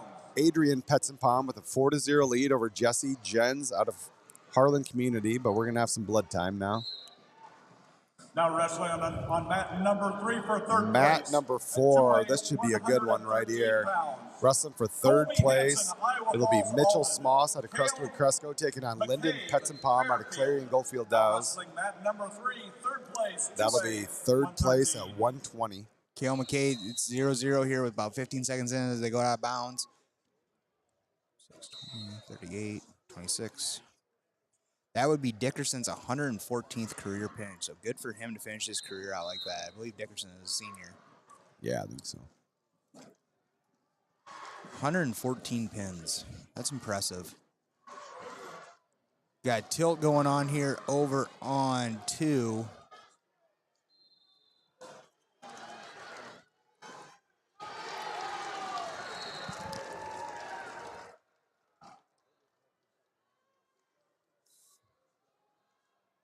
Cade Jones down here on 5, taking on Jace Curry of Sergeant Bluff Luton.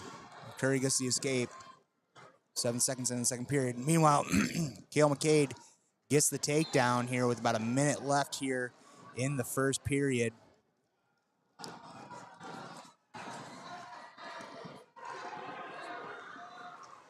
Man, Coy Mailer, that headlock, man, that was, just thinking about that headlock, it was tight. No, just another one of those kids. I'm very curious to see, if he fills into that weight next year, or maybe shoots up to 113 pounds. He's going to be a handful. Absolutely. 30 seconds left here on 3. Cale McCabe doing a tough ride here. He's got about 20 seconds left here in the first period, taking a 3-0 lead here into the second period. Really doing a good job just keeping the weight down, trying to look for a bar.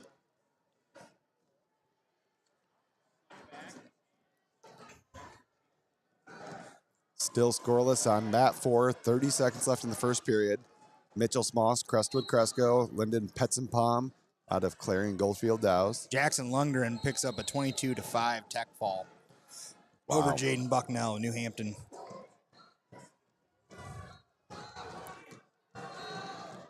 Let's see here. Now wrestling on mat number 2 for 7th place at 150 pounds. Smoss in on a shot. Petzenpalm meets him with a front headlock. Scoreless after 1. Over on mat 3, Cale McCabe's going to start bottom in the second, get a very quick escape, leading 4-0 now over Colby Hansen. On mat 1, Adrian Petzenpalm. Colt Boyles over. The younger brother picks up a 7-1 win for 7th place. Colt Boyles takes a 5-3 win for 5th place over John Gonzalez of West Marshall. So flip-flop on the seeds there. Boyles finishes 5th and Gonzalez finishes 6th. Over on 6 coming up, it looks like Steele Dirks out of Assumption. He's going to be taking on Kyler Kirks out of Humboldt. 7th place at 144 pounds. Chase Krantz, Assumption Davenport. Coming out on mat 1, 7th place at 144 will be Chase Krantz, the freshman out of Davenport Assumption, taking on Ben Walsh out of Sergeant Bluff Luton.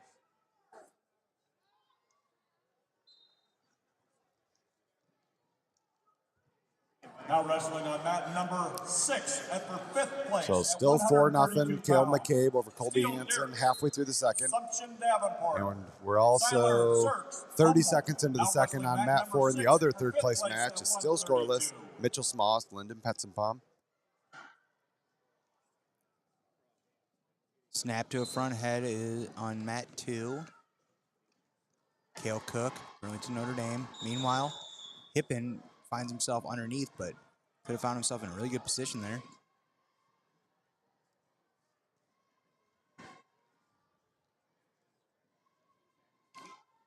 Got some blood or injury time here on 1. Ben Walsh, it looks, or not Ben Walsh, looks like Chase Krantz. Low blood.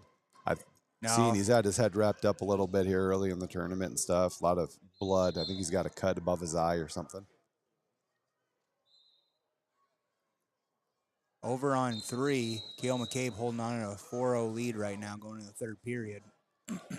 It'll be Hansen's choice. He's going to just go neutral here.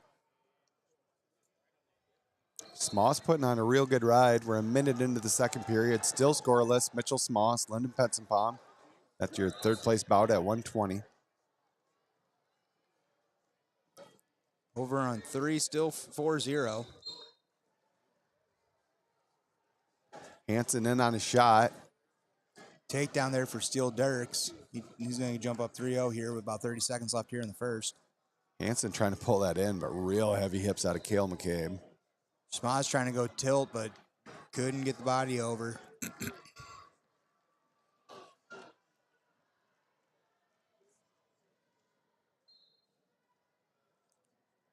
Dirk's got to keep in a bar. It looks like he's going to try stepping over, but doesn't get it.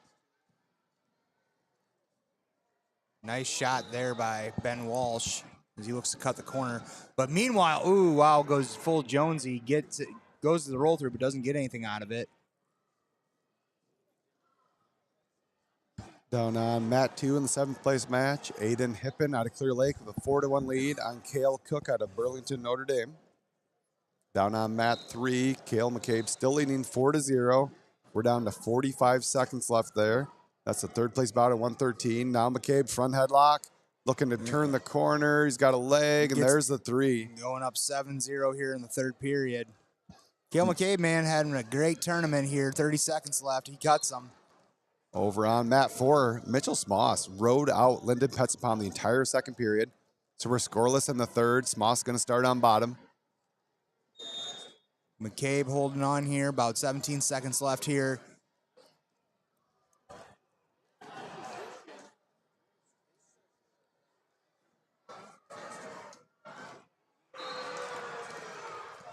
Smoss out in front, facing there is going to be a 1-point escape. So Mitchell Smoss takes a 1-0 lead over Lyndon Petzenbaum. We're 32 seconds into the 3rd period. And there we go, final on mat 3. Cale McCabe, your 7-1 winner. He'll finish in 3rd place at 113 pounds.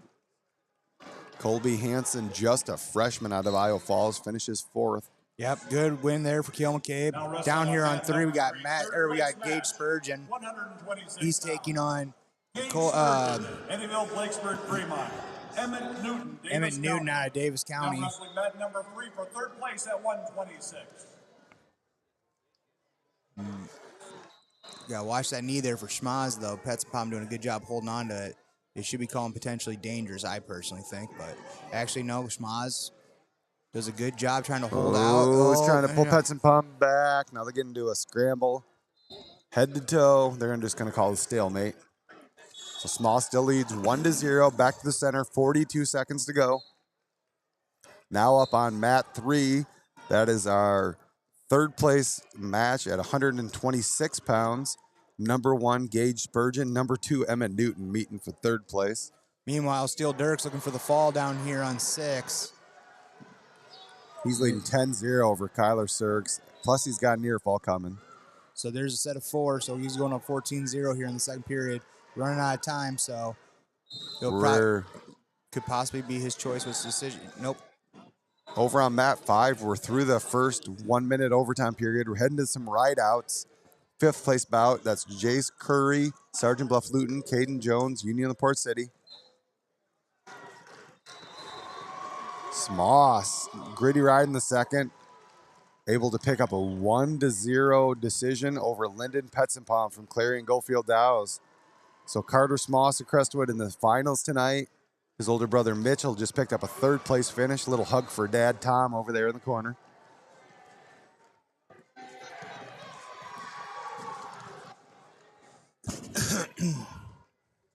Over on 4 here, coming up. We're going to have Aaron Boone out of Washington taking on Caden Parker out of Oskaloosa there.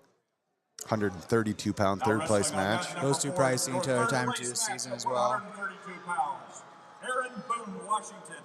Caden Parker, Oskaloosa. So Jones escaped in his ride out over on mat 5, but now Jace Curry is going to get his turn as well. Davis taking a 3-1 lead right now over Spurgeon. That's Emmett Newton, Davis County. Leading Spurgeon 3-1. Did I say Davis? I think so. Okay. Over on mat 2, Andrew Hippen, Clear Lake, leading Cale Cook of Burlington, Notre Dame. 12-7, 30 seconds left in that match. And Dirks looking to come around. There it is, 3-point takedown. Steele Dirks, Davenport Assumption. 5th place. 5th place, 17-0 winner. Bosco has hit 200 points. Bosco's actually got a chance to break the previous scoring record, but not sure they're going to catch Southeast Polk. Nope. Caden Jones, wait, who's getting wild here? What crowd's getting wild here? Caden Jones. It's got to be what it's about. Yep. Caden Jones rides out Jace Curry in the 30 seconds to win 2-1 in sudden victory overtime. 5th place there.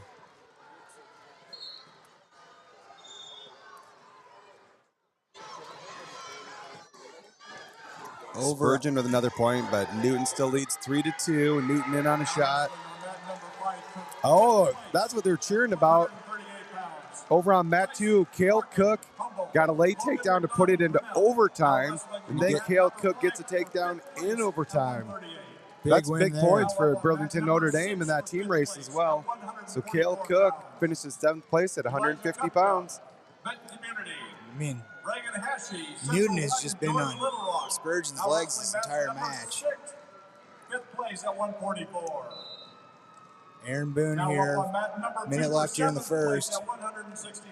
Boone in on the shot. Looking to carry Parker. Good job of Parker squaring hips there. Down on 2, we got Oliver Fuller of Comanche, Christopher Meyer of Independence. We've been following Fuller this entire run due to the love we've been getting out of Comanche, Iowa fans. Right away, though, Meyer in on a shot. And he's going to go down 3-0 to Christopher Meyer here right away in the first 20 seconds. Gets a quick escape, but gets right back in. Chasing down Meyer here. Let's see. Newton and Spurgeon still 3-2. 30 seconds left there in the second period. Over here on 4, there's a takedown for Boone. So Aaron Boone out of Washington real late in the first period. So he's going to take a 3-0 lead over Caden Parker into the second. Down on 6 here. It's a 3-1 lead right now, or 3-1 lead for Logan McDonald out of Humboldt. Wait, wrong mat. Sorry.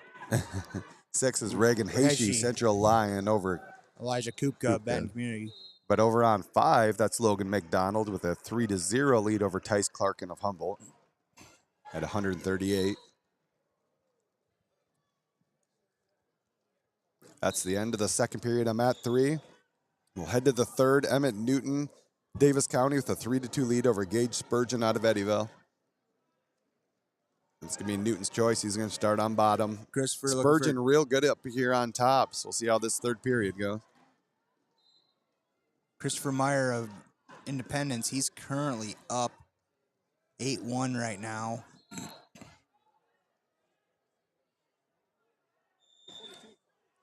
And he's got a deep half, but looks like he lost it there.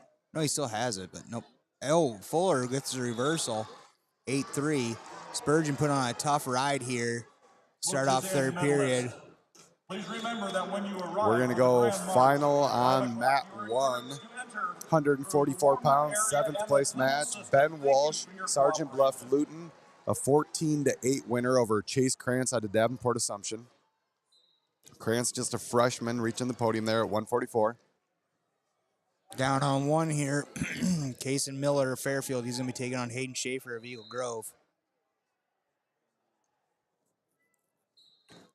Looks like stalling on top of Spurgeon.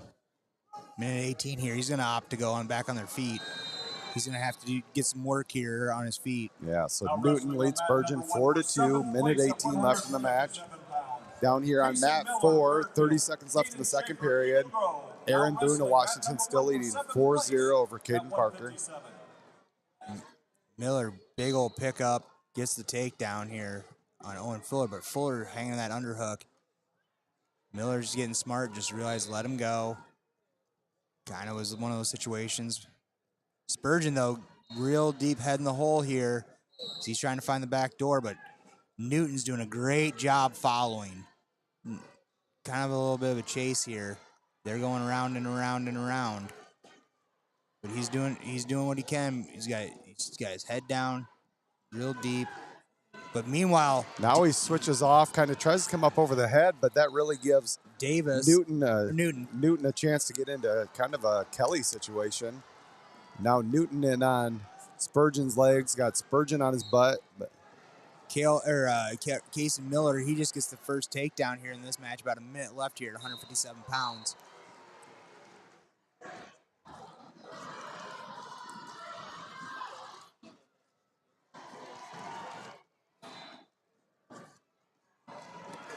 So Newton's going to hang on. Newton's going to hang on. Davis County wins 4-2 over Gage Spurgeon, #1 ranked wrestler out of Eddyville, Blacksburg. So Emmett Newton finishes in 3rd place at 126 pounds in Class 2A. That'll bring out third place bout at 138. It'll be Tanner Wilson out of Independence taking on Caden Wild out of Davenport Assumption. Over on 1. Casey Miller holding a 3-1 lead right now.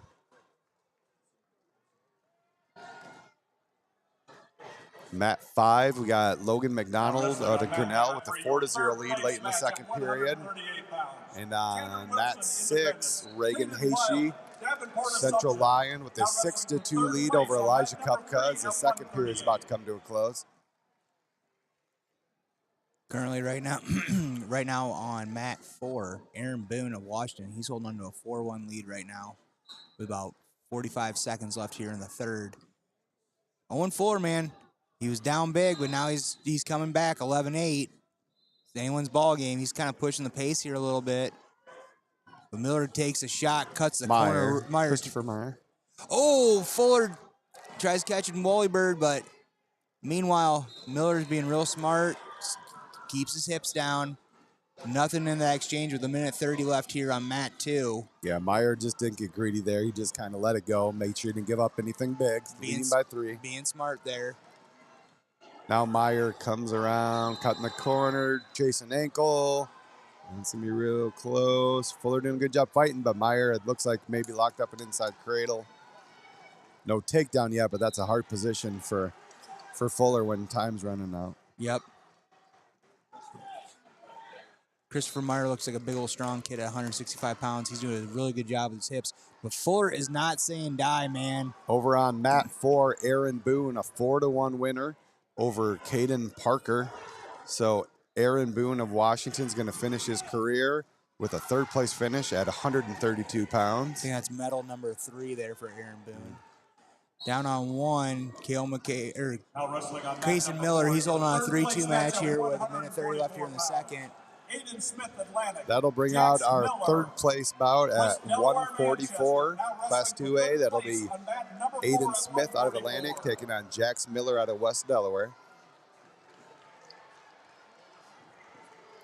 Logan McDonald kind of exploded over on mat 5. All of a sudden, he's up 14-0 over Tice Clarkin, and he's going to get some near fall. So meanwhile, that one's going to go final. Logan McDonald, Grinnell's your 5th place finisher at 138 pounds. Over on 6, Kupka gets a reversal and 2 near falls. He goes up 9-7 here with 1:10 left here over Reagan Hayshe of Central Lion in that 5th place match.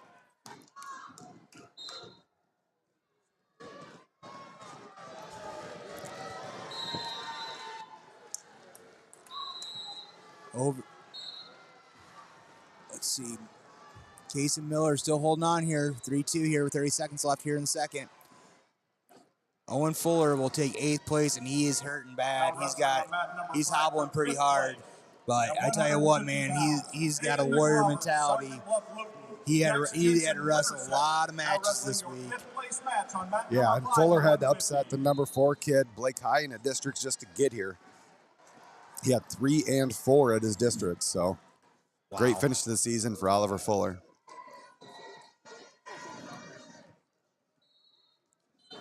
Down on 2 here. Looks like we're going to have Blake Mather of West Delaware, Manchester. He's taking on Charlie Campbell of Clarion Goldfield down. Place at 175.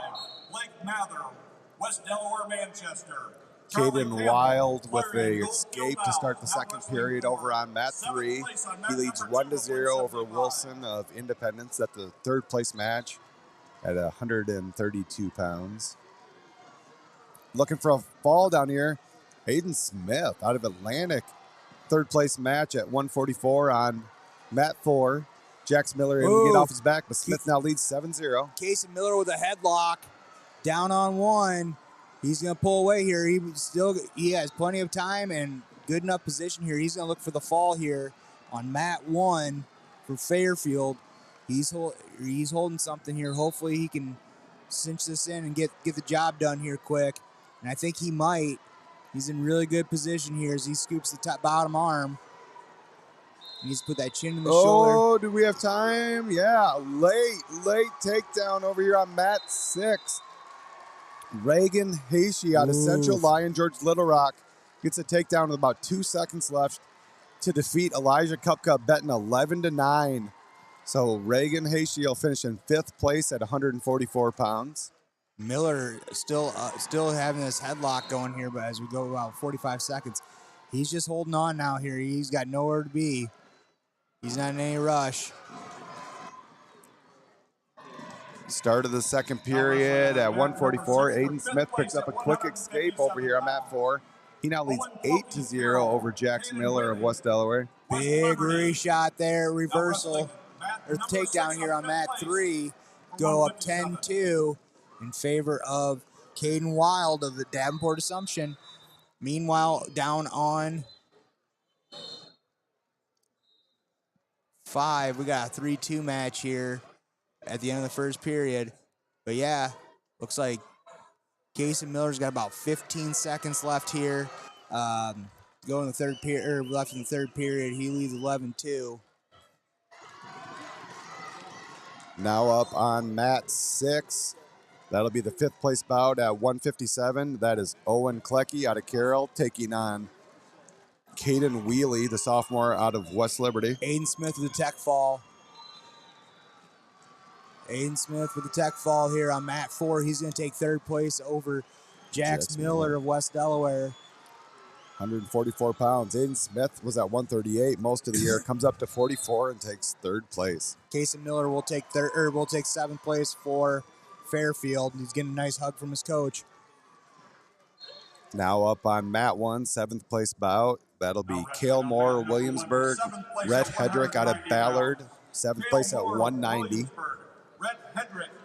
Now coming out on mat 4, 3rd place bout at 157. That'll be Tate Slagle of Algona taking on Lucas Kral, Garner, and Hayfield Ventura. 190s that reported on mat 1. Now wrestling for 3rd place on mat number 4 at 157. Meanwhile, down here on 2, we got 2-1 right now in favor of Charlie Campbell of Clarion Goldfield Dow. We got a cradle up here on 1 at 190 pounds. That thing's tight. And there's the fall for Rhett Hedrick of Ballard. He's going to take 7th place for the Bombers at 190 pounds. Here we go. Heavyweights are reporting to mat 1. We got Williamsburg's heavyweight reporting. Trenton Davies. That's a big old dude. Okay. Kaysen's coach was his dad. I didn't know that. Oh, nice. So we got to share a hug there. Meanwhile, Caden Wild with the cradle on 3. Already leading 13-2. 3rd period. Over on mat 6, we're going to go the 2nd period. We're scoreless. Owen Klecki out of Carroll. Caden Wheely out of West Liberty.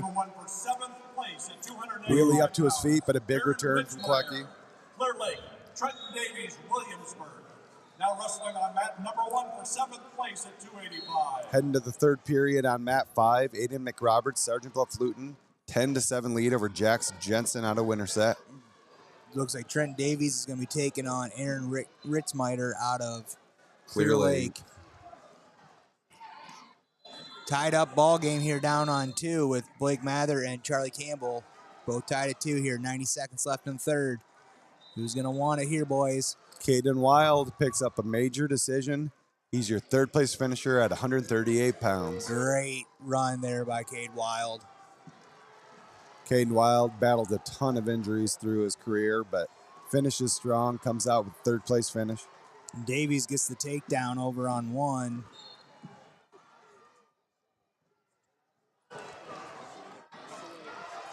Looks like Mikey Ryan's reporting on mat 3.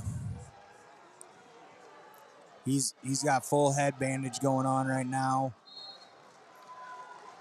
He's going to be taking on Hudson Scranton. Them boys know each other pretty darn well. Yeah, these guys met for third place last year. Ryan was able to come out on top of that match. Both juniors too. Yep. 150 pounds. Hudson Scranton, Anamosa. Over on mat 4 in the third place bout, Lucas Kral, Gardner Hayfield with a 3-0 lead over Tate Slagle. Only 10 seconds left there in the first period. Still scoreless on mat 6. Caden Wheely up to his feet, but Owen Clucky putting on a hard ride here. 40 seconds left in the second period.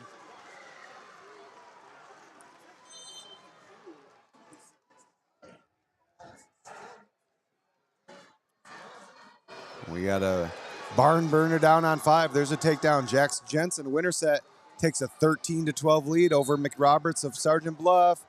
30 seconds left. McRoberts coming up, looking for a reversal possibly on the edge. Adam Hargrave on the whistle there, paying close attention, right on the edge. Got some injury Jensen time down just here, too. barely hanging on to that leg. We're clock's winding down too. We had 11 seconds left, 10 seconds. McRoberts tries to roll through on a reversal, but Jensen does a great job following, so they go out of bounds. 4 seconds left. Oh, there's an escape. Wow, did they not give the escape to Wheely there? I don't think so. He was completely separated.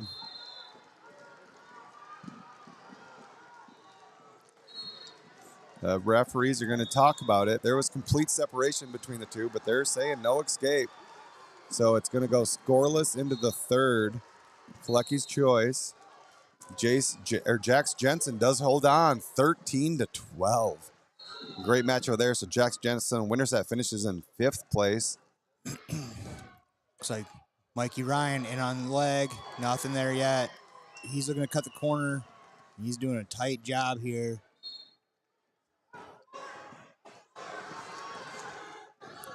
Down here on 4 in that 3rd place match at 157. Lucas Kral with a 4-0 lead over Tate Slagle. 40 seconds left in the second. Kyler Crow, Minneapolis. Braylon Beaver, Independence, now wrestling for 5th place. Mat number 5 at 175. New match. 3-0 at the end of the first here. Yep. Mikey Ryan got that takedown. Over there on mat 5 now, 5th place bout at 175. Kyler Crow, Minneapolis, taking on Braylon Bieber out of Independence. Crow's battle through this tournament. I feel like I seen him every single round this week.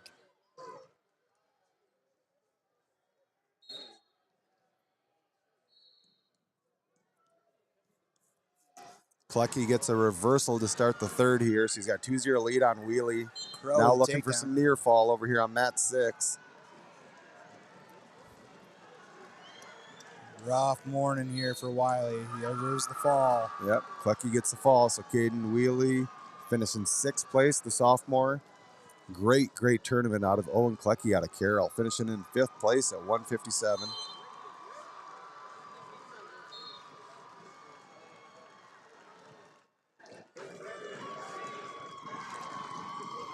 Still 4-0 in favor of Ryan here. West Liberty's just going to stay over here on mat 6. They'll have Riker Dangler coming out. 165 pounds. 5th place match will be Riker Dangler, West Liberty, taking on Deegan Miller out of Greene County. Miller actually was the one to knock the 3-seed Dangler out on the front side in the quarterfinals. So a rematch opportunity here. Riker Dangler, West Liberty. Deegan Miller, Greene County. Now wrestling for 5th place on mat number 6 at 165. Now up on mat number 2 for 7th place at 215. Carson Greer, Williamsburg. Trevor Bailey, Iowa Falls, Alden. Now wrestling on mat number 2 for 7th place at 215. Mikey Ryan still with a 4-0 lead halfway through the second period over on mat 3.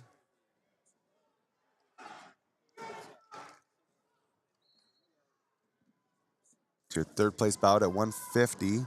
3rd place bout at 157 on mat 4. Lucas Kral, Garner Hayfield with a 7-1 lead now over Tate Slagle of Algona. 50 seconds left in that match.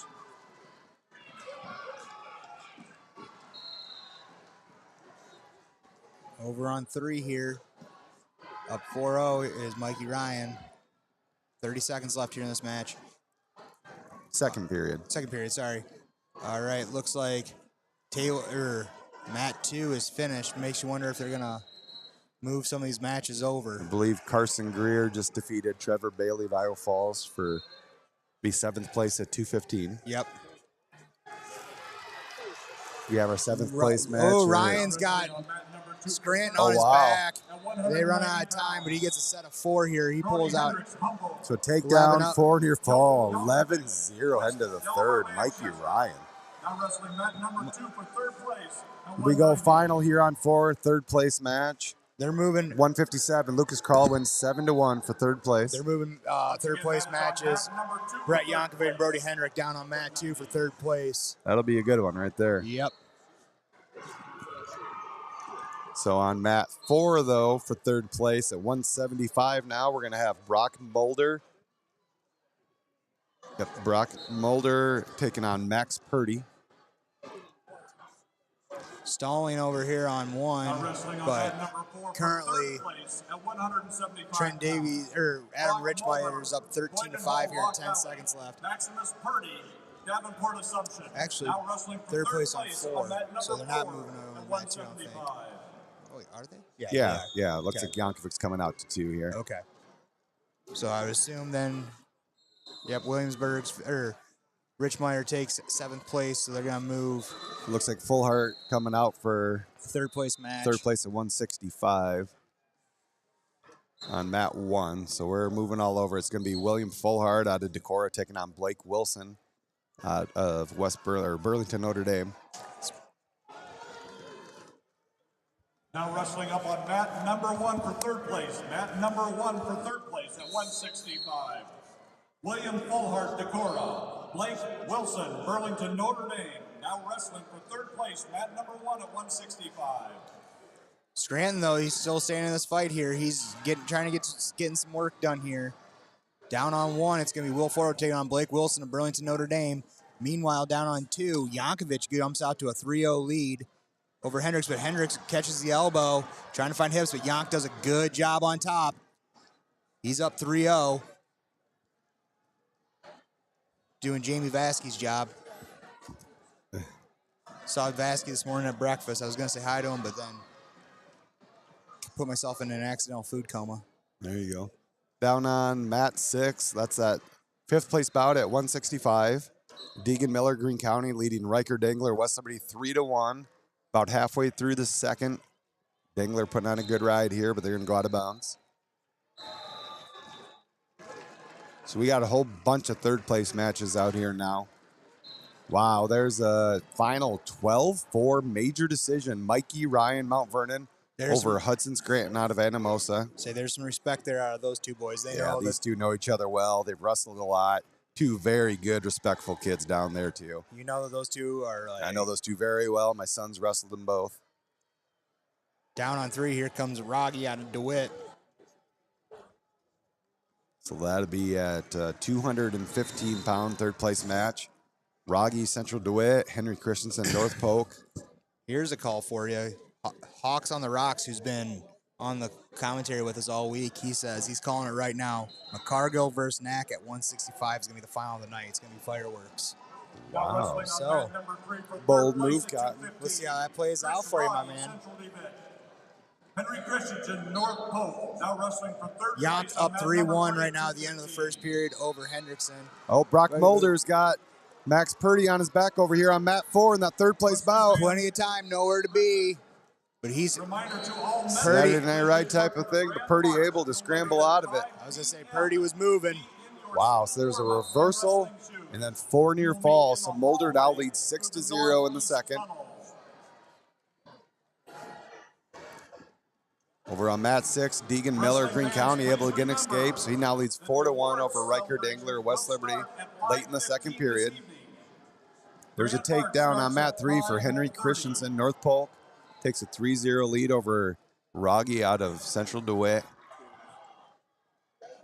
And over on mat 5, we got 1 minute left in the match. Braylon Bieber, Independence, 12-7 lead over Kyler Crow out of Mediapolis. It's a 5th place match at 175.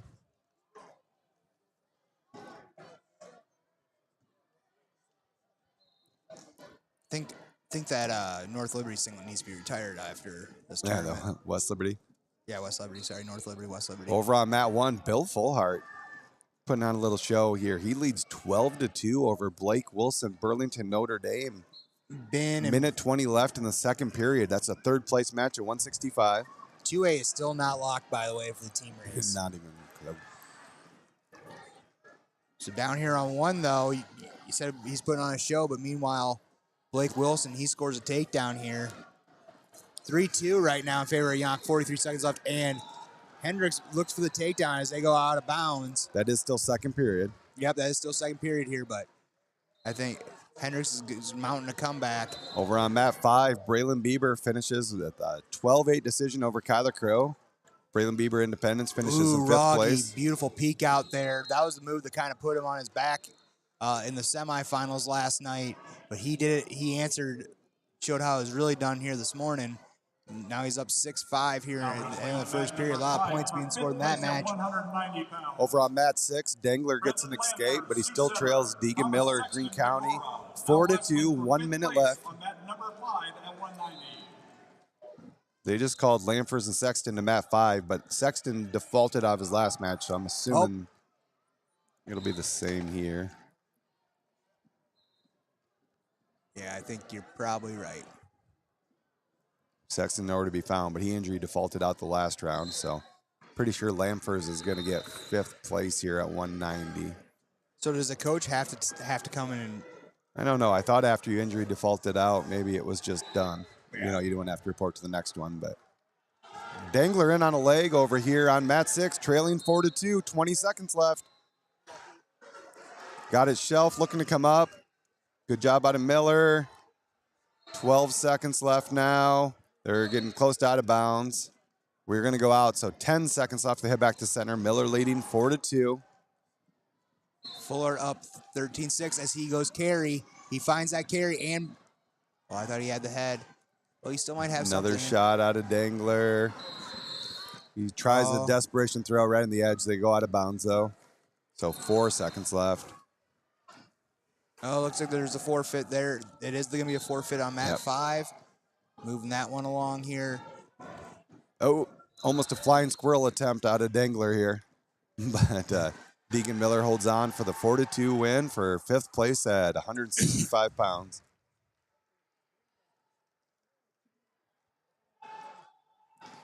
$11-6 here in favor of Rogge. Or no, not Rogge. I don't know what happened here. Henry Christensen rallied back. Meanwhile, Blake Wilson, he scores a takedown here. About 1:10 left here on Fuller to close the gap a little bit, 16-10. Another takedown for Brock Mulder on mat 4. He now leads Max Purdy of Davenport Assumption 9-0. That's a 3rd place bout at 175. At 215. So it looks like down on mat 5, looks like I think they're going to move the 190-pound 3rd place match over to mat 5. We got 190 3rd place on mat 2 right now, okay, so I don't know if we got much left. Maybe heavyweights? Yeah.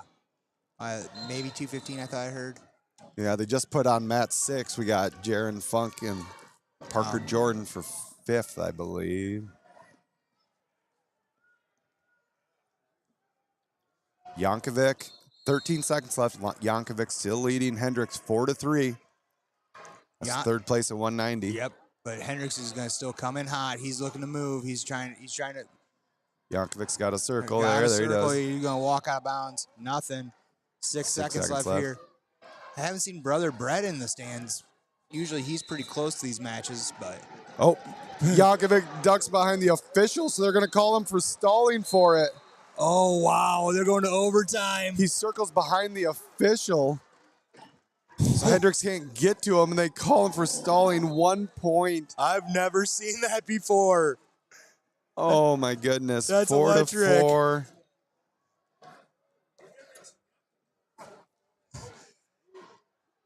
That is awesome, actually. Oh, my goodness. I've seen it. I've officially seen it all. Excuse me. Sorry, guys. I need to wet my whistle here. So are we bringing somebody out on 5? Looks like, yeah, maybe we are starting to. Yeah. No, they're taking the chairs out of the corners. Closing it down? Come on. Closing down 5. Closing time. And we had nothing on 1 now either, so I don't know what's going on. Almost time for finals, so everyone go to single speed. 2 o'clock to 5 down at single speed. Closing. Come down, hang out with Team IA Russell. Hang There we go, final on mat 4. 3rd place at 175. Brock Hendrickson Mulder. goes big, but Jan catches him. And he might still get the fall here. Big win there for Brent Yankovic, even though some theatrics at the end. So Brent Yakovic takes third place at 190. Meanwhile, right beside him, Brock Mulder took third place at 175. The third place bout on mat 3, 45 seconds left. Henry Christensen, North Polk with a 20-9 lead over Rogge. Central Line, George Little Rock. So we're getting down to the last few matches here. We got mat 4, I believe that's our 5th place match at 285. Sam Christensen, Central Line with a quick takedown. 3-1 lead over Azaline out of Davenport Assumption. And now on mat 2, we'll have our third place bout at heavyweight. Evan Sorensen Atlantic taking on Ethan Wood out of Mount Vernon. So I think these are our final 4 matches of the morning session. Oh, morning, afternoon. Whatever time it is right now, 8 o'clock at night maybe. Oh, what is time anymore, Lars? But you know what, man? This is our last call of the day together, or the week together. Brother, I can't thank you enough for helping me out. It's been fun, Worm.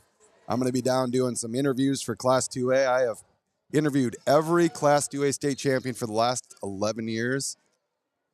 Why stop So now? why stop now, I guess. Yeah.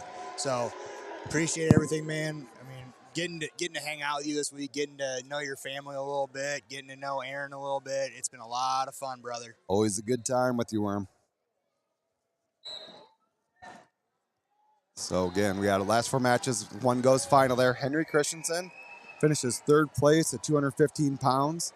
Out of North Polk, he picks up a 21-12 decision over Chris Rogge.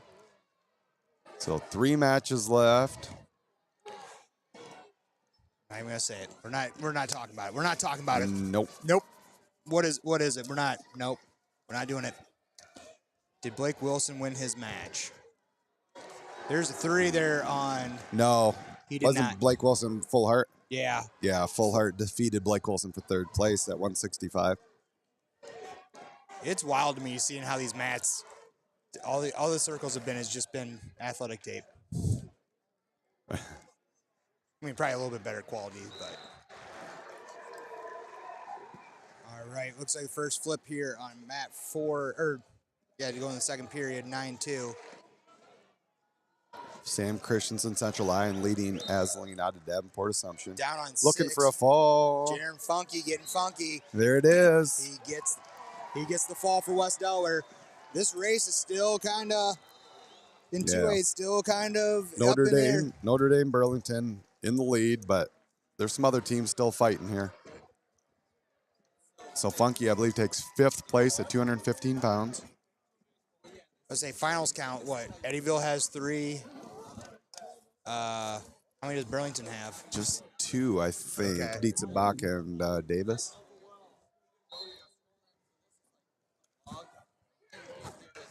All right. It's like So we got 2 heavyweight bouts left out here for 3rd and 5th. There's a big takedown. takedown. Someone's feeling himself down here. Christensen on 4. leads 13-3 now. That's a 5th place bout at heavyweight. And our 3rd place bout over there, Ethan Wood out of Mount Vernon, 6-2 to lead over Evan Sorensen of Atlantic. That's in the second period.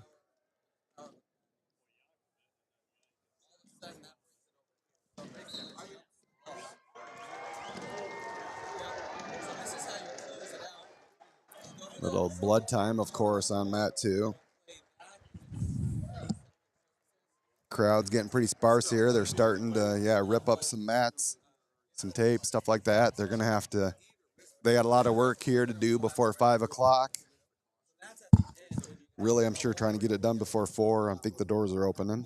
Yeah. The doors open at 4? I would think so, usually an hour ahead of time. Okay.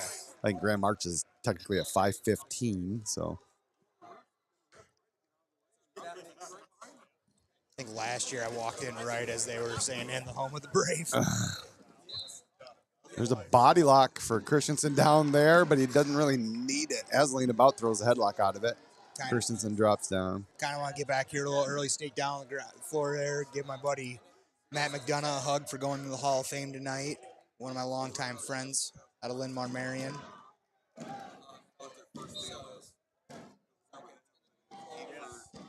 So we're in the second period on both of these mats. Our third place bout, 2A heavyweight Ethan Wood, Mount Vernon with the 6-3 lead over Sorensen. In our fifth place bout, second period's winding down. Sam Christensen Central Line with a 13-3 lead over Abilene out of Davenport Assumption.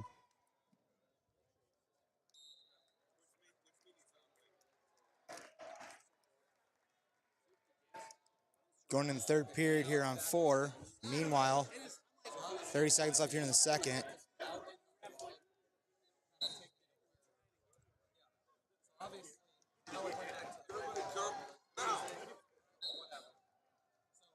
So third period underway now. Christensen takes bottom, leading 13-3. Fifth place bout. Again, join us, Team I Wrestle. I think most of us will be down at single speed here between sessions from 2 to 5. Revealing well, not revealing, but having the new Dan Gable beer cans, commemorative edition IE Wrestle cans. Locked hands on 4. On Abilene, and then an escape. So that's a 2-point swing. 15-3 it should be now for Christensen. So a takedown could end it here. There he is on a shot. Abilene gets his hips back low. He's just feeding them hips. Heading to the third period. Wood still leading 6-3. His choice. He's going to take bottom in the third. It's your third place bout at heavyweight. Look at this. Sorensen looking to put in some boots. He is get the boots in. Got Wood broken down. Trailing 6-3. Looking for a power half.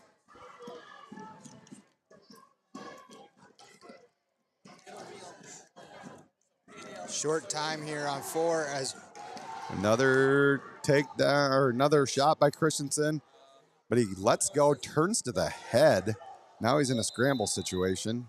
he gets it. There he goes. There's now he tech goes to ball. his feet. All right, guys, we are signing off. We appreciate everything you guys do. We'll see you tonight. Joe Boone, thank you. Mark Morris, thank you. Appreciate everything you guys. Lars Onderbach, Wern Buffelli, we got our one. We are out.